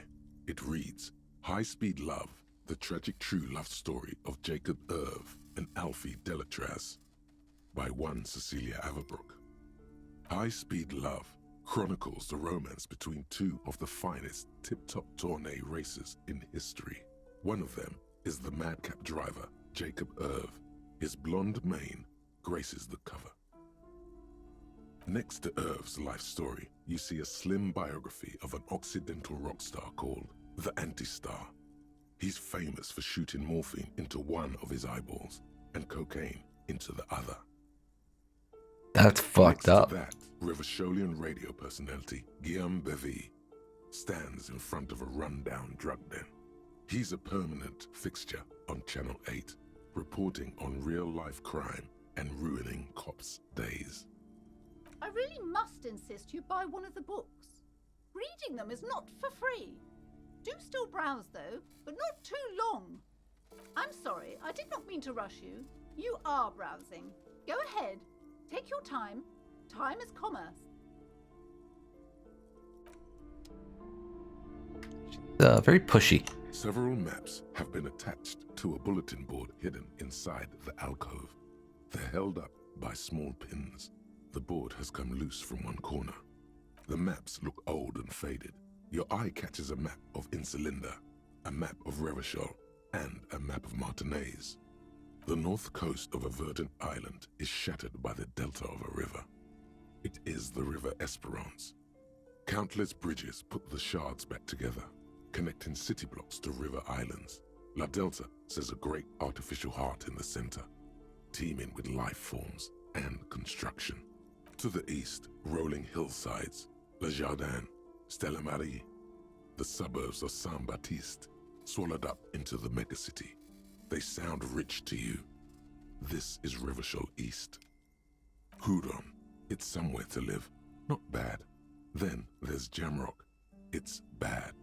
People shouldn't live there, but they do. Then Forburg. It's almost as bad and much larger. Then Coal City. It's the worst. It's so small you can't even see it on the map. No, wait. There it is, north of Jamrock, the strip of coast next to the Greater Revachol Industrial Harbour. It looks downright despondent. It's almost Coal City, to be honest. No, this is somewhere to be. This is all you have. But it's still something. Streets and sodium lights, the sky, the world. You're still alive.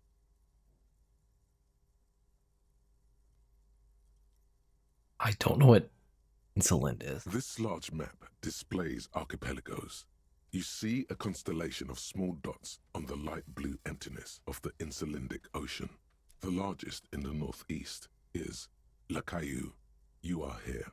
Another far away in the southwest, Seminese Islands, Ile de Fantôme. Fuck Caillou. Ozon, Laurentide, Face à la Mer, Archipelagos, North Arcade Islands. All just specks of dust on the vastness of the Insulindic. On the edges of the map, the color fades into a blur of dotted lines, black and white, disintegrating into mathematics. In the northeast, a dust mite stands on the north coast. The fuck is that? Just in a bookstore. It's you. Just disintegrating into mathematics. What the fuck does that mean? You can see cities on the islands. You can on Caillou, Revachol, a single black star. On Ozon, Fondelier, and Vilmandoux. On archipelagos, Croyan Moran, Villiers. On Seminine, Olduvai, and on Laurentide, Deora of the Seven Seas.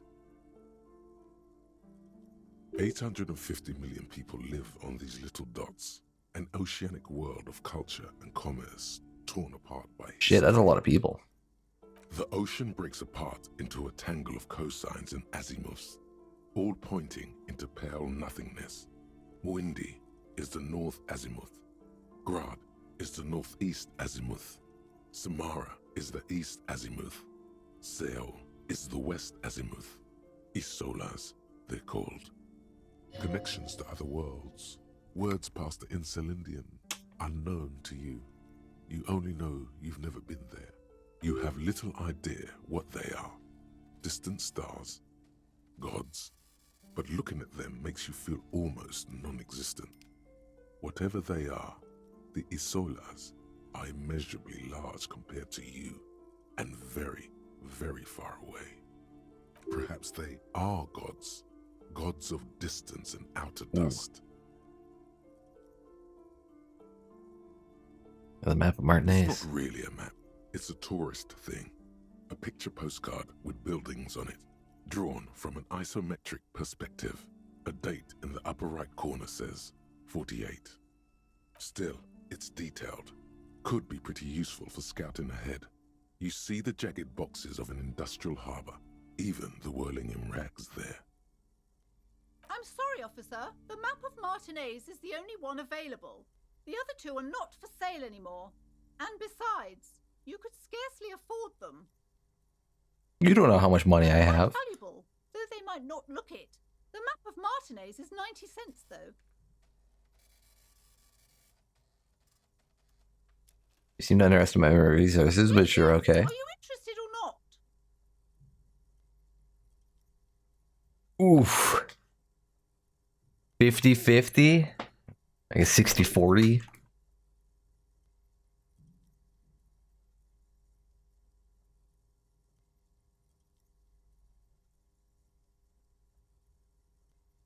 I'm tempted.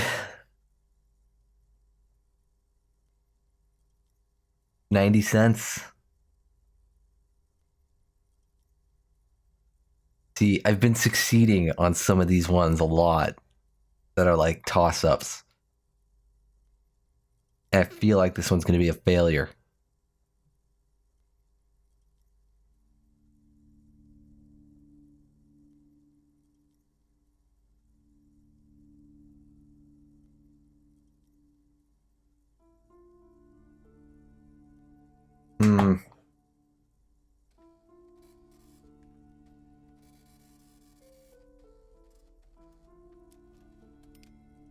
It says it's a white check and you may retry it. So, I'm gonna try it.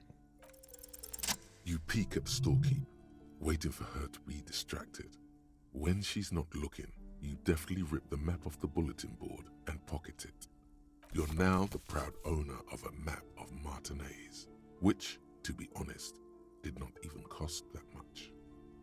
It didn't cost that much. It cost so much of my money. I'm broke.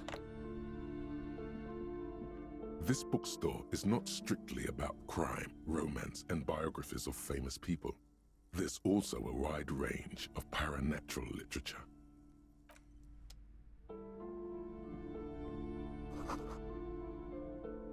Another boring book just discarded here. Alright, I didn't see anything. Oh, what's this? Something about the butterflies? Everyone knows the most interesting things about fascists was their magic. Yeah, I didn't see anything that interests me, so I'm out of here. Kim's a cool guy. He won't mind.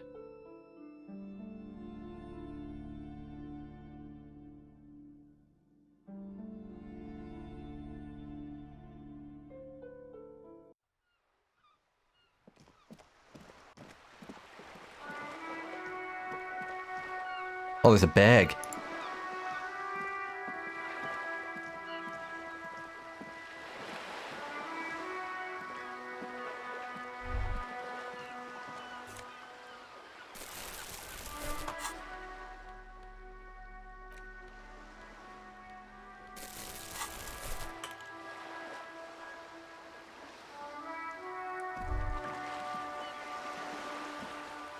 What are we saying here? You hear the distant squall of seabirds.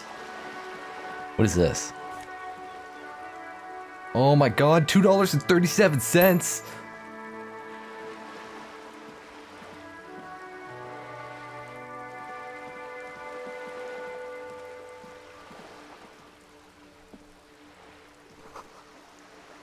Splatter of bullet holes lines the wall. There's a woman over there too. I'll take that tear, thanks. The ad reads broken window. Tibbs has windows. What? Why did that just close? There we go. Glass tear, plastic tear. This coin-operated viewer is facing southwest. Its coin slot is full of fossilized bubblegum, rendering the machine permanently inaccessible. Oh, poor little viewer. The metal feels cold and wet under your palm.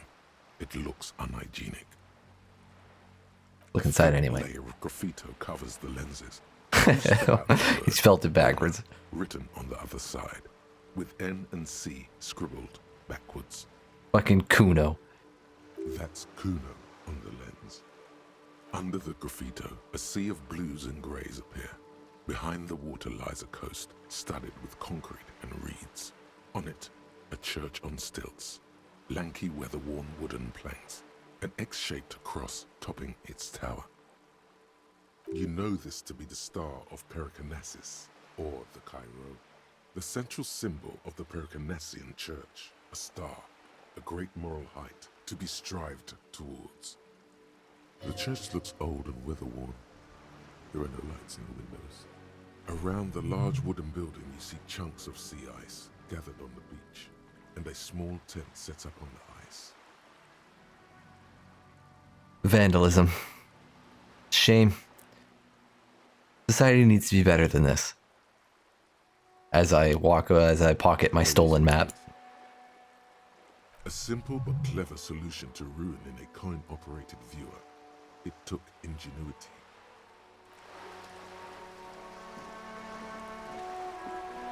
There's some more cans. I'll be right back again.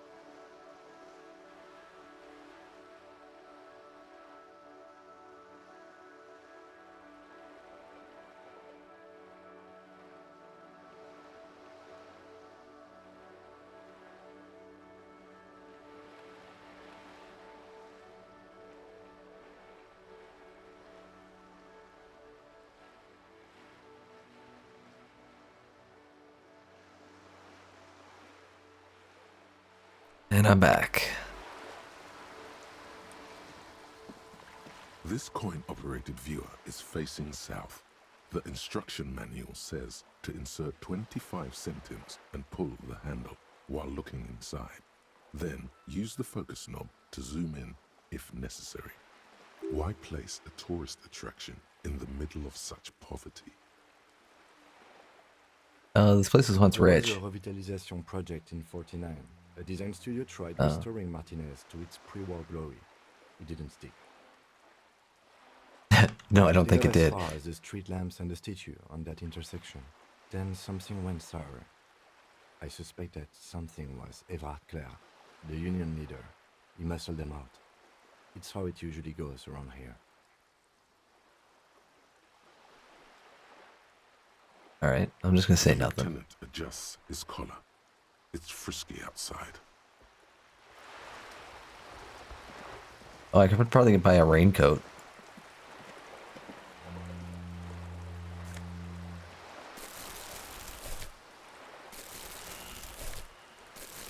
Look.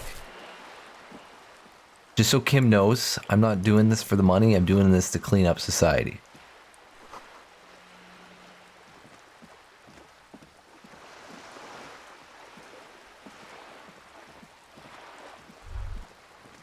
Whoa. What have we here? A bridge with A bridge. nails and rot-infested wood that creaks in the wind. A construction code violation if there ever was one. Yeah, but it looks like we got a construction code violation. They never cleaned up the war damage. The rest of Revachol looks better, though. But Lieutenant, think about the Bridge is splinters. fine enough. Locals use it all the time, after all. It's nothing to worry about. Shall we?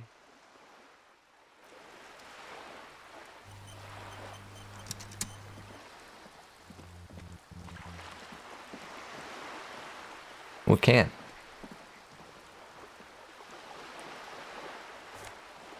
There we go. It's like, why can't I pick up this can? What is going on here? There we go. A lonely cormorant surveys the sea, indifferent to your approach.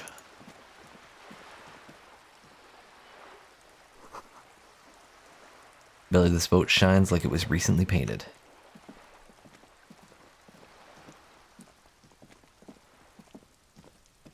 This is a wall on the side of an apartment building. Ooh. Why am I looking at this wall exactly? It was highlightable, that's why I'm looking at it. Ooh, 27 cents.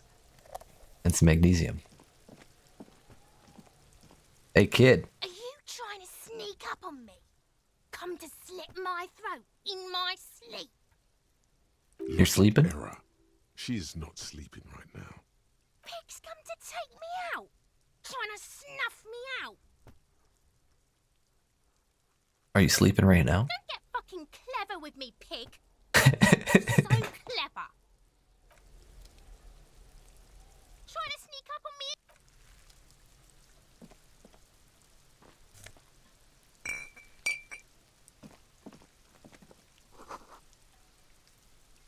Garden hose, this won't be of use until the snow melts. Chairs and tables eaten by rain and rot. Another splattering of bullet holes on this wall. Orange bum hat. You're fucking right, I'm wearing an orange bum hat. Hell yeah.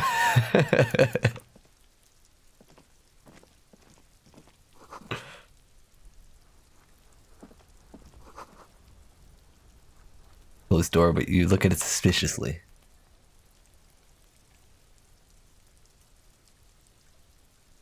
Oh, there's shit up on the roof. Like, there's a nice shirt up there I could steal. Somebody drew a penis. Why do you sound like a robot? The balcony with a view to the yard and the hanging.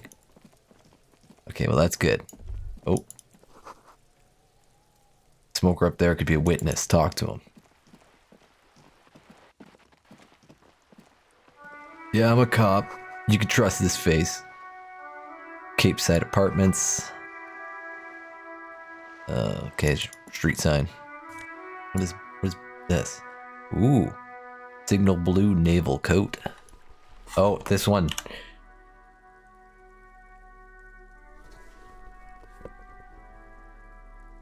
Okay. No, it's this. Half-light 0. So yes, Karth, you can go to 0.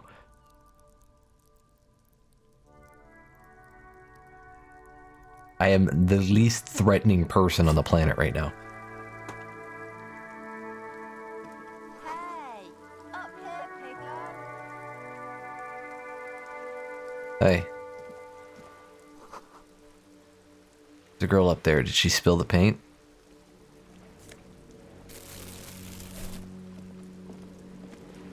How do they know I'm a cop? I've got my bum clothes on. My nice shoes, isn't it?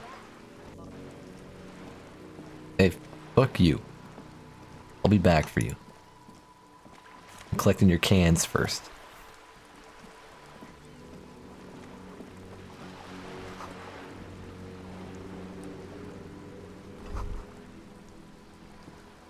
Your room in the worldling isn't much bigger than this sloop. A striking woman leans against the cabin top of her sailing boat, smiling as you approach. Her green raincoat glistens with droplets. A silk scarf is tied around her throat. Good afternoon, officers. I'm Joyce. Joyce L. Messier. I represent the board of Wild Pines, the owners of the harbour. You gentlemen must be from the RCM. I'll shake her hand with my Glad to see you here. bum outfit. Let's get 0 endurance and just die. You put on this coat, you die. Her grip is tight and cold. Steel. There is strength there. If she wanted, she could sink her nails deep into your skin. I was dispatched to handle a strike, not a lynching. Anything I can do to assist the RCM in this matter, I will, gladly. That is good to hear, madame. my colleague, will take the lead on this interview. I should let you know that he is recovering from an unusual medical episode. Very unusual. But I can assure you of his ultimate competency. Well, at least he has some confidence in my competency. Happens quicker than a shooting star. But did the lieutenant just wink at you? How interesting. I wish you a swift recovery. In the meanwhile, you have my full cooperation, and the full cooperation of the Wild Pines group. You're on a boat. This speaks words about my competency.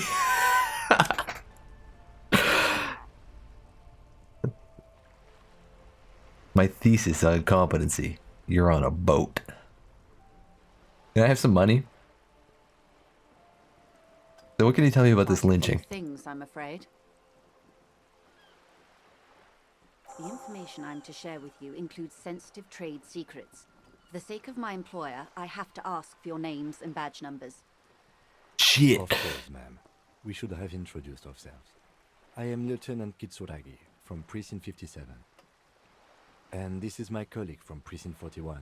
I'm afraid he doesn't have his badge at the moment. I hope mine will suffice. How curious. Why is that, Detective? Remember when my partner told you I'd recently suffered from an unusual medical episode? My lost badge is related to it. See. So, are you saying you lost your badge during the course of this episode?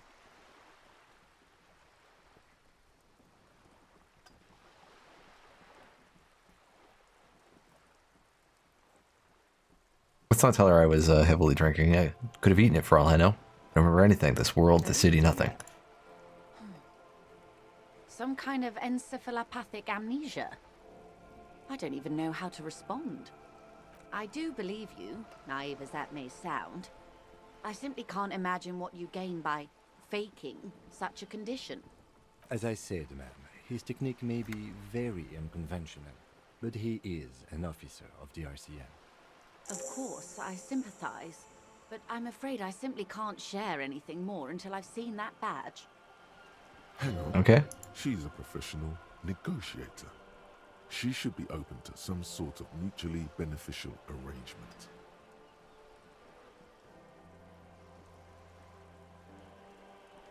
Let's go for this. This one's probably gonna fail. She's a negotiator. Oh my god. Just float a favor. It worked. Insinuate. Clearly there's some other way to demonstrate our law enforcement I will be credentials. frank with you. If I'm going to break protocol, I need to be able to justify it to my superiors. They're going to want to see something very tangible. You're in, but expect her to drive a hard bargain. Reports Like from what? inside Terminal B suggest it's a hub for the local drug trade. This is an open secret in Martinez. The Union controls the terminal, so it goes to reason. They're profiting from this trade. The company has tried looking into this matter before, to no avail. Perhaps someone with your authority and resources might turn over the right stones. Or you can recover your badge. Though if I may be blunt with you, it sounds like that may be a lost cause. Detective, a word in private before we continue. Excuse us for a moment, madam. This is not going quite as I hoped it would, Detective. How did you hope it would I go? was expecting you to use your unorthodox technique to keep her off balance, and not volunteer us to be her henchman.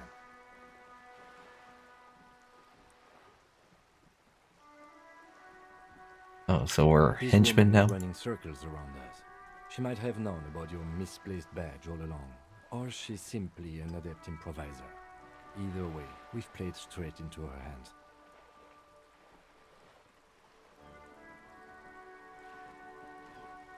We could just, find my badge. That would be fantastic, but do we have the time? The world is large, and your badge is 8 by 6 centimeters.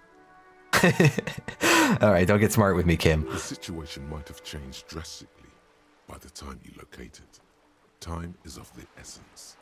You could request a new one from your station, but that would literally take months. So, do you propose that we don't investigate the drug trafficking? If there is reasonable suspicion, we must investigate. Otherwise, she could claim we're siding with the Union, or that we are on their take. We'd never hear the end of it. What I propose is, we ask her, then we investigate, briefly. But do not share the outcome of this investigation with her. We tell her it's done, and demand for her information on the lynching. Alright. Get back to her then. You're back. Good. What can I help you with?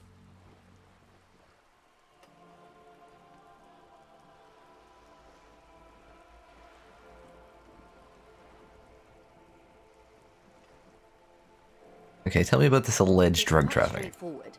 Someone is using Terminal B to smuggle raw ingredients from the Samar and Isola into Revachol with the Union's blessing. Wild Pines has suspected it for years. Ingredients for what, ma'am? Meth and dextroamphetamine, GBL, and various synthetic psychedelics. Honestly, it might be quicker to say what you can't make from the stuff. Let me get this straight. The materials come from Samara to Revachol through the terminal? Yes. After they clear the terminal, we lose track. The actual production is taking place at various sites in and around Jamrock Quarter, north of here. Wild Pine seems to be well apprised of the local drug trade, ma'am. Do you mean to say the Union also produces the product? Sells drugs, I mean? We're in logistics. It's our business to know. And no. As far as the company knows, the Union does not produce it. They transport the ingredients for a cut. You want us to investigate? But you won't get anything out of Evrat and the Dockworkers Union. Still, every chain has its weak link. The handoff. The motor lorries at the roundabout.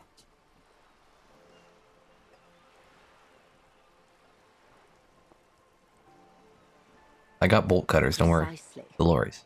Someone needs to move the ingredients from the harbour into the city. Once they reach Jamrock, they're distributed to a network of local manufacturers well beyond our grasp. But in transit, they're vulnerable. The racist driver that wouldn't tell us what he was How shipping. convenient that they're stranded like beached whales at that roundabout. Perhaps you've noticed that a number of lorries are tangled in a traffic jam at the roundabout just now. Interview the drivers who are still hanging about. One of them might be waiting for a crucial shipment. I'll be explicit. If you find this driver, I will share company secrets with you.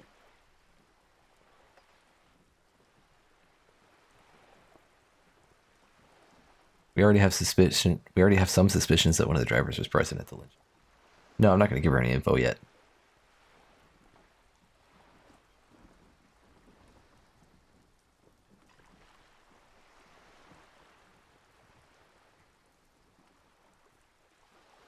Discuss something else for now. She simply nods.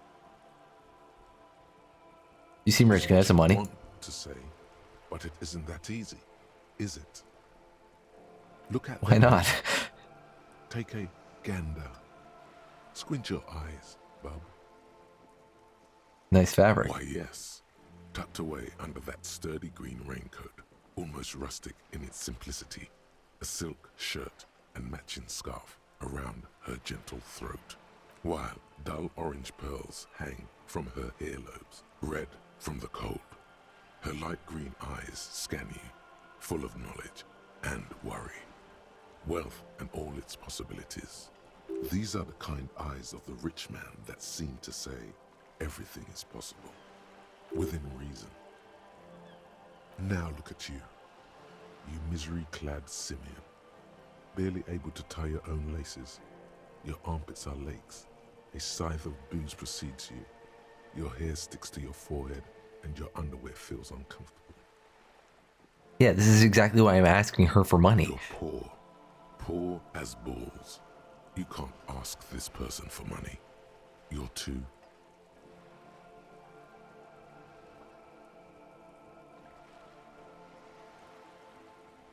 Yeah, I'm a goddamn working man. I'm not ashamed to shake this leech for some dough. You think your little communism protects you from this feeling?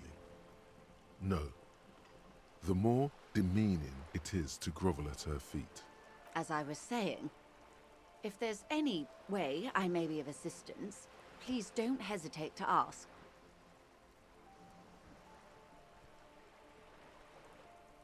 Can I have some money? Voila, you're doing it.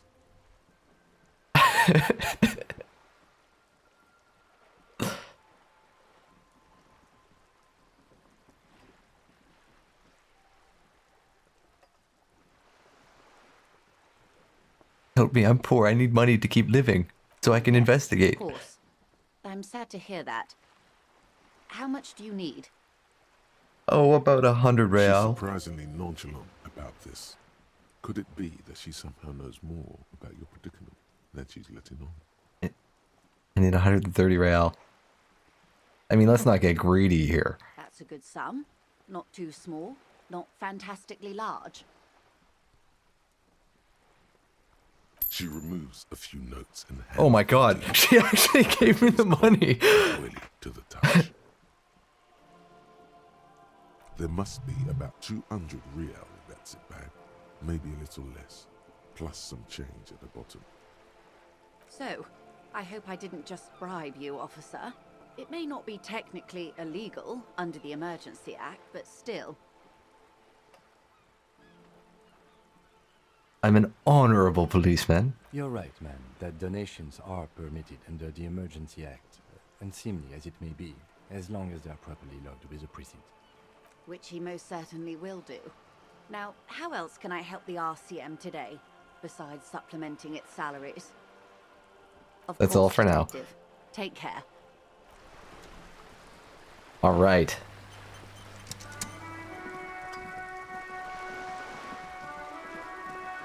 This is good. This is good.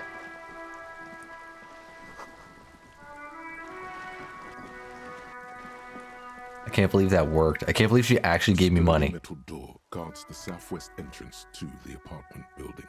It's locked. The door rattles against your knuckles, but there's no response. The door rattles again, but this time you hear an elderly woman's voice calling out from inside. Stop banging on the door! I'm not letting any more strangers inside. Says the police, open the door. The police? Everyone knows the police don't come round here. But I'm not joking, ma'am. I already told you, I won't be responsible for any more strangers getting into the building. Go check the backyard door. Maybe someone there will. Backyard door? There must be another entrance to the east.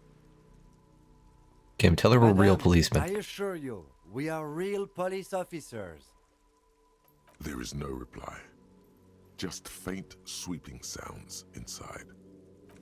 I appreciate you for trying, Kim. So there's another door to the east. You know what? I'm gonna do that, but I want to go back to the roundabout.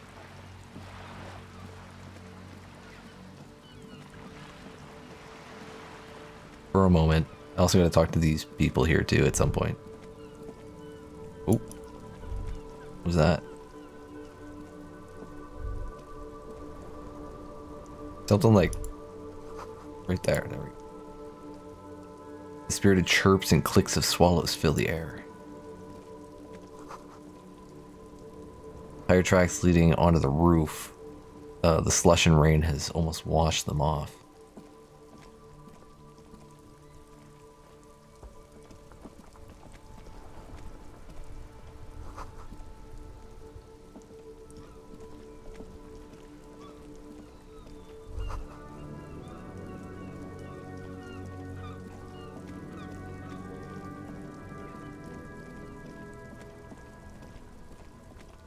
Alright, so I think it's this dude over here.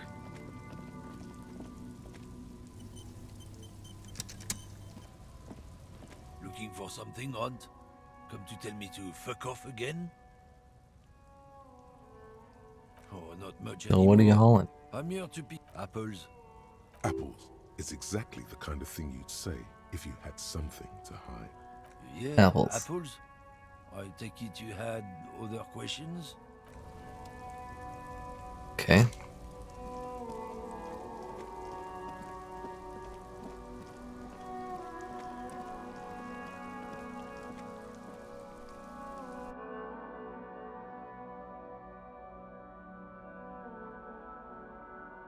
I'm gonna pay my debt here.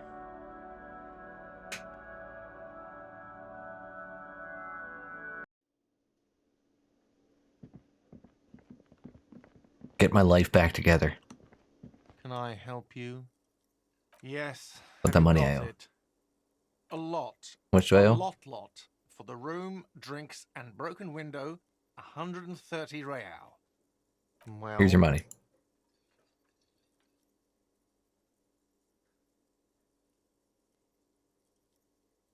Sorry for the trouble. Turning my life around. great. Starts here. Thank you, officer. That's all I wanted.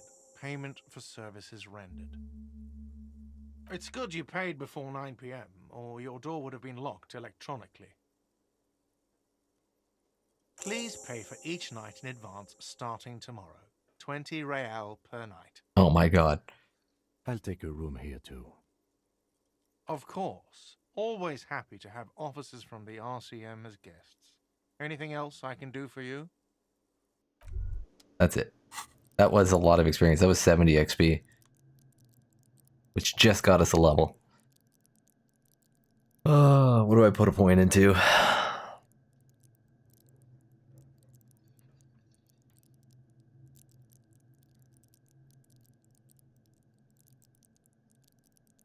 You know, I think it was hand-eye coordination that let me catch that coin. What is it? What's the one that I'm using for asking people for money? Is it empathy? No. It would be suggestion?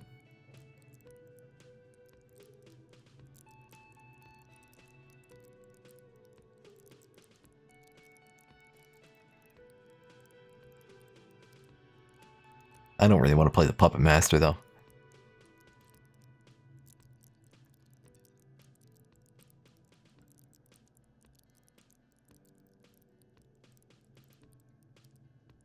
I'm gonna go for hand-eye coordination. I felt real cool catching that coin that guy tossed at me. Hey, so we've been monitoring you internally, and now we know your Copo type. Copo type? Guess what's yours? Cool cop? No, you're the sorry cop. The cop who's sorriest. Let's make it official then, shall we?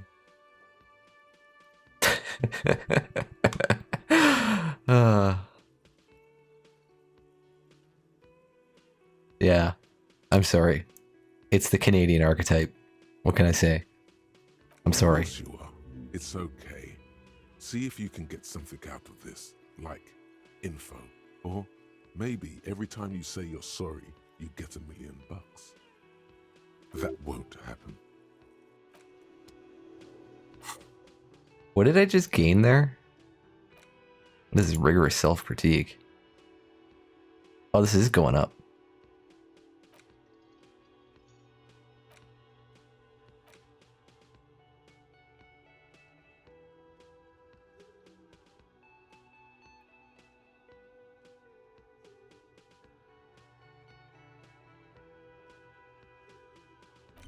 Alright, fuck it. Let's internalize that too.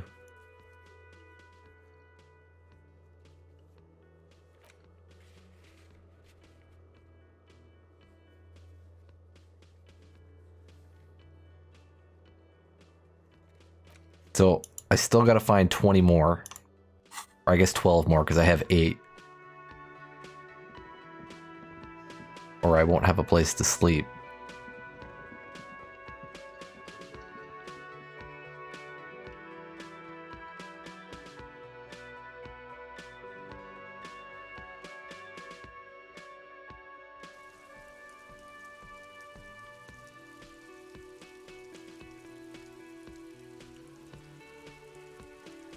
Is it for tomorrow?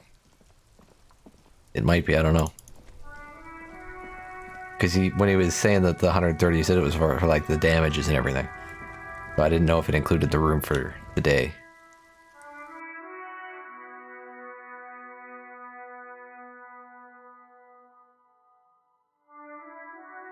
But so far everything's coming at Millhouse, so... I can't believe she gave me 130. It's crazy. The tear machine stands in the corner. A sign says, 1 bottle. Your bottles clunk into the machine, and the money appears with a satisfying jingle. You're a richer man now. Got a buck.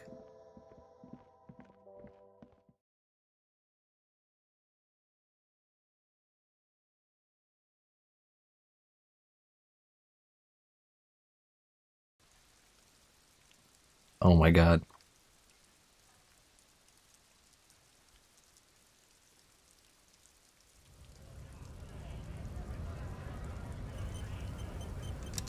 How many do you have queued up here?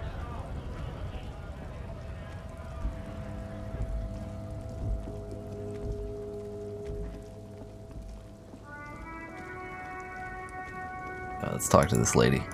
The woman still has her eyes fixed on the photograph in her hands. In the background, the radio plays. Nothing. Grandma? Her smile just keeps widening. Her hair is gray like lead. No response. Wherever this woman is, your words fail to reach her.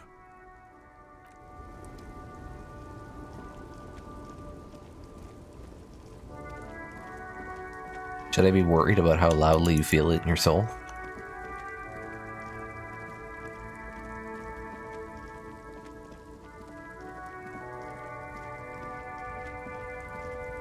A lorry stuck in the windows are clear.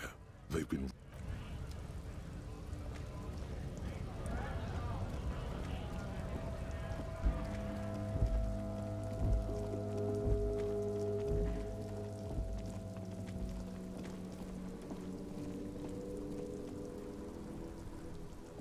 Hello again, my man. What's on your mind? Oh, What are you hauling anyway? trade narcotics, illegal firearms, stuff like that. Relax. He's merely joking.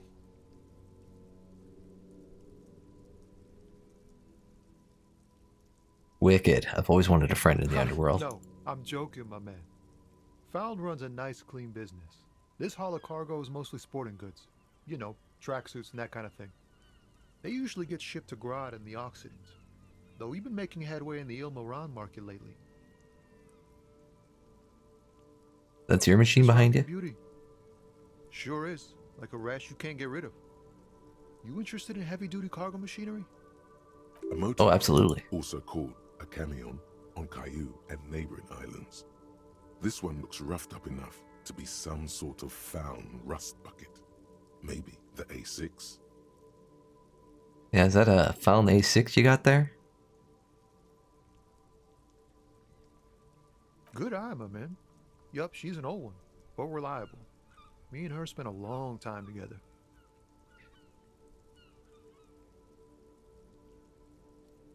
I get one of those fallen tracksuits you're hauling? But I can't just freely hand out the merchandise. The bosses won't be happy. Oh. Not unless they've illegalized sports equipment while I was on the road. Well, maybe. The man taps his fingers rhythmically against his arm. Got any change for a working stiff? Oh. No, I ain't got any money. They don't want to pay for unfinished work.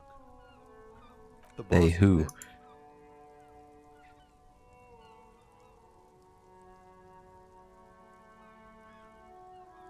Sounds like a good arrangement for them. Yeah, it sure ain't good for me. Or you. I'd spare a coin or two for a city cop down in his luck. If I had saved 4 myself. Alright, well, that's all for now.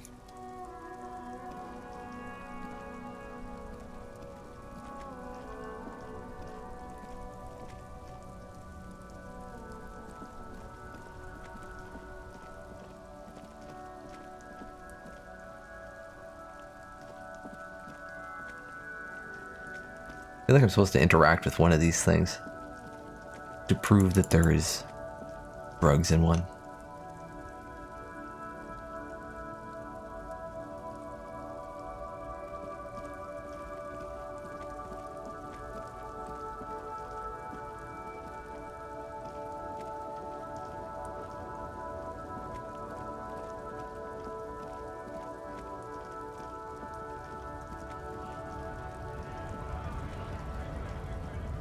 Right to work! Right to work! Shame on you! You don't have any tips on how to punch a guy out? Say, with a big race theorist guarding a button? Before you get in there and get your ass whooped. Learn by failure, I always say. Well, I already failed. You might have some advice, but you got to at least try to fight Measurehead first. Return if you fail. Oh. Alright, I don't really want to do that, to be honest. I think I'll, pass on that.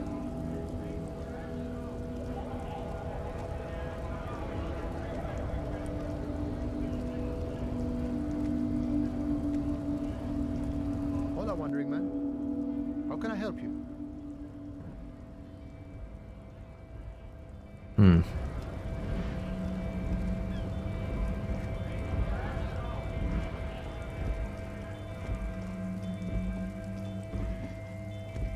Yo, I know you're hauling drugs. It's about not the most popular topic nowadays, with a coalition in charge, you know. You might want to change the topic. That is, bury your head under the sand like common sheep. I'm not One has to be the unpopular guy. Look, people who've studied these things say that you and me are superior by design. So, naturally, we Occidentals should be in charge. Obviously, you can see the merits in that. So what else have you thought of? Lately, we Occidentals have experienced an unfortunate downturn when members of the superior race cease to believe in their innate superiority. They stop competing for resources. What's the problem with that, then? The problem? The damn kips are showing a real good game lately. Same with the mosquitoes. And the other introduced species too. They're on the precipice of cultural victory. Cultural victory? What is this then?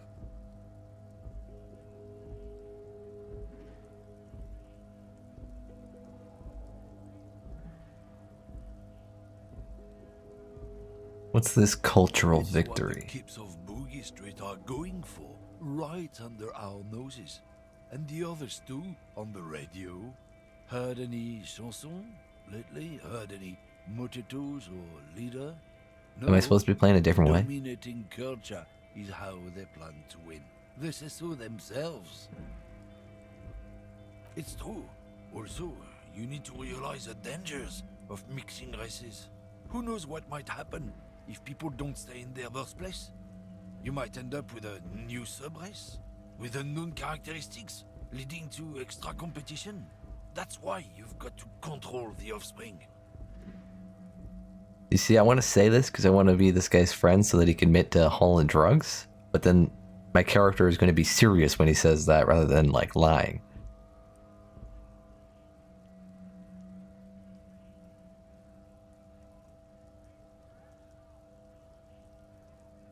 I'm not down with the racism. I like potatoes.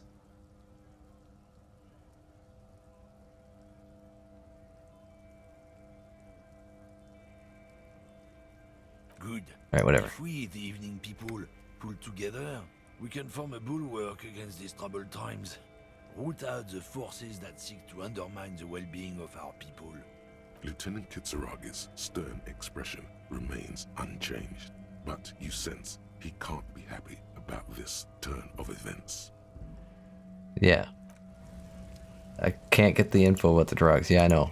I don't actually believe in these thoughts, When you say just so you know. that you were down with racism, was it meant in earnest, or were you just trying to win his confidence? Okay. I could just tell him I was trying to do the time-honored practice known as the lie. That's a relief. Just be careful how often you avail yourself of this technique. A lie may be useful in the short term, but I have a way of catching up with you later. We know a lie, sire, and it didn't feel like one to us. He chooses to believe, though, for now. No, that was a And one more lie. thing. As you've seen, these sorts of attitudes are quite common in Martinez, so I expect this to happen again and again. I've had this conversation enough times in my life. From now on, I'm going to stay out of it. How you choose to respond is your business, but be careful. Now let's move on.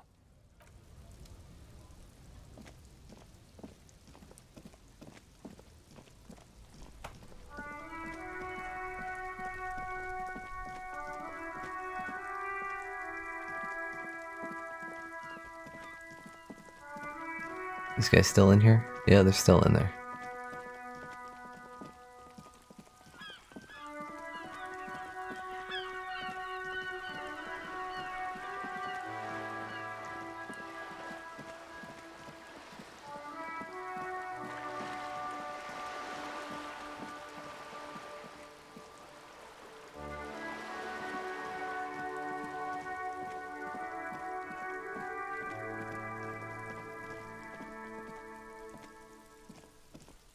There must be another way into the building.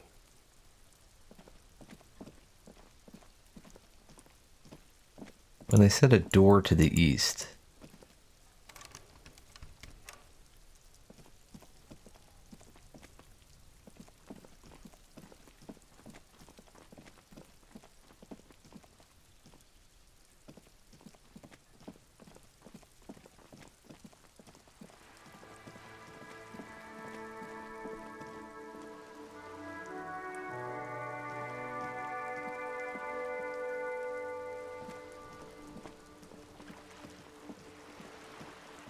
I guess it's just not open.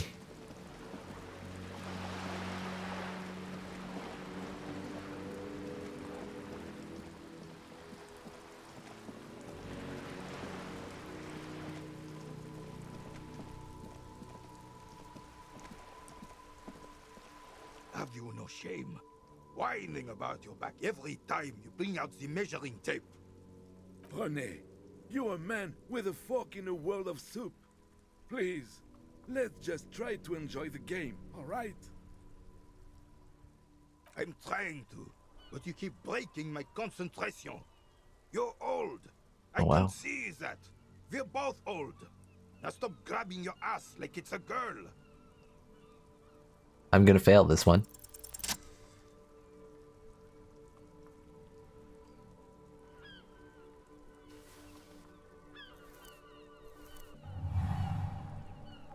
You are immediately surprised by the ball's lack of weight. No matter, you'll make it work. The cold metal Feel the ball ball. is surprisingly smooth against your neck. It has a pattern on it, probably a sponsored ball. Yours would only be covered with bumps of learning and scars of victory. Already, your muscles are adjusting to the weight, the nervous system calibrating, until you and the ball have merged into a single entity. The man ball is ready. Please don't talk about my man balls like that. A chilly breeze ruffles your hair as you stand there, feet firmly planted. All sounds, smells, even the wind, everything fades until the only thing left is the union of man and ball. There is time for a last glance inward. Who am I? No, there is no time for this. We let the ball go. Be the ball. I am the ball.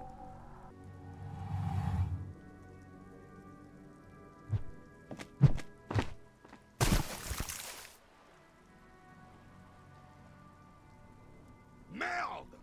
Bordel de merde! I just threw their ball out into the fucking ocean. A whorehouse of shit. It wasn't whorehouse of shit. The shot was at least 23 meters, probably 24, and then some. Nothing to be embarrassed about.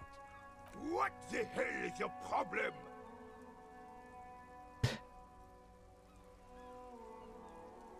Not big triceps, that's for sure. You are a cop. You do not ruin someone's game. It's so goddamn disrespectful. I'm sorry. Realized our game, son. We can't play petanque with 5 bull. You got lots. You got tons there. Oh, petanque. Whatever, petanque, whatever that is. I understand. I thought it was shot, but... Damn well isn't. It's petanque. You ruined a petanque game. We want our bull back. Take it easy, René. This is just a misunderstanding, isn't it, officer? No harm done. Of course there's harm done, you orange slug. You owe us a goddamn bull.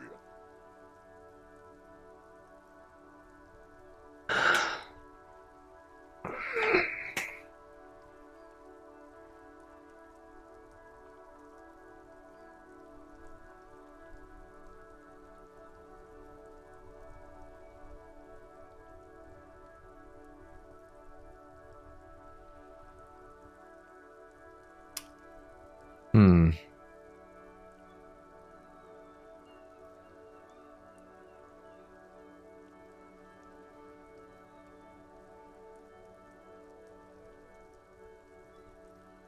I'm a man of empty promises. I'll do this and probably forget about the task, and then you will never get your ball back and I'll be gone. So. Good. Mistakes are forgiven when men at least try to right their wrongs. I believe you will try. Now, why did you approach us? Yes, why did you come here? It's unlikely they know anything about the murder. You know anything about the man hanged in the backyard of the Whirling Rags?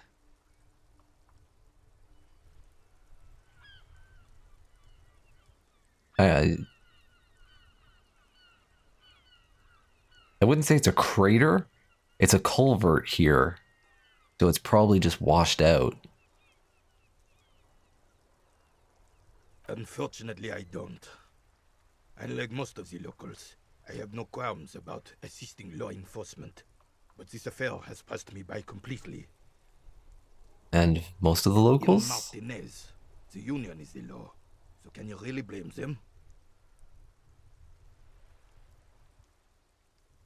But you don't have a problem with cops. Cop is a pejorative term.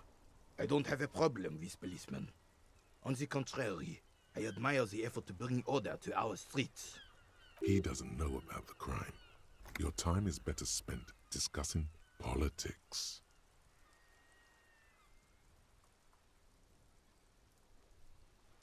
No, I don't care about your policeman, policewoman business. So you don't know anything. If I knew, I would not be afraid to tell you. I simply don't. I'm an old man, not a coward. The daily business of the riffraff no longer concerns me. 'Tis true, sire. He knows nothing. So you seem to be playing in a crater here. Yes. The terrain here provides an interesting variety to a familiar game. Does it have anything to do with all the bullet holes I've seen around? Yes. It was left by heavy artillery fire. Okay. Why is there a culvert here? What? Why is there a culvert here? Because that's what happens when communards hijack your country, execute your supreme leadership, and turn your capital into a slaughterhouse. You use heavy ordnance to clean up your home.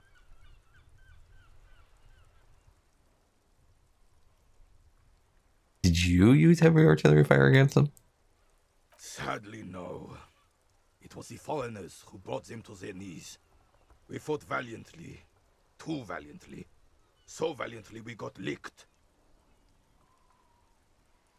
Should have fought dirty, like they did with their suicide sex cult propaganda and mad anarchist women strapped to shrapnel bombs. We didn't though, and we lacked caliber.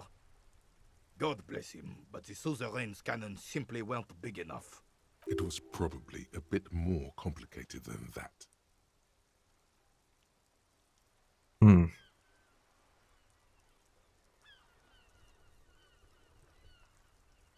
Why should them here in Martinez? This place is a damn beachhead. Had to soften the commies up first. Yes, the military coordinated amphibious landing to take back Revachol. Martinez was used as one of the 3 footholds in Revachol during Operation Deathblow in 08. The other 2 are off in Stella Maris and the Delta.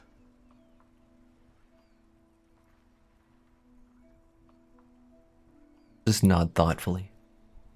This here is Blood Ground, where coalition boots first made landfall and cleaned those rabid dogs out. Most likely, we're playing pétanque on their mangled corpses. Blood Ground. You got old René going there. Like he isn't hungry enough already. So, what is the coalition? Don't get me wrong, officer. I hate those foreign dogs, but the enemy of my enemy and all that. They're the lesser evil. Explains all the war damage. Damn right, son. They laid the fire of hell on the city before they stormed it. And it worked, too. The rest of the city got cleaned up, but Martinez they keep as a monument. And now the Union Socialists are practically running the place. Well, it's your own damn fault. You, we, the coalition, Revachol, whoever you want to blame, never finished the job. Officially, the party never surrendered. Of course they still hold influence. You don't even begin to truly understand the players at the table, let alone the specific circumstances surrounding the... What do you think? Thinking men have opinions on these things. Present one.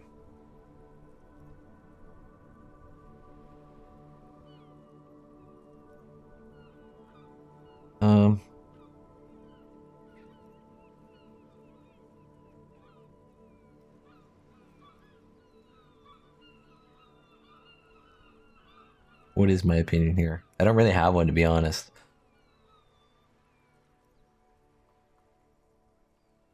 You know, foreign powers cleaned up your mess and now they rule us. Shame.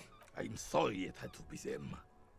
After 8 years of fighting those hyenas, boiling cats for food and drinking piss in the mountains, I would have preferred if the Right Honorable King Guillaume returned through Revachol, or even if that damn clan Frisel had risen from the grave and led us. Sadly, that was not the case. Instead, all that is just, holy, and beautiful in the world was wiped away, and now it's neon signs with toothpaste ads everywhere. Foreign influence peddling garbage and stupid music on the radio. This is just what the commies wanted. This was their plan all along. This is what they wanted to replace the role of the suzerain with. So how does Philippe the third factor into this? Doesn't. That was 100 years ago. Ain't got nothing to do with anything. Well, he bankrupted everything. Who's this Frizzell? He was the king we couldn't protect. The Carabineers failed him, and the crown. He died in the hands of the Hyperlay, in a very public execution. He slouches as he says that. It makes him smaller, admitting they left the king to the mob. You mentioned Guillaume. A true king in both blood and mind led Revachol before Frisel. He would have been better, but the damn commies drove him into exile. Some manner of self-deceit is present in his thinking. Sounds like this Guillaume abandoned him, and he doesn't want to admit it. The suzerain is the king! Has everyone forgotten already? They've forgotten already. I know what a suzerain is. It's no use talking to you. You were still in Daddy's balls when it happened. When we took our last stand against the filth and rode the cavalry straight into gunfire. I get -1 because I threw the bull into the sea. Ah, yes. King Philip III on his steed. A reminder of what Revachol once was. Oh, absolutely. At the mercy of a cocaine-snorting tyrant who emptied the treasury so he could sleep on a bed of gold. A superpower, feared and respected. A testament to what this country can be under the leadership of a true king. Someone who knows how to rule. How should a true king rule? Decisively, without fear of offending the sensibilities of the frail and weak-minded among his subjects. This is something the insurgents never understood.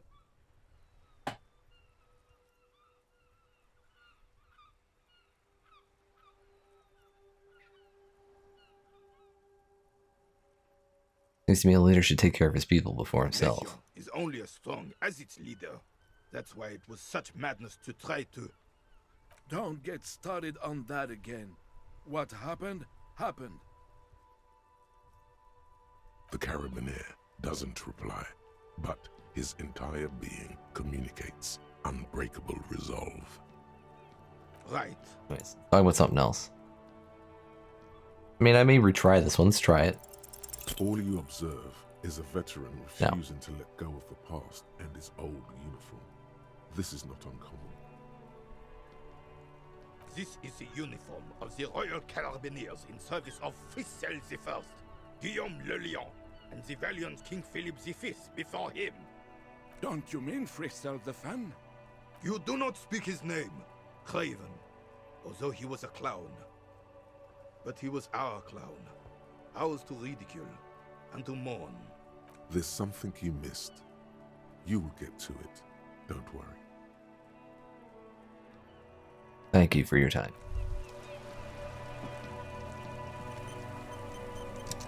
Hey. Psst. Hey. Psst. Hey. You. Yes. Hey. You. Word on the street is you're ready to start building communism again. Wait, how come there's word on the street? Keep saying things like, down with the bourgeoisie, eat the rich, sodomize the landowners, impel all people who have more than 25 real in their pockets, literally murder all What? human beings, regardless of their political beliefs. That kind of stuff. I haven't said anything like that. Okay, not in so many words, but don't deny it. You're about to rip off that mask of social democracy and reveal the monstrous seven-eyed lamb of global communism that will devour and masticate mankind. Everyone can see that. So tell me, do you have any questions before we fire up the big communism builder? Or do we get right down to it?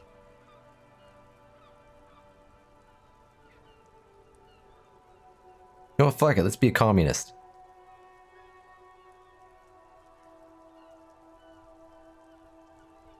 Oh yeah, get the firing squads and the animal wagons ready.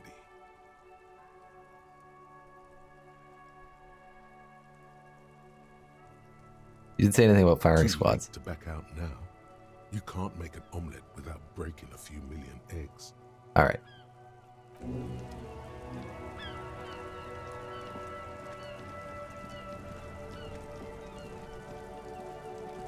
Yeah, it's because of all this socialism that's going on that I have to wear this, my hobo hat. I gotta carry this bag around so I can collect cans. There are clothes inside. Cheap second-hand clothes, smelling of strangers' body odors. Don't be shy. These are premium class clothes. Good quality fabrics, best retro design. Save the economy with your style, officer. Save the economy? That sounds off. Save the economy, what are you talking about? Officer? We've got to be economically conscious. Recycle your cash, keep it in circulation. Don't buy new things. Buy eco. Doesn't make any sense. Look around, officer. You see all these premium goods just sitting there, not getting bought. We've got to keep the flow of goods moving. It does. I had to drive through them when they were in my town. Is this really the economy we want to leave to our children?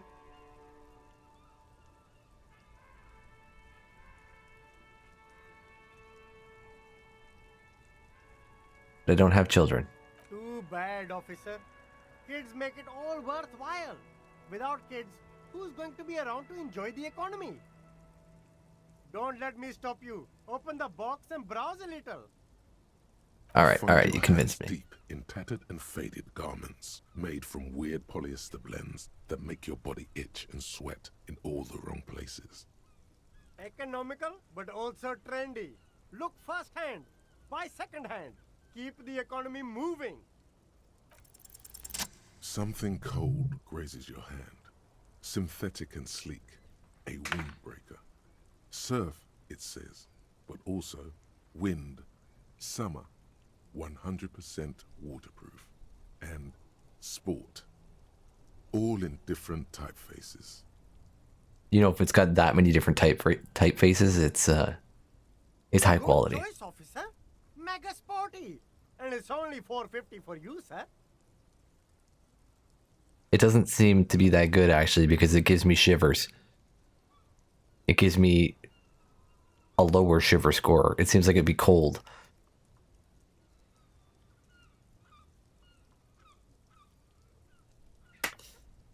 No, I kind of like this blue thing I got going on here. Let's leave for now. What do I got going on here? Oh, Masovian socioeconomics. Ooh, -2 visual calculus.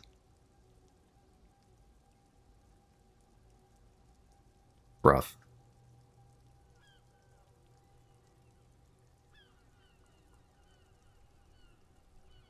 I feel like a higher shiver score would be less cold.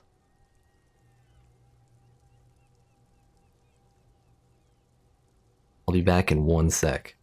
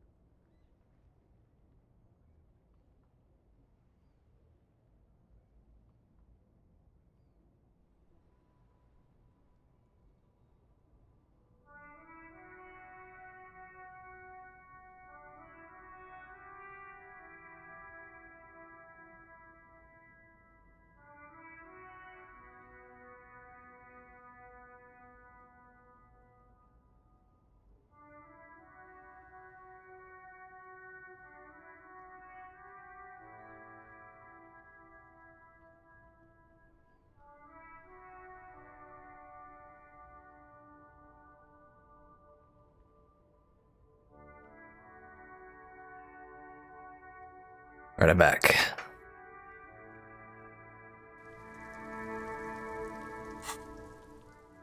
I'm gonna put this the Masovian socioeconomics inside my thought cabinet. Oh, apparently I can't. Oh, I thought these ones were unlocked. Those are the options to unlock. That's 2 hours.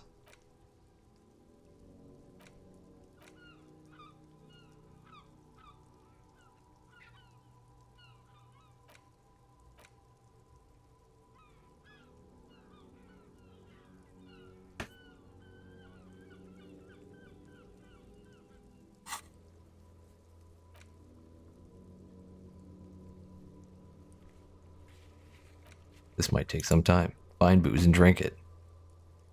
No. Kicking off the booze. Quitting.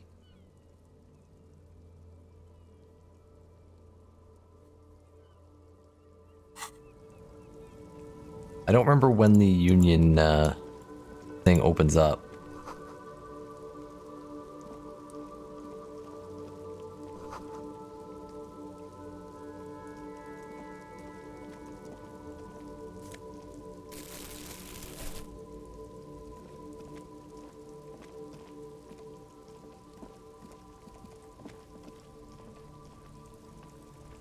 Is the thing on the ground?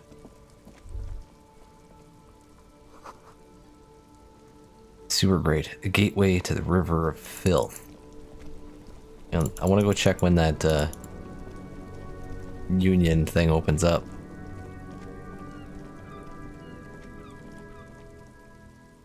I'm not very far away from it right now. I'm gonna have to stop here soon. I just keep going.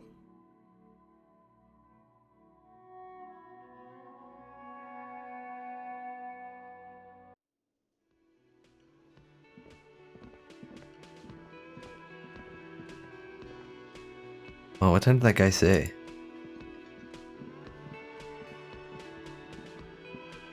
Can I help you? Another thing.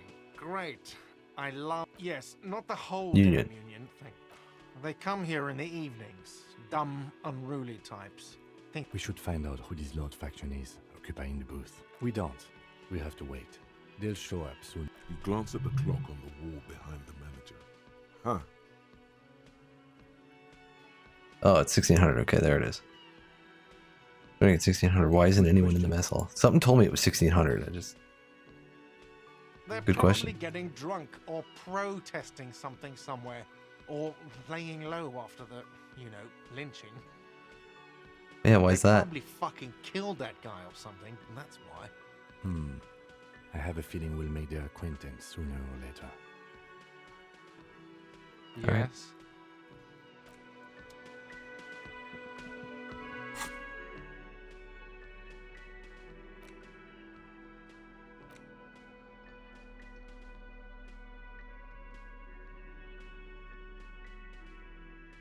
The worn map features the patchwork grid of the streets of Martinez, with directions to appropriately touristy locations.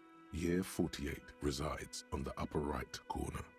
Your finger moves through the various streets, across Rue de Saint-Ghislain and Rue Saint-Sipar, over Saint-Brun and Martinez North, finally coming to a halt on the spot where you are currently standing, although the map gives no such indication itself. For a more detailed view of the map, go to your journal and select the Map tab. Oh, okay. That's convenient. Map. Apparently there's a big egg. A church. Oh yeah, that's what that one was looking at.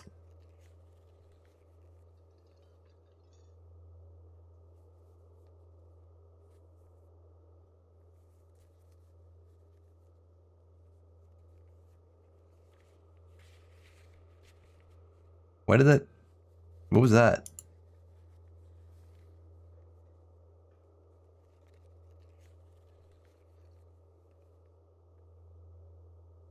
Oh, these are the challenges?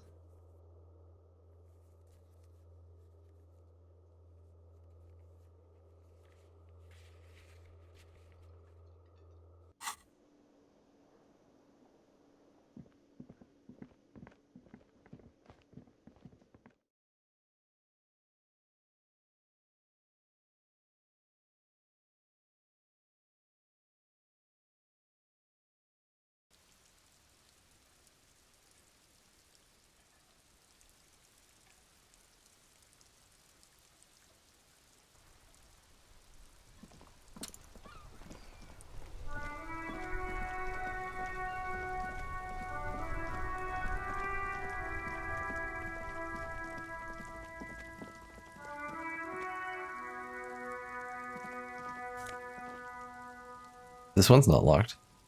Get some electrochemistry. What do my gloves do right now? My gloves do interfacing.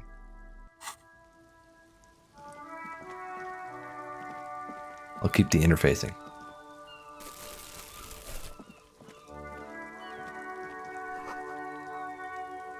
Water lock out of order until Wednesday, 7:15.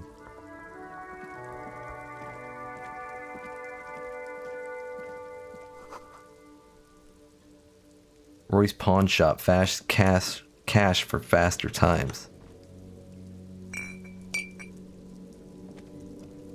Alright. We got some shitty clothes I can sell.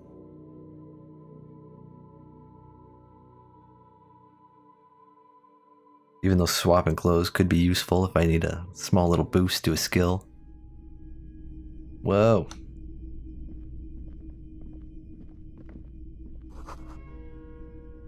Some kind of machine, an antique cash register?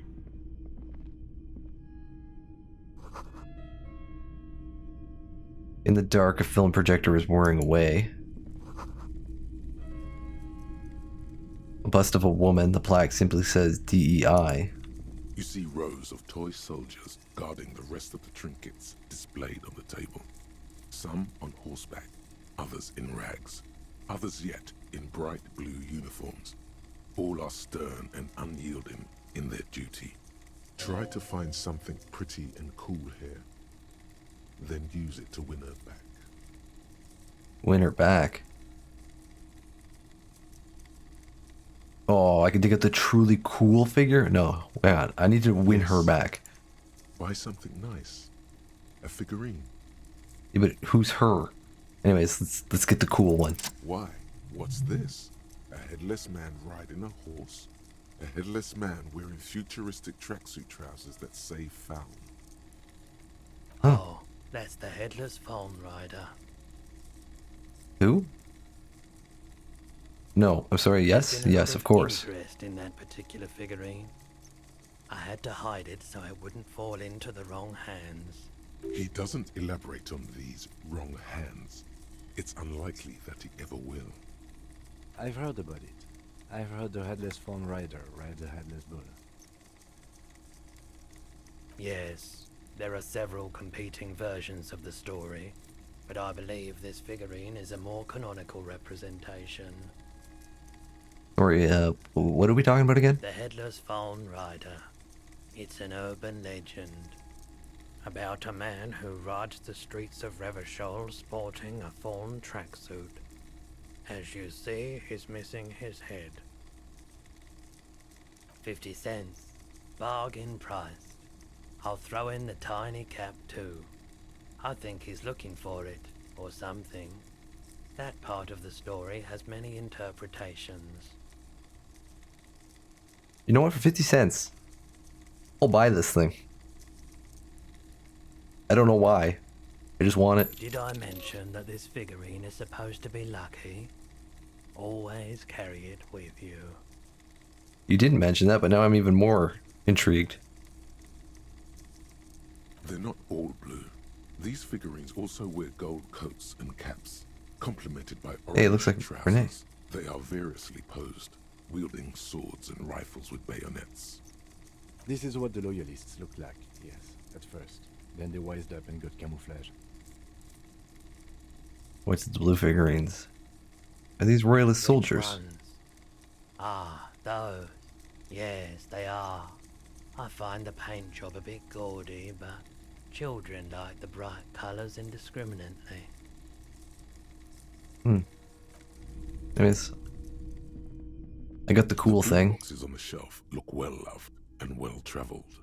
Chipped, dented, they stare at you with the unblinking eyes of their tape reels.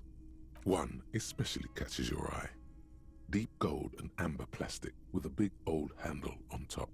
A classic boombox that says Stereo 8 approved. This is you. Golden orange. A sunset suite. Just make sure it works before you buy it.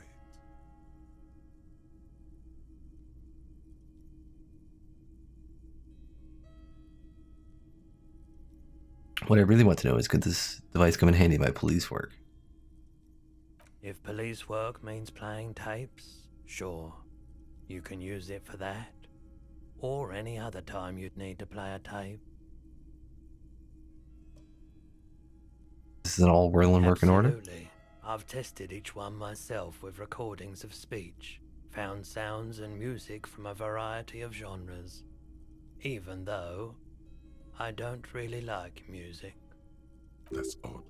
Why doesn't he like music? How can you not like music? The stuff I record myself, silverware shaking in drawers as motor cars race by, nocturnal animals climbing on the roof, airship rotors, that kind of thing. That's so weird. Maybe you should ditch music as well. Get into these more experimental sounds he's describing. No, I don't think I will. Is the Harman Welshie W2, made in Vespa, designed in Seoul, plays all reel-to-reel formats, 2mm, 8mm, 12mm. It's even got a little radio in there. It'll set you back 12 real. I can't afford that. A typical Martinez streetlight sits among assorted floor and table lamps. How much for the streetlight? Real. Holy shit.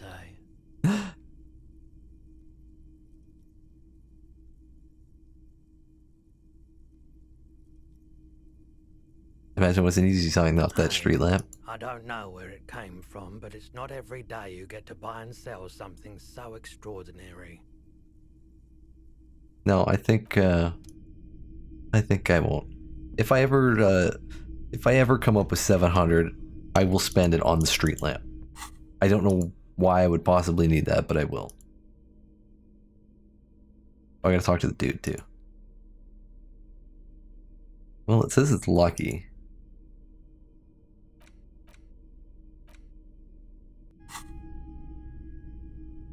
Let me talk to this dude. Can I sell him some shit?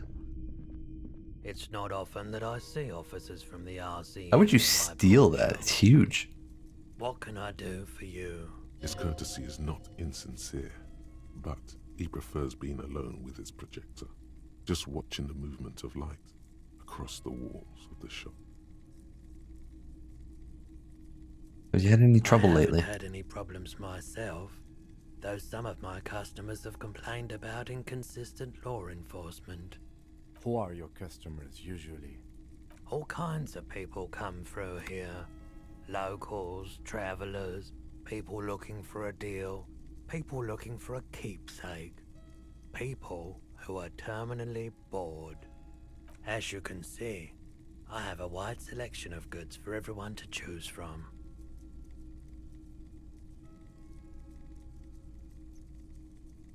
Honestly, I think some of your selections are more tasteful than others. No, I think it's all pretty tasteful. I really like the street lamp. Quite the collection indeed. It keeps me entertained. Ooh. If I put my gloves on, I could have got a better score on this one. I can't swap them. Let me have a look. And there's something I'd like to sell. Anything else? This is my pawn menu. Selling? Oh, I can't sell clothes though?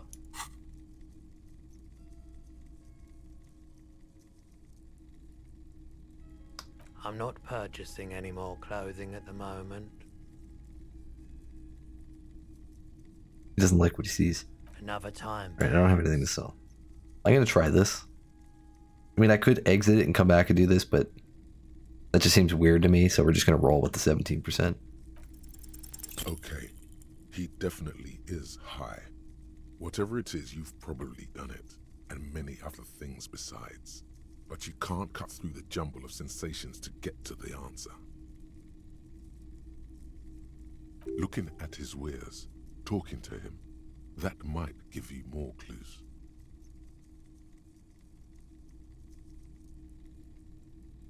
Maybe it was an 8-hour investigation. Do you happen to have any guns? Someone else came here earlier today asking the same question. I promptly sold her the gun you pawned a couple days back. Shit! This is a pawn shop, and it did feel as if you've met before. Oh God. The lieutenant shifts from one foot to another, alert.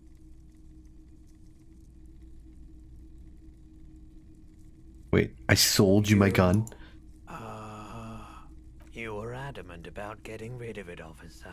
Said you were undeserving of a service weapon of the Revachol Citizens Militia. And I don't like keeping guns around the shop for long. Off the charts photon emissions. The unhealthy kind. Was the buyer a policeman too? She didn't seem like a policeman. Although she kept referring to herself as a pig, which was odd. I found her interest in the gun a bit obsessive, but I was just happy to get rid of it, and of her.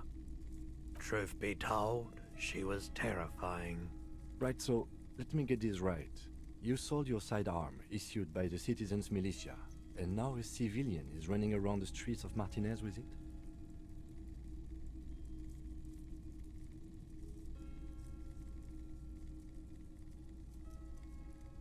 Yeah, I don't like it either. You're right that she could cast aspersions on the force. We have to find her. Any idea where I might find this buyer? I think I know who it is, but... Apologies, officer. but I have no idea where she was coming from or where she went. A needle in a haystack. There is nothing you can do about it now. You'll just have to hope you luck upon her somehow. Yeah, at least I know how I lost my sidearm.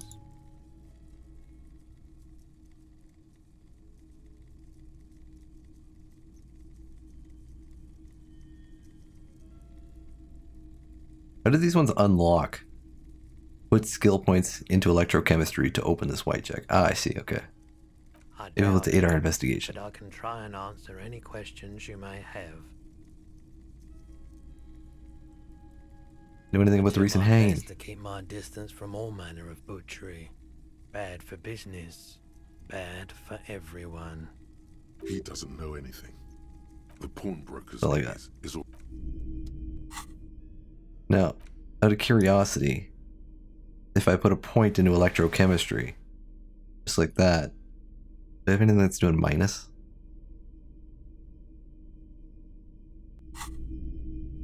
Hello again. How can I help you? No, it has to actually be a skill point.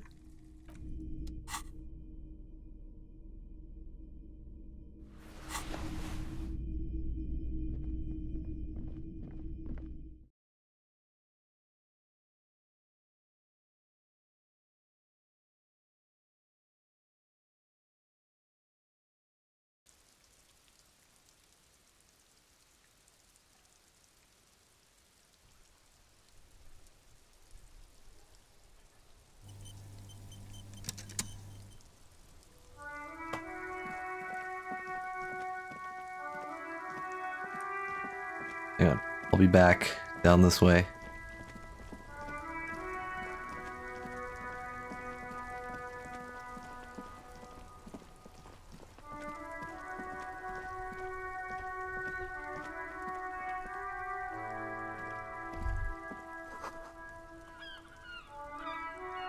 Enormous bulls worthy of a real man, yeah. Looks like it could be caused by an earthquake. Oh, I can sit in the bench. I can contemplate life. Unbeaten wooden planks of the bench do not look overly comforting. We can sit on benches after we've solved the murder. Let's go. You can revisit the bench if you ever need to pass the time when Lieutenant Kitsuragi is gone. Oh.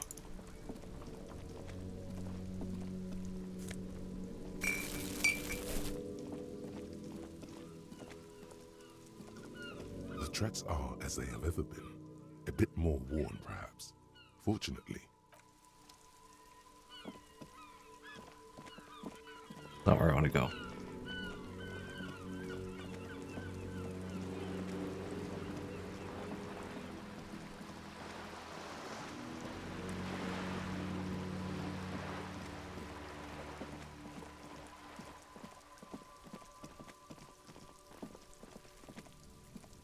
Trying to sneak up on me again?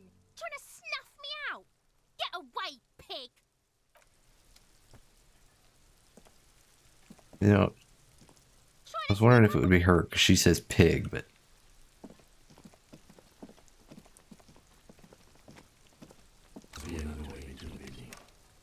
You see a young man on a balcony nursing a cigarette. His eyes have been following you for a while. Not looking for any trouble. I can talk to this guy. Despite the cold, his shirt hangs unbuttoned on his Voice of frame. someone who has something to hide, my liege.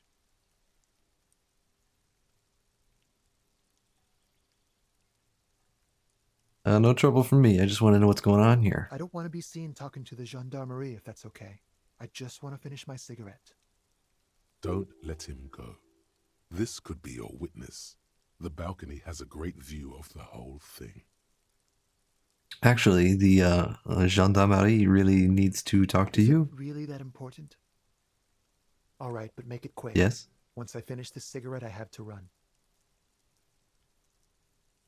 Looks like you've got a good view of the Whirling's backyard. Can you tell me anything about the hanging? I'd even go so far as to say that the view is a little too good, my dear gendarme. Do you have an estimate of when the body will be taken away? We will remove the body as soon as possible. Now tell us, where were you last Sunday? Oh, You already asked me that, didn't you? Wait, is someone else investigating the lynching?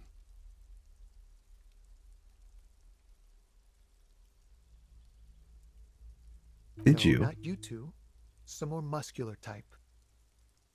Muscular And type, when huh? did you speak to this more muscular gentleman? Last week? I don't know. Look. He looks around the courtyard again. Old patio chairs and dead houseplants litter the scene. He's an actor declaiming a soliloquy. See how you hang on his every word? You didn't answer the question. What were you doing last Sunday? I had a friend over. What kind of friend? It was my Sunday friend. What's your friend's real name? Did he see something? He doesn't reply, gesturing no with his cigarette. In the neighboring windows, you can see faint reflections of his silhouette, all from different angles. Can you tell me your name? My name? My name is Martin Martinez. That sounds fake as hell. It's definitely not his real name. You're not actually called Martin Martinez, are you? No, of course not. Could you please lower your voice? It's silent like the bottom of a well, every sound captured and reflected back. No. Alright, we'll talk later. We won't. Now, if you'll excuse me, I really need to get going. This isn't the place or time for questions. Who knows who might be watching from the distance, hidden behind the curtains? Hey, listen. Just trying to make things okay again. Can we meet again somewhere else? For a moment, the man on the balcony seems almost vulnerable. Something moves in the depths of his feline eyes, compassion and a hint of understanding. I am sorry, but I really don't have the information you're looking for. I passed the 50-50s. It's just the 90% successes that I fail, apparently. But, hold on, what's that? For a split second, his hand lingers, as though gesturing towards a stone placed right next to the front door. It's a sign. Good luck with the investigation.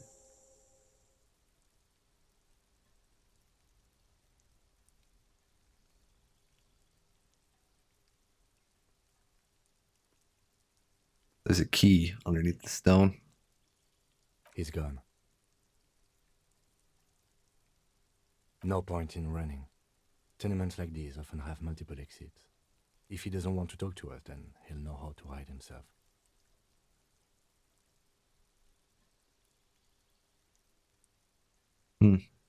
He could just be give a up. witness. Him or his Sunday friend. Either way, we need to look into that muscular type who's asking about our case. He did leave us a sign. Did you see that?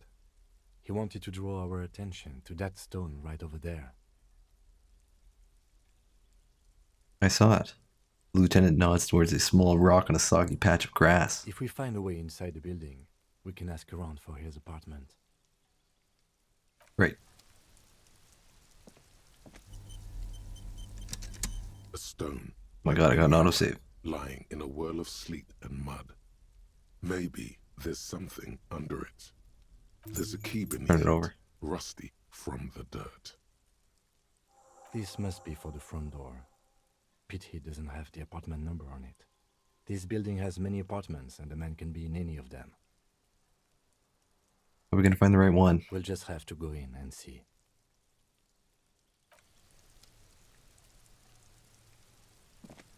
Alright.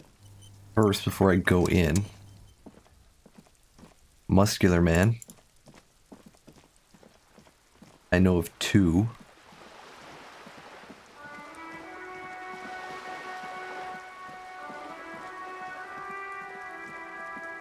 Take but a moment to run over there.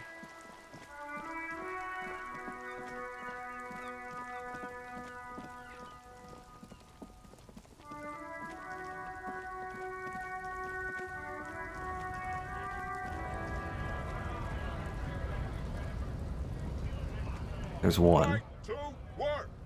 Right to work! Shame on you!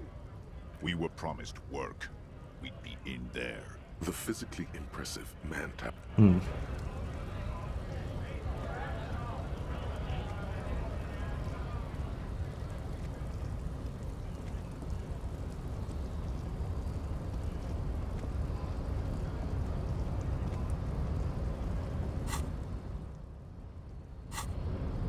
Still going.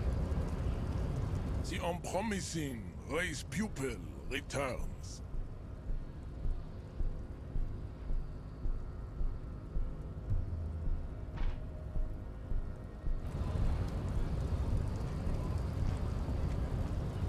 Okay.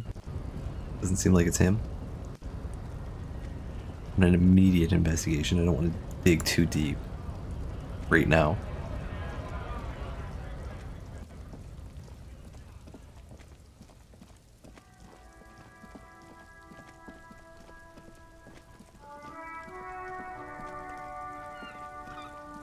You know, we're gonna need some tools here. See a set of steering levers, a radio microphone, a metallic drawer slides out. The pry bar feels nice and cold in your hand, heavier than you'd think.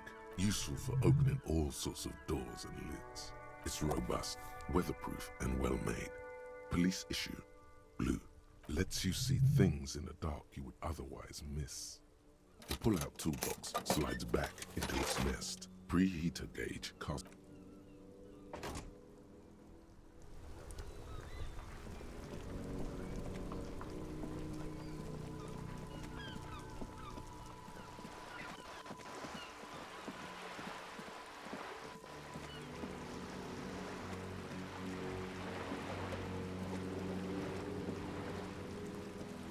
Don't worry, Kim. I'll make sure I don't lose your flashlight.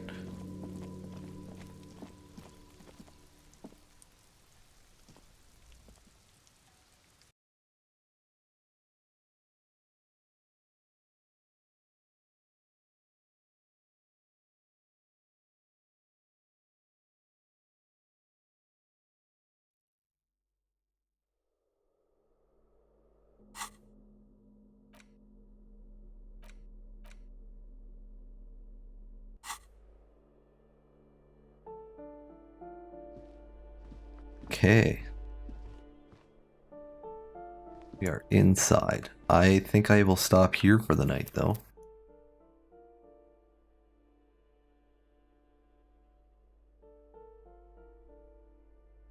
Speaking of emojis, I need ideas for emojis. If you have some that you want, because I can get a lot, so. And I have a few ideas, but not a whole ton. Anyways, actual save.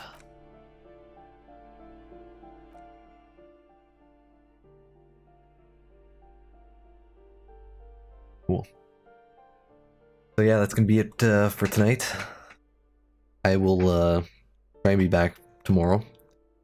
I'm really liking this. I like games where I can just walk around and talk to people. They're so good. Don't have to do anything, just talk. It's awesome. But I'll be back same time as usual. 6:30 p.m. Eastern Standard Time. Until then, thanks for watching. Have a good night.